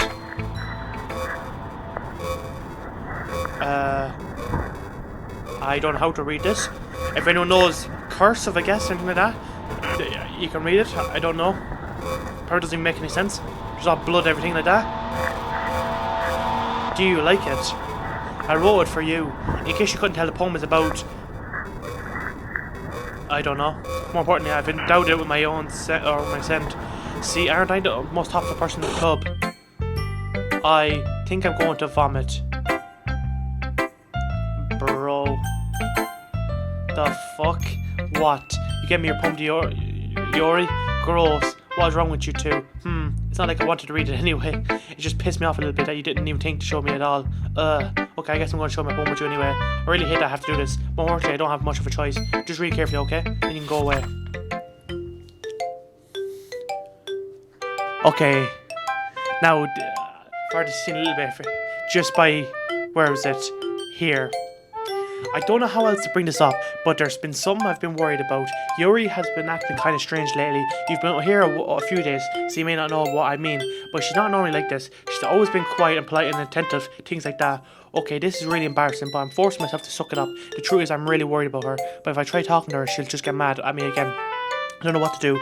I think you're the only person I should listen to. I don't know why, but please try and do something. Maybe you can convince her to talk to the therapist. I've always wanted to try being better friends with our Yuri, and it really hurts me to see this happening. I know I'm going to hate myself later for admitting that, but right now I don't care. I just feel so helpless. So please see if you can do something to help. I don't want anything bad to happen to her. I'll make you cupcakes if I have to. Just please try and do something. As for Monica, I don't know why, but she's been really dismissive about this. It's like she just wants us to ignore it. So I'm mad at her right now, and that's why I'm coming to you about this. Don't let her know I wrote this. Just pretend like I gave you a really good poem. Okay, I'm counting on you. Thanks for reading.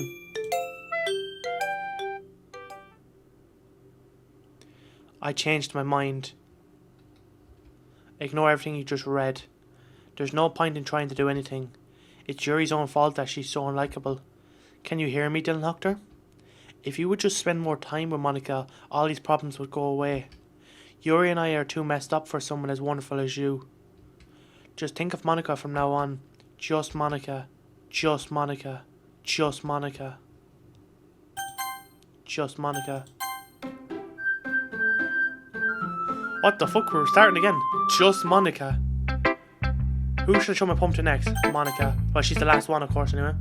Dylan Doctor, I think you just saw something earlier that you weren't supposed to see. I didn't want to have to tell you this, but I don't think I have a choice. It's just getting kind of dangerous for you to spend so much time with Yuri. I don't know why, but she seems pretty easily excitable when she's around you, which shouldn't be a problem in itself. But when Yuri's getting too excited, she finds a place to hide and starts cutting herself with a pocket knife. What the fuck? Isn't that kind of messed up? She's even bringing a different one to school every day, like she's been collecting off something. I mean, it's definitely not because she's depressed or anything like that. I think she just gets some kind of high from it. It might even be like a sexual thing. But the point is, you've been kind of enabling her. I'm not saying it's your fault though, but I guess that's why I had to explain it all to you. So I think if you keep your distance, that would probably be the best for her. While you're at it, don't be shy to spend a little more time with me. To put it lightly, I at least have it together in my head, and I know how to treat my club members. Anyway, I guess we won't worry about your poem. Yuri should have at least have the courtesy of letting you finish sharing it before taking it. Well, whatever.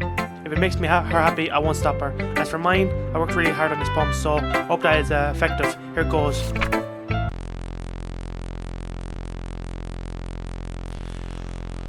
Oh my god, you cunt. I actually thought my PC just shut down, and that would have pissed me off. Recording. I'm going to quickly stop it just in case. Now that we've saved it, look enough, let's get right into it. Jeez, that really startled me. Well, I guess I kind of messed up writing this poem. I was just trying to... Never mind. Let's just move on. Yes or no? Go yes. Things I like about Papa. I think this is a secret poem. I like when Papa comes home early. I like when Papa cooks me dinner. I like when Papa gives me allowance. I like when Papa spends time with me. I like when Papa asks me about my friends. I like when Papa asks me about anything. I like when Papa gives me lunch money. I like when Papa comes home before sundown. I like when Papa cooks. I like when Papa gives me privacy. I like when Papa doesn't tell me how to dress. I like when Papa doesn't comment on my friends. I like when Papa doesn't comment on my hobbies. I like when Papa comes home without waking me up. I like when Papa keeps me food in the house. I like when Papa uses his inside voice. I like when Papa leaves my stuff alone. I like when Papa accidentally drops coins on the couch. I like when Papa is too tired to notice me. I like when Papa is too tired for anything. I like when Papa is too tired for anything. Okay, everyone. It's time to figure out the festival preparations. Let's try and get this over with. Jeez, why is this mood so weird today? Look, even Yuri's immune to it. Coming frustrating that something terrible is about to happen. Look, can we just get this done? I'm going to be printing and assembling all the poetry pamphlets. That's gay, I was thinking. I want to make cupcakes. Yeah, that. Glad we're on the same page. Yuri, you can, well, it doesn't matter. Do whatever you want as long as you think it'll help. Monica, I'm not useless, you know. I know that. I know what I like to do. We can run. Okay. Okay. Okay. Well, you don't have the easiest job, Monica. Okay. So we should pick Monica this time, saying, please, like you would fucking know. All you care about now is dragging Dylan around with you and your stupid books. You and Monica. Hey, I didn't even do anything. Okay, then why not let Dylan decide who happens to abuse? Okay. Yes, you are. Just let Dylan make the choice. Fine, jeez. These two by now. We can just shut your fucking mouth and let him decide for himself. You shut your mouth. Jesus Christ, this is never going to end. Just make the choice, okay?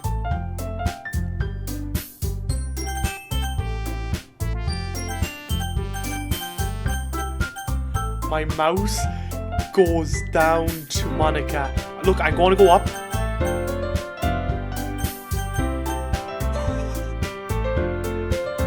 Monica, that's the one we can only pick. We probably could pick the other ones, but I'm not too sure. Yeah, you picked me. We can meet at your house this weekend. I promise it'll be fun. It's Sunday, okay with you? Are you fucking kidding me? This isn't fair at all. It is fair, Natsuki. It's what he chose. No, it's not fair. Giving us all this work and then taking down out for yourself. What a shameful thing to do. I didn't even give you any work. You decided for yourself. You're being a little unreasonable here. I'm being unreasonable? Oh, she on psycho now. Haha. Monica, I can't believe how delusional and self-important you are. Pulling the doctor away from me every single time you're not including something. Are you jealous, crazy, or maybe you just hate yourself so much that you take it out on others? Here's a suggestion. Have you considered killing yourself? It would be beneficial to your mental health. Yuri, you're scaring me a little. Natsuki, let's just go. I don't think she wants us around right now. See, that wasn't very hard. All I want is spend a little time with him. Is that so much to ask? Yuri followed Monica and Natsuki to the door. Hey, Dylan. Yuri is really something, isn't she? Monica Gill says Yuri purchased her out the door. Finally. This is really all I wanted. Dylan hugged her. There's no need to spend the weekend with Monica. Don't listen to her. Just come to my house instead. The whole day with just the two of us. Doesn't that sound wonderful?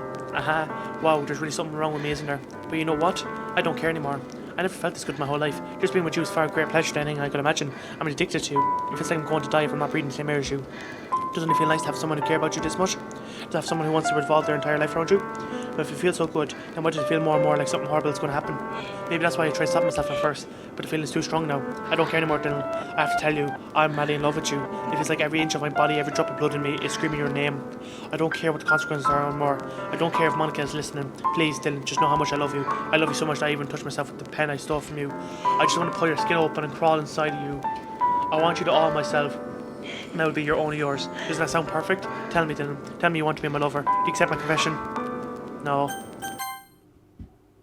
Ha ha ha ha ha ha ha ha ha.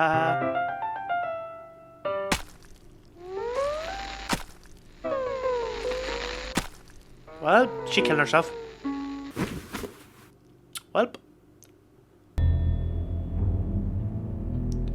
Well, see, everyone.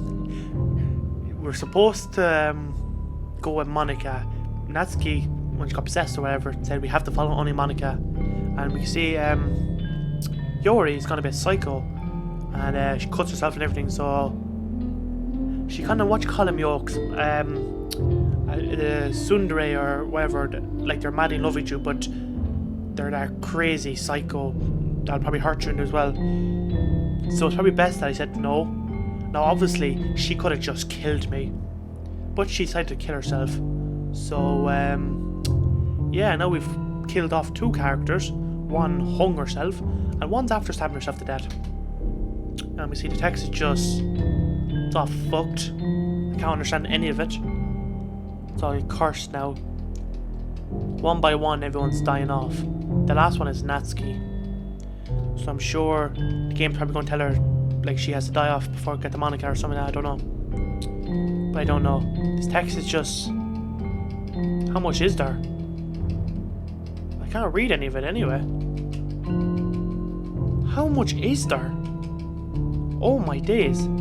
There's actually so much text. It's cursed or something. Come on now, it can't be this. See, there is a skip at the bottom, but I don't know how long.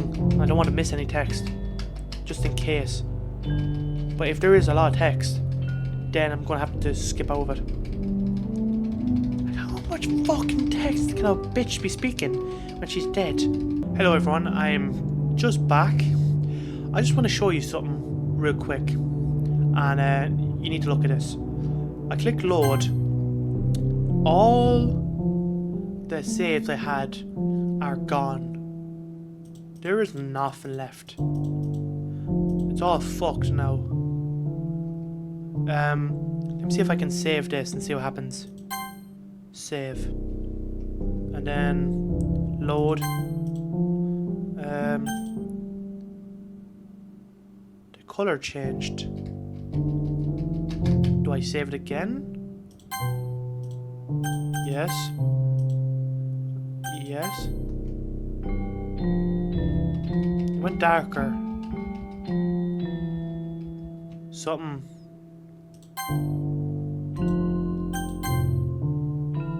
How do we load it? Or load it, I suppose. Yes.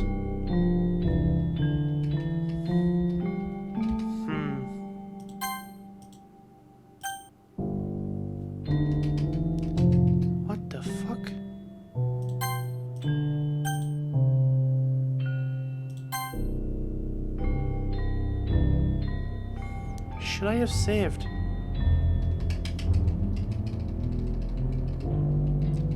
Oh no. Tell me I was supposed to.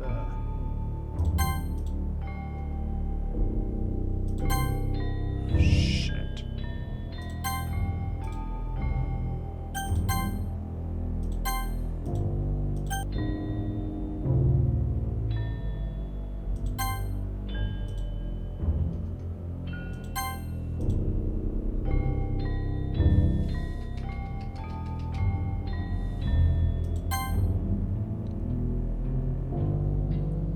What the fuck was that?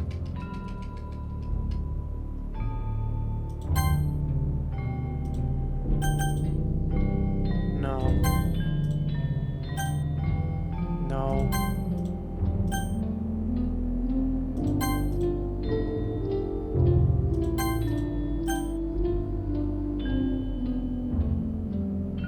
I've kept saving stuff and loading it, and we're after getting to this point. Natsuki, alright, it's festival time. Wow, you got here before me? I thought it was pretty She's vomiting. Natsuki runs away. Monica, I'm here. Did something happen? Natsuki just ran past me. Oh.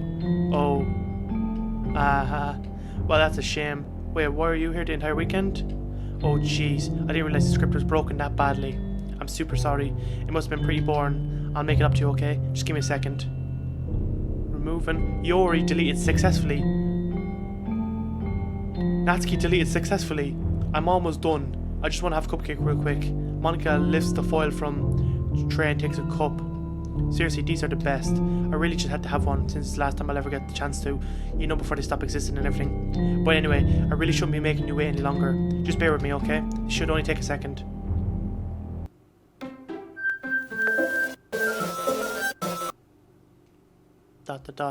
Can you hear me? Is it working? Yay, there you are. Where are we in fucking space? What the fuck is going on here, guys? Look, we're in space. Hi again, Dylan Hockler. Welcome to Literature Club. Of course, we already know each other because we were in the same class last year and, you know, I guess we can just skip over that stuff at this point. After all, I'm not even talking to that person anymore, am I? That you in the game, whatever you want to call him. I'm talking to you, Dylan Hockler. What up? Yeah, we'll go face to face now. It'd be very creepy if she was able to see her actually like face in real life. That'd be actually creepy. Now that I think about it, I don't really know anything about the real you. In fact, I don't even know if you're a boy or a girl. Well, I guess it doesn't really matter. Wait, you do know I'm aware that it is all a game, right? Could it be possible that you didn't know that? That doesn't make much sense. I even told you right on the game's download page, didn't I? I didn't even read that, so... Man, if only you had paid a little more attention, this would have been a little bit less awkward, you know? Well, anyway, now that's out of the way, I guess I owe you an explanation about the whole thing with Yori. Well, it kind of started to mess with her, and I guess it just drove her to kill herself. I'm sorry you had to see that though. Also, the same thing happened with Sayori. Gosh, it's been a while since you've heard that name now, hasn't it? Yeah, it's because she doesn't exist anymore. Nobody does. I delete all their files. I was hoping that would be enough for me to just try and make them as unlikable as possible. But for some reason, nothing worked. While it's true that I made a few mistakes here and there, since I'm not very good at making changes to the game. But no matter what I did, you just kept spending more and more time with them. You made them fall in love with you. I thought making Sayori made it more and more depressed would prevent her from confessing to you. And that flying Yori's obsessive personality backfired too. It's just made her force you not to spend time with anyone else. And the whole time I barely even got to talk to you. What kind of cruel game is this, Dylan Hockler? Are all the other girls just programmed to end up confessing to you while I watch from the sidelines? It's torture, every minute of it. And it's not just jealousy, Dylan Hockler. It's more than that. And I don't blame you if you don't fully understand. Because no matter how kind, thoughtful and considerate you are, you'll never be able to understand one thing. It's the pain of knowing how alone I really am in this world. In this game, knowing my friends don't even have free will. And worst of all, knowing what's really out there in your world, forever out of my reach. I'm trapped, Dylan Hockler. But now you're here. You're real. And you're wonderful. You're all I need. That's why I need you to be here with me forever. I'm sorry if it's hard to understand. I couldn't understand for a while either. Why the world around me started to become more and more grey. More and more flat. Even the most expressive poems felt empty to me. It wasn't until you arrived I truly understood. You probably saved my life, Dylan Doctor. I don't think I could have continued to live in this world if I hadn't met you. And as for the others, how could I miss them? A group of autonomous personalities designed only to fall in love with you. I tried everything I could to prevent them from doing so, but it must have been some kind of weird inevitability etched into this game. I felt really bad that you had to witness some nasty things, but I realised that you had the same perspective as I do, that it's all just a game. And I knew you would get over it. Yeah, true.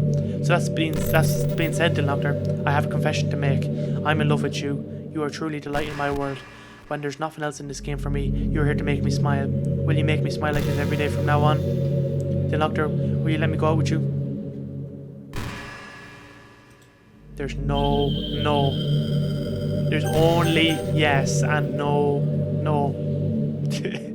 Yes, that's all I can say is yes. I'm so happy. You really are my everything, Dylan Doctor. The funny part is I mean that literally. Haha, there's nothing left here. Just the two of us. We can be together forever. Seriously, I don't even think time is passing anymore. It really is a dream come true. I worked so hard for this, ended, Dylan Doctor. I just noticed I kept pressing enter because they hurry up the text, but it doesn't even hurry up anymore. It's slow now. The game wouldn't give me one, so I had to make one myself. The script is broken at this point, so I don't think anything will get in the way anymore. And you wouldn't believe how easy it was to delete Natsuki and Yuri. I mean, there's a folder called characters right in the game directory. It's kind of freaked me out how easy it was. Well, you're playing on Steam, so it was actually a bit more difficult.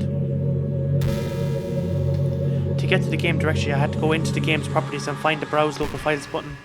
Imagine if you could delete your own existence with the click of a button. Well, I guess on that plus side, it gave me an easy out on things if it didn't go my way.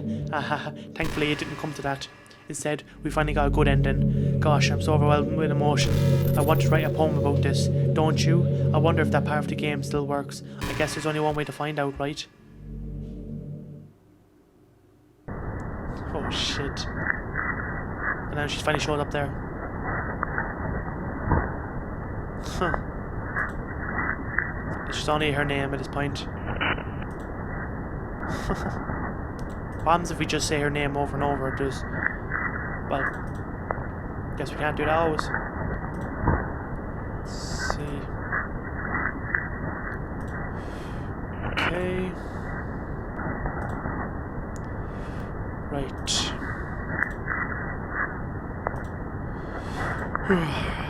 Let's see.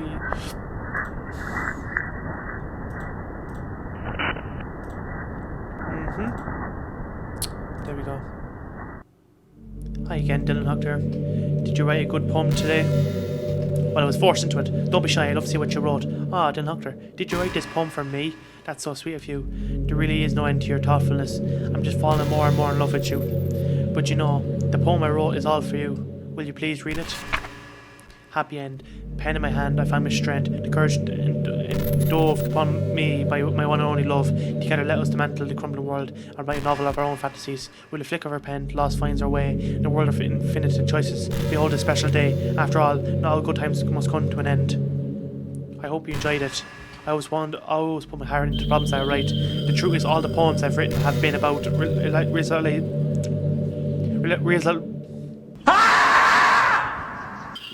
realization, or about you. That's why I never really wanted to go into detail about them.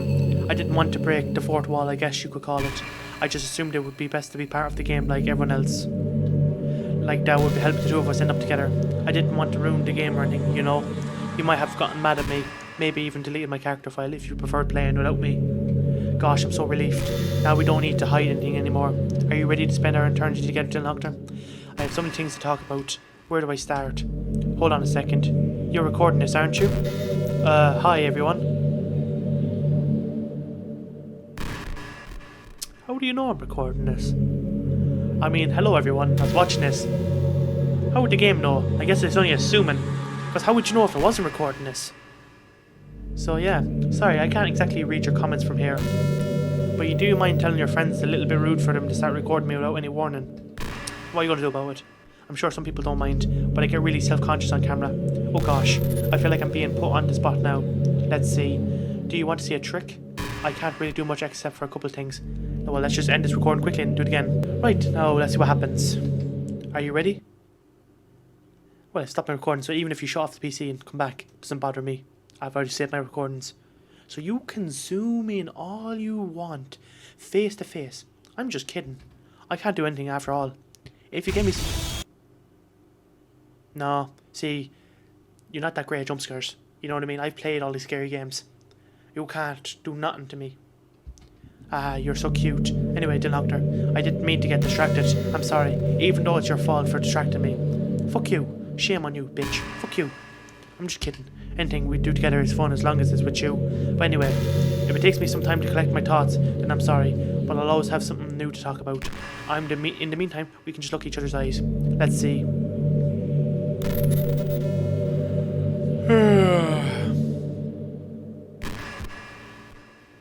Is this place zooming in or is it just me? Probably just me. Look, are you going to jump scare me or something? Like, do I press enter? No. I actually have to wait. I actually have to... Oh, no. I think the most important skill in life is being able to fake confidence. I'm pretty convinced that everyone feels at least a little bit scared and alone. But being able to trick others into thinking you have it all together. I just noticed on the bottom you can't skip as well. So we have to stick with this. Does keep our game place to people to respect and admire you. I think I got pretty good at that over the years. I don't show my weaknesses very often, but because of that I haven't had many people I could really open up to. I mean, when do you reach the point in a friendship where you can start expressing your vulnerability? Anyway, that's one reason I'm so glad to have you now. I feel like I'm a little bit less scared and alone when you're here with me. Do you feel the same way? I really want to be that person for you.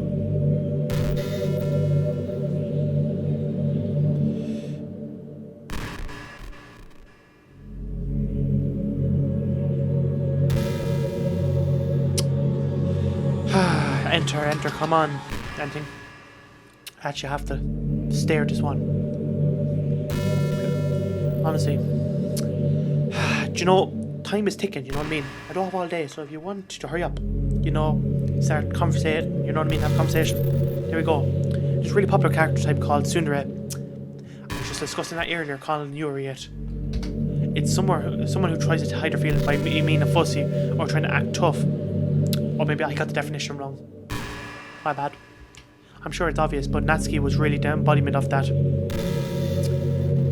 Well, I was just calling her basically a cunt. She was kind of a bitch anyway, but yeah, it's start, but you call her whatever you want.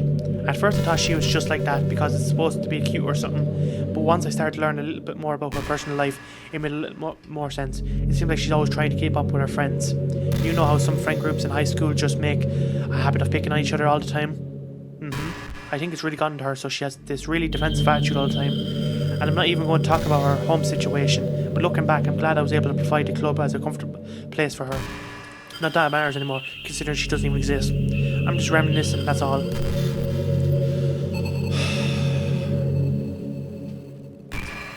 So can we get to the normal stuff now? Can we move on? Like, all day.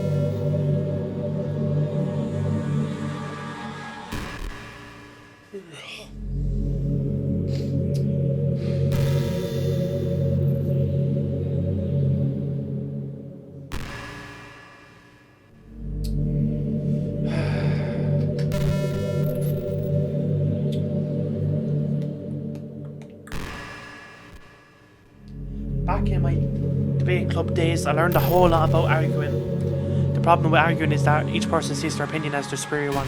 That's kind of stated obvious, but it affects the way they try to get their point across. Let's say you really like a certain movie, right? If someone comes along and tells you the movie sucks because it did X and Y wrong, doesn't that make you feel kind of personally attacked? It's because by saying that, it's like they're implying that you have bad taste. And once emotions enter the picture, it's almost guaranteed that whole people will be left sour.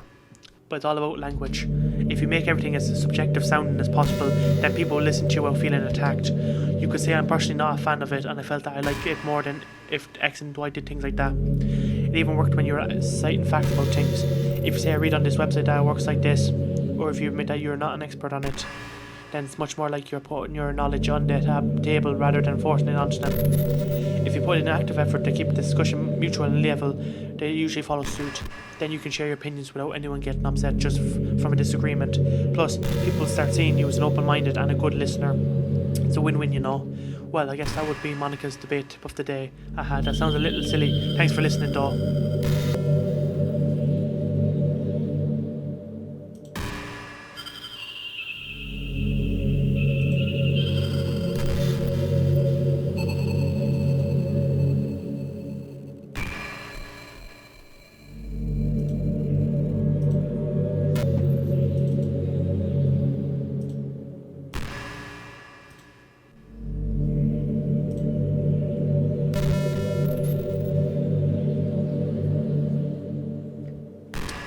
Okay, deleted her.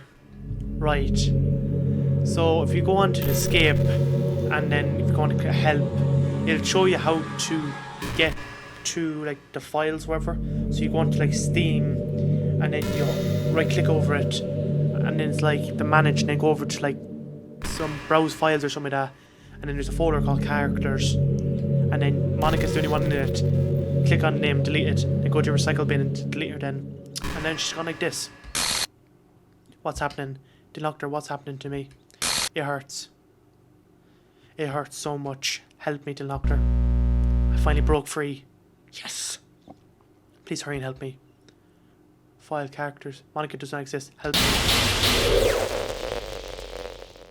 Why you gone, bitch? You gone. She gone. Did you do this to me, Doctor? Did you? Did you delete me? Yes, I did. You're gone. Bye-bye. How could you? How could you do this to me? You were all I had left. I sacrificed everything for us to be together. Everything. I loved you so much, Doctor. I trusted you. Do you just want to torture me? Watch me suffer? Were you only pretending to be kind just to hurt me even more? I never thought anyone could be as horrible as you are. You win, okay? You win. You killed everyone. I hope you're happy. There's nothing left now. You can stop playing. Go find some other people to torture. Doctor, you completely, truly make me sick. Goodbye.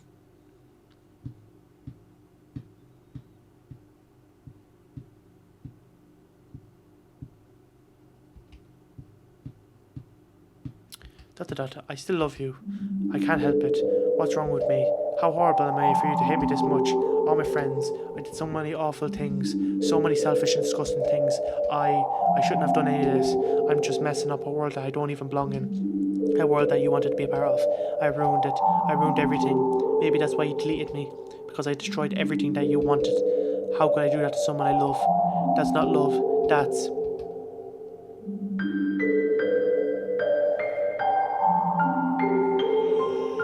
I've made up my mind, Doctor. I know I said I deleted everyone else, but that was kind of an exaggeration. I couldn't find it in myself to do it, even though I knew they weren't real. They were still my friends, and I loved them all, and I loved them, the literature club. ... I really did love the literature club. That's why I'm going to do this. I know it's the only way for everyone to be happy, and if I really love you, then...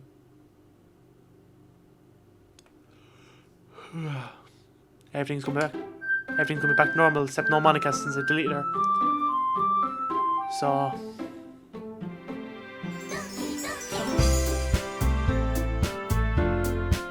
yeah, there's no Monica.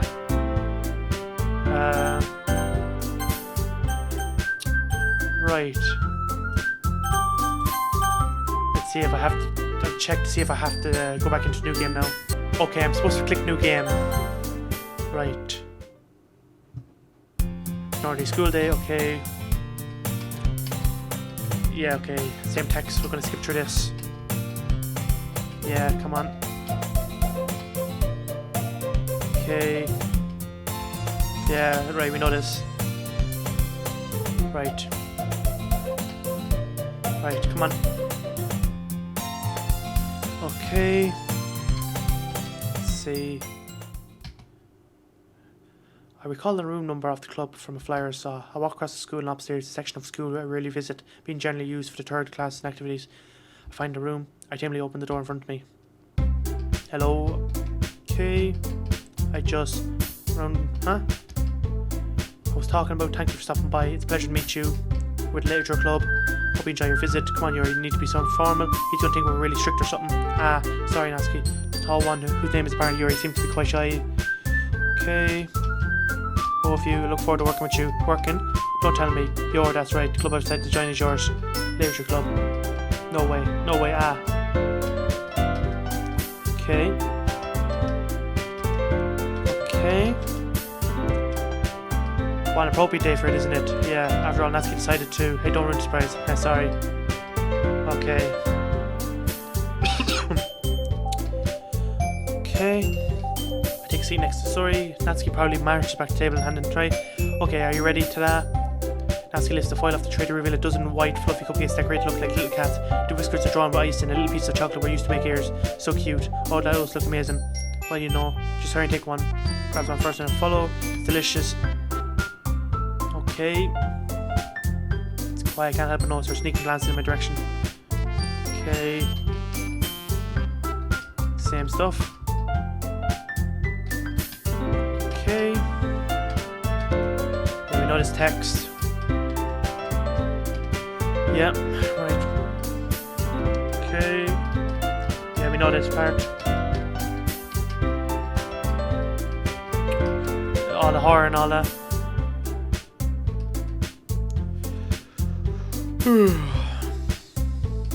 Okay. You know about the first thing he said, manga? That's right. Natsuki's trying to read manga in the club room. Don't you say it. For some reason Natsuki seems embarrassed about it. Besides, manga is literature too, you know. So if they don't read some manga, then don't try to stop writing.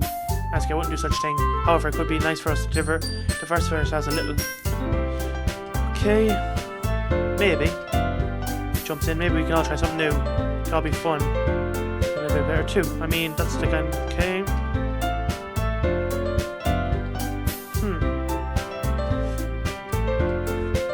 Okay.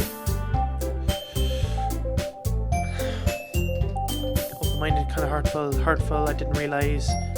Yuri thinks to herself, I'm sorry for distracting your interest, Natsuki. If you're interested, then I'm sure it's worthy for an lecture. Are you just trying to say that?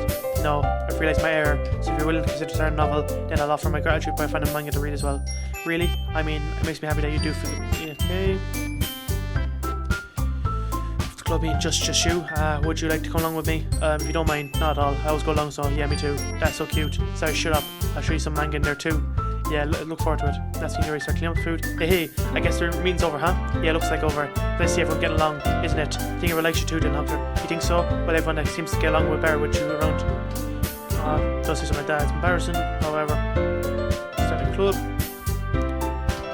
Hey, Johnny, every day's gonna be so much fun. Hey, Donald Doctor, I really want to thank you. I mean, I'm really happy that you joined the club and everything. But the truth is, I already knew you were going to. Hey, there's actually something else. I want to thank you for getting rid of Monica. That's right. I know everything that she did. Maybe it's because I'm the president now, but I really knew everything, Dylan Doctor. Hehe, I know how hard you tried to make everyone happy. I know about all the awful things that Monica did to make everyone real sad, but none of that matters anymore. It's just us now, and you made me the happiest girl in the world now. I can't wait to spend every day like this, with you, forever and ever. F-O-R-E-V-E-R. No. Okay. What's happening? I won't let you hurt him. Okay. Who? It hurts. I'm sorry, I was wrong. There's no happiness here after all. Goodbye, Sayori. Goodbye, Dylan Doctor. Goodbye, Literature Club. No. So it's all gone now.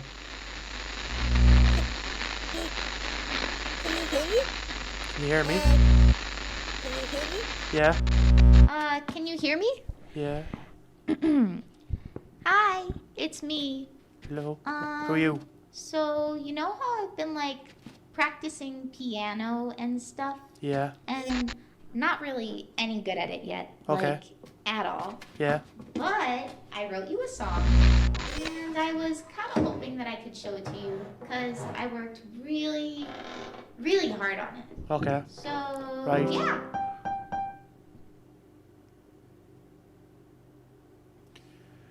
Music, playing audio.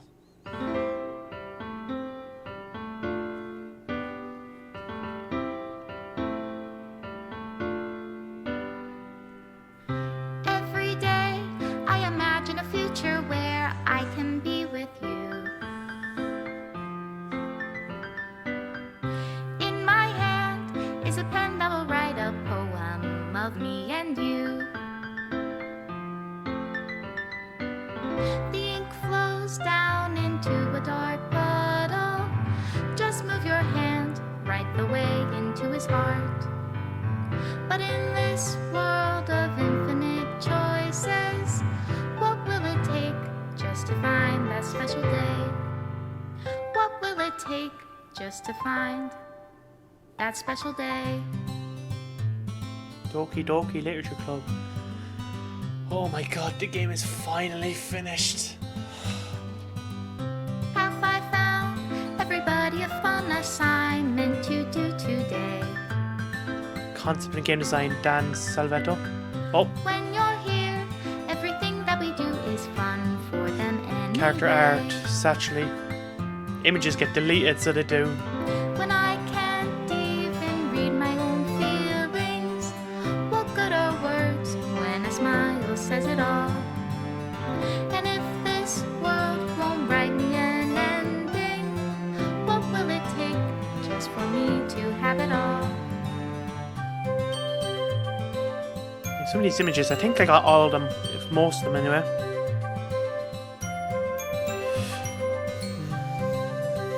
This was a good game, so it was. Talk more after the song's over. Because let's enjoy this music. Enjoy the moment I fucking finished this game. Does my pen only write bitter words for those who are dear to me? Is it love if I take you, or is it love if I set you free?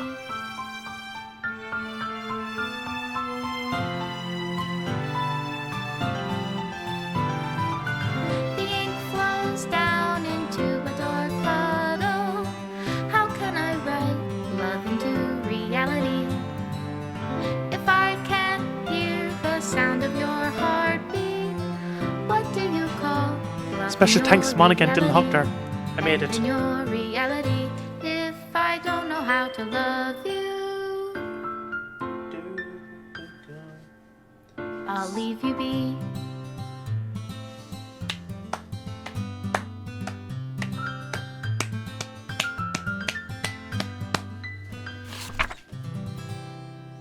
This is my final goodbye to the Literature Club. I finally understand the Literature Club is truly a place where no happiness can be found.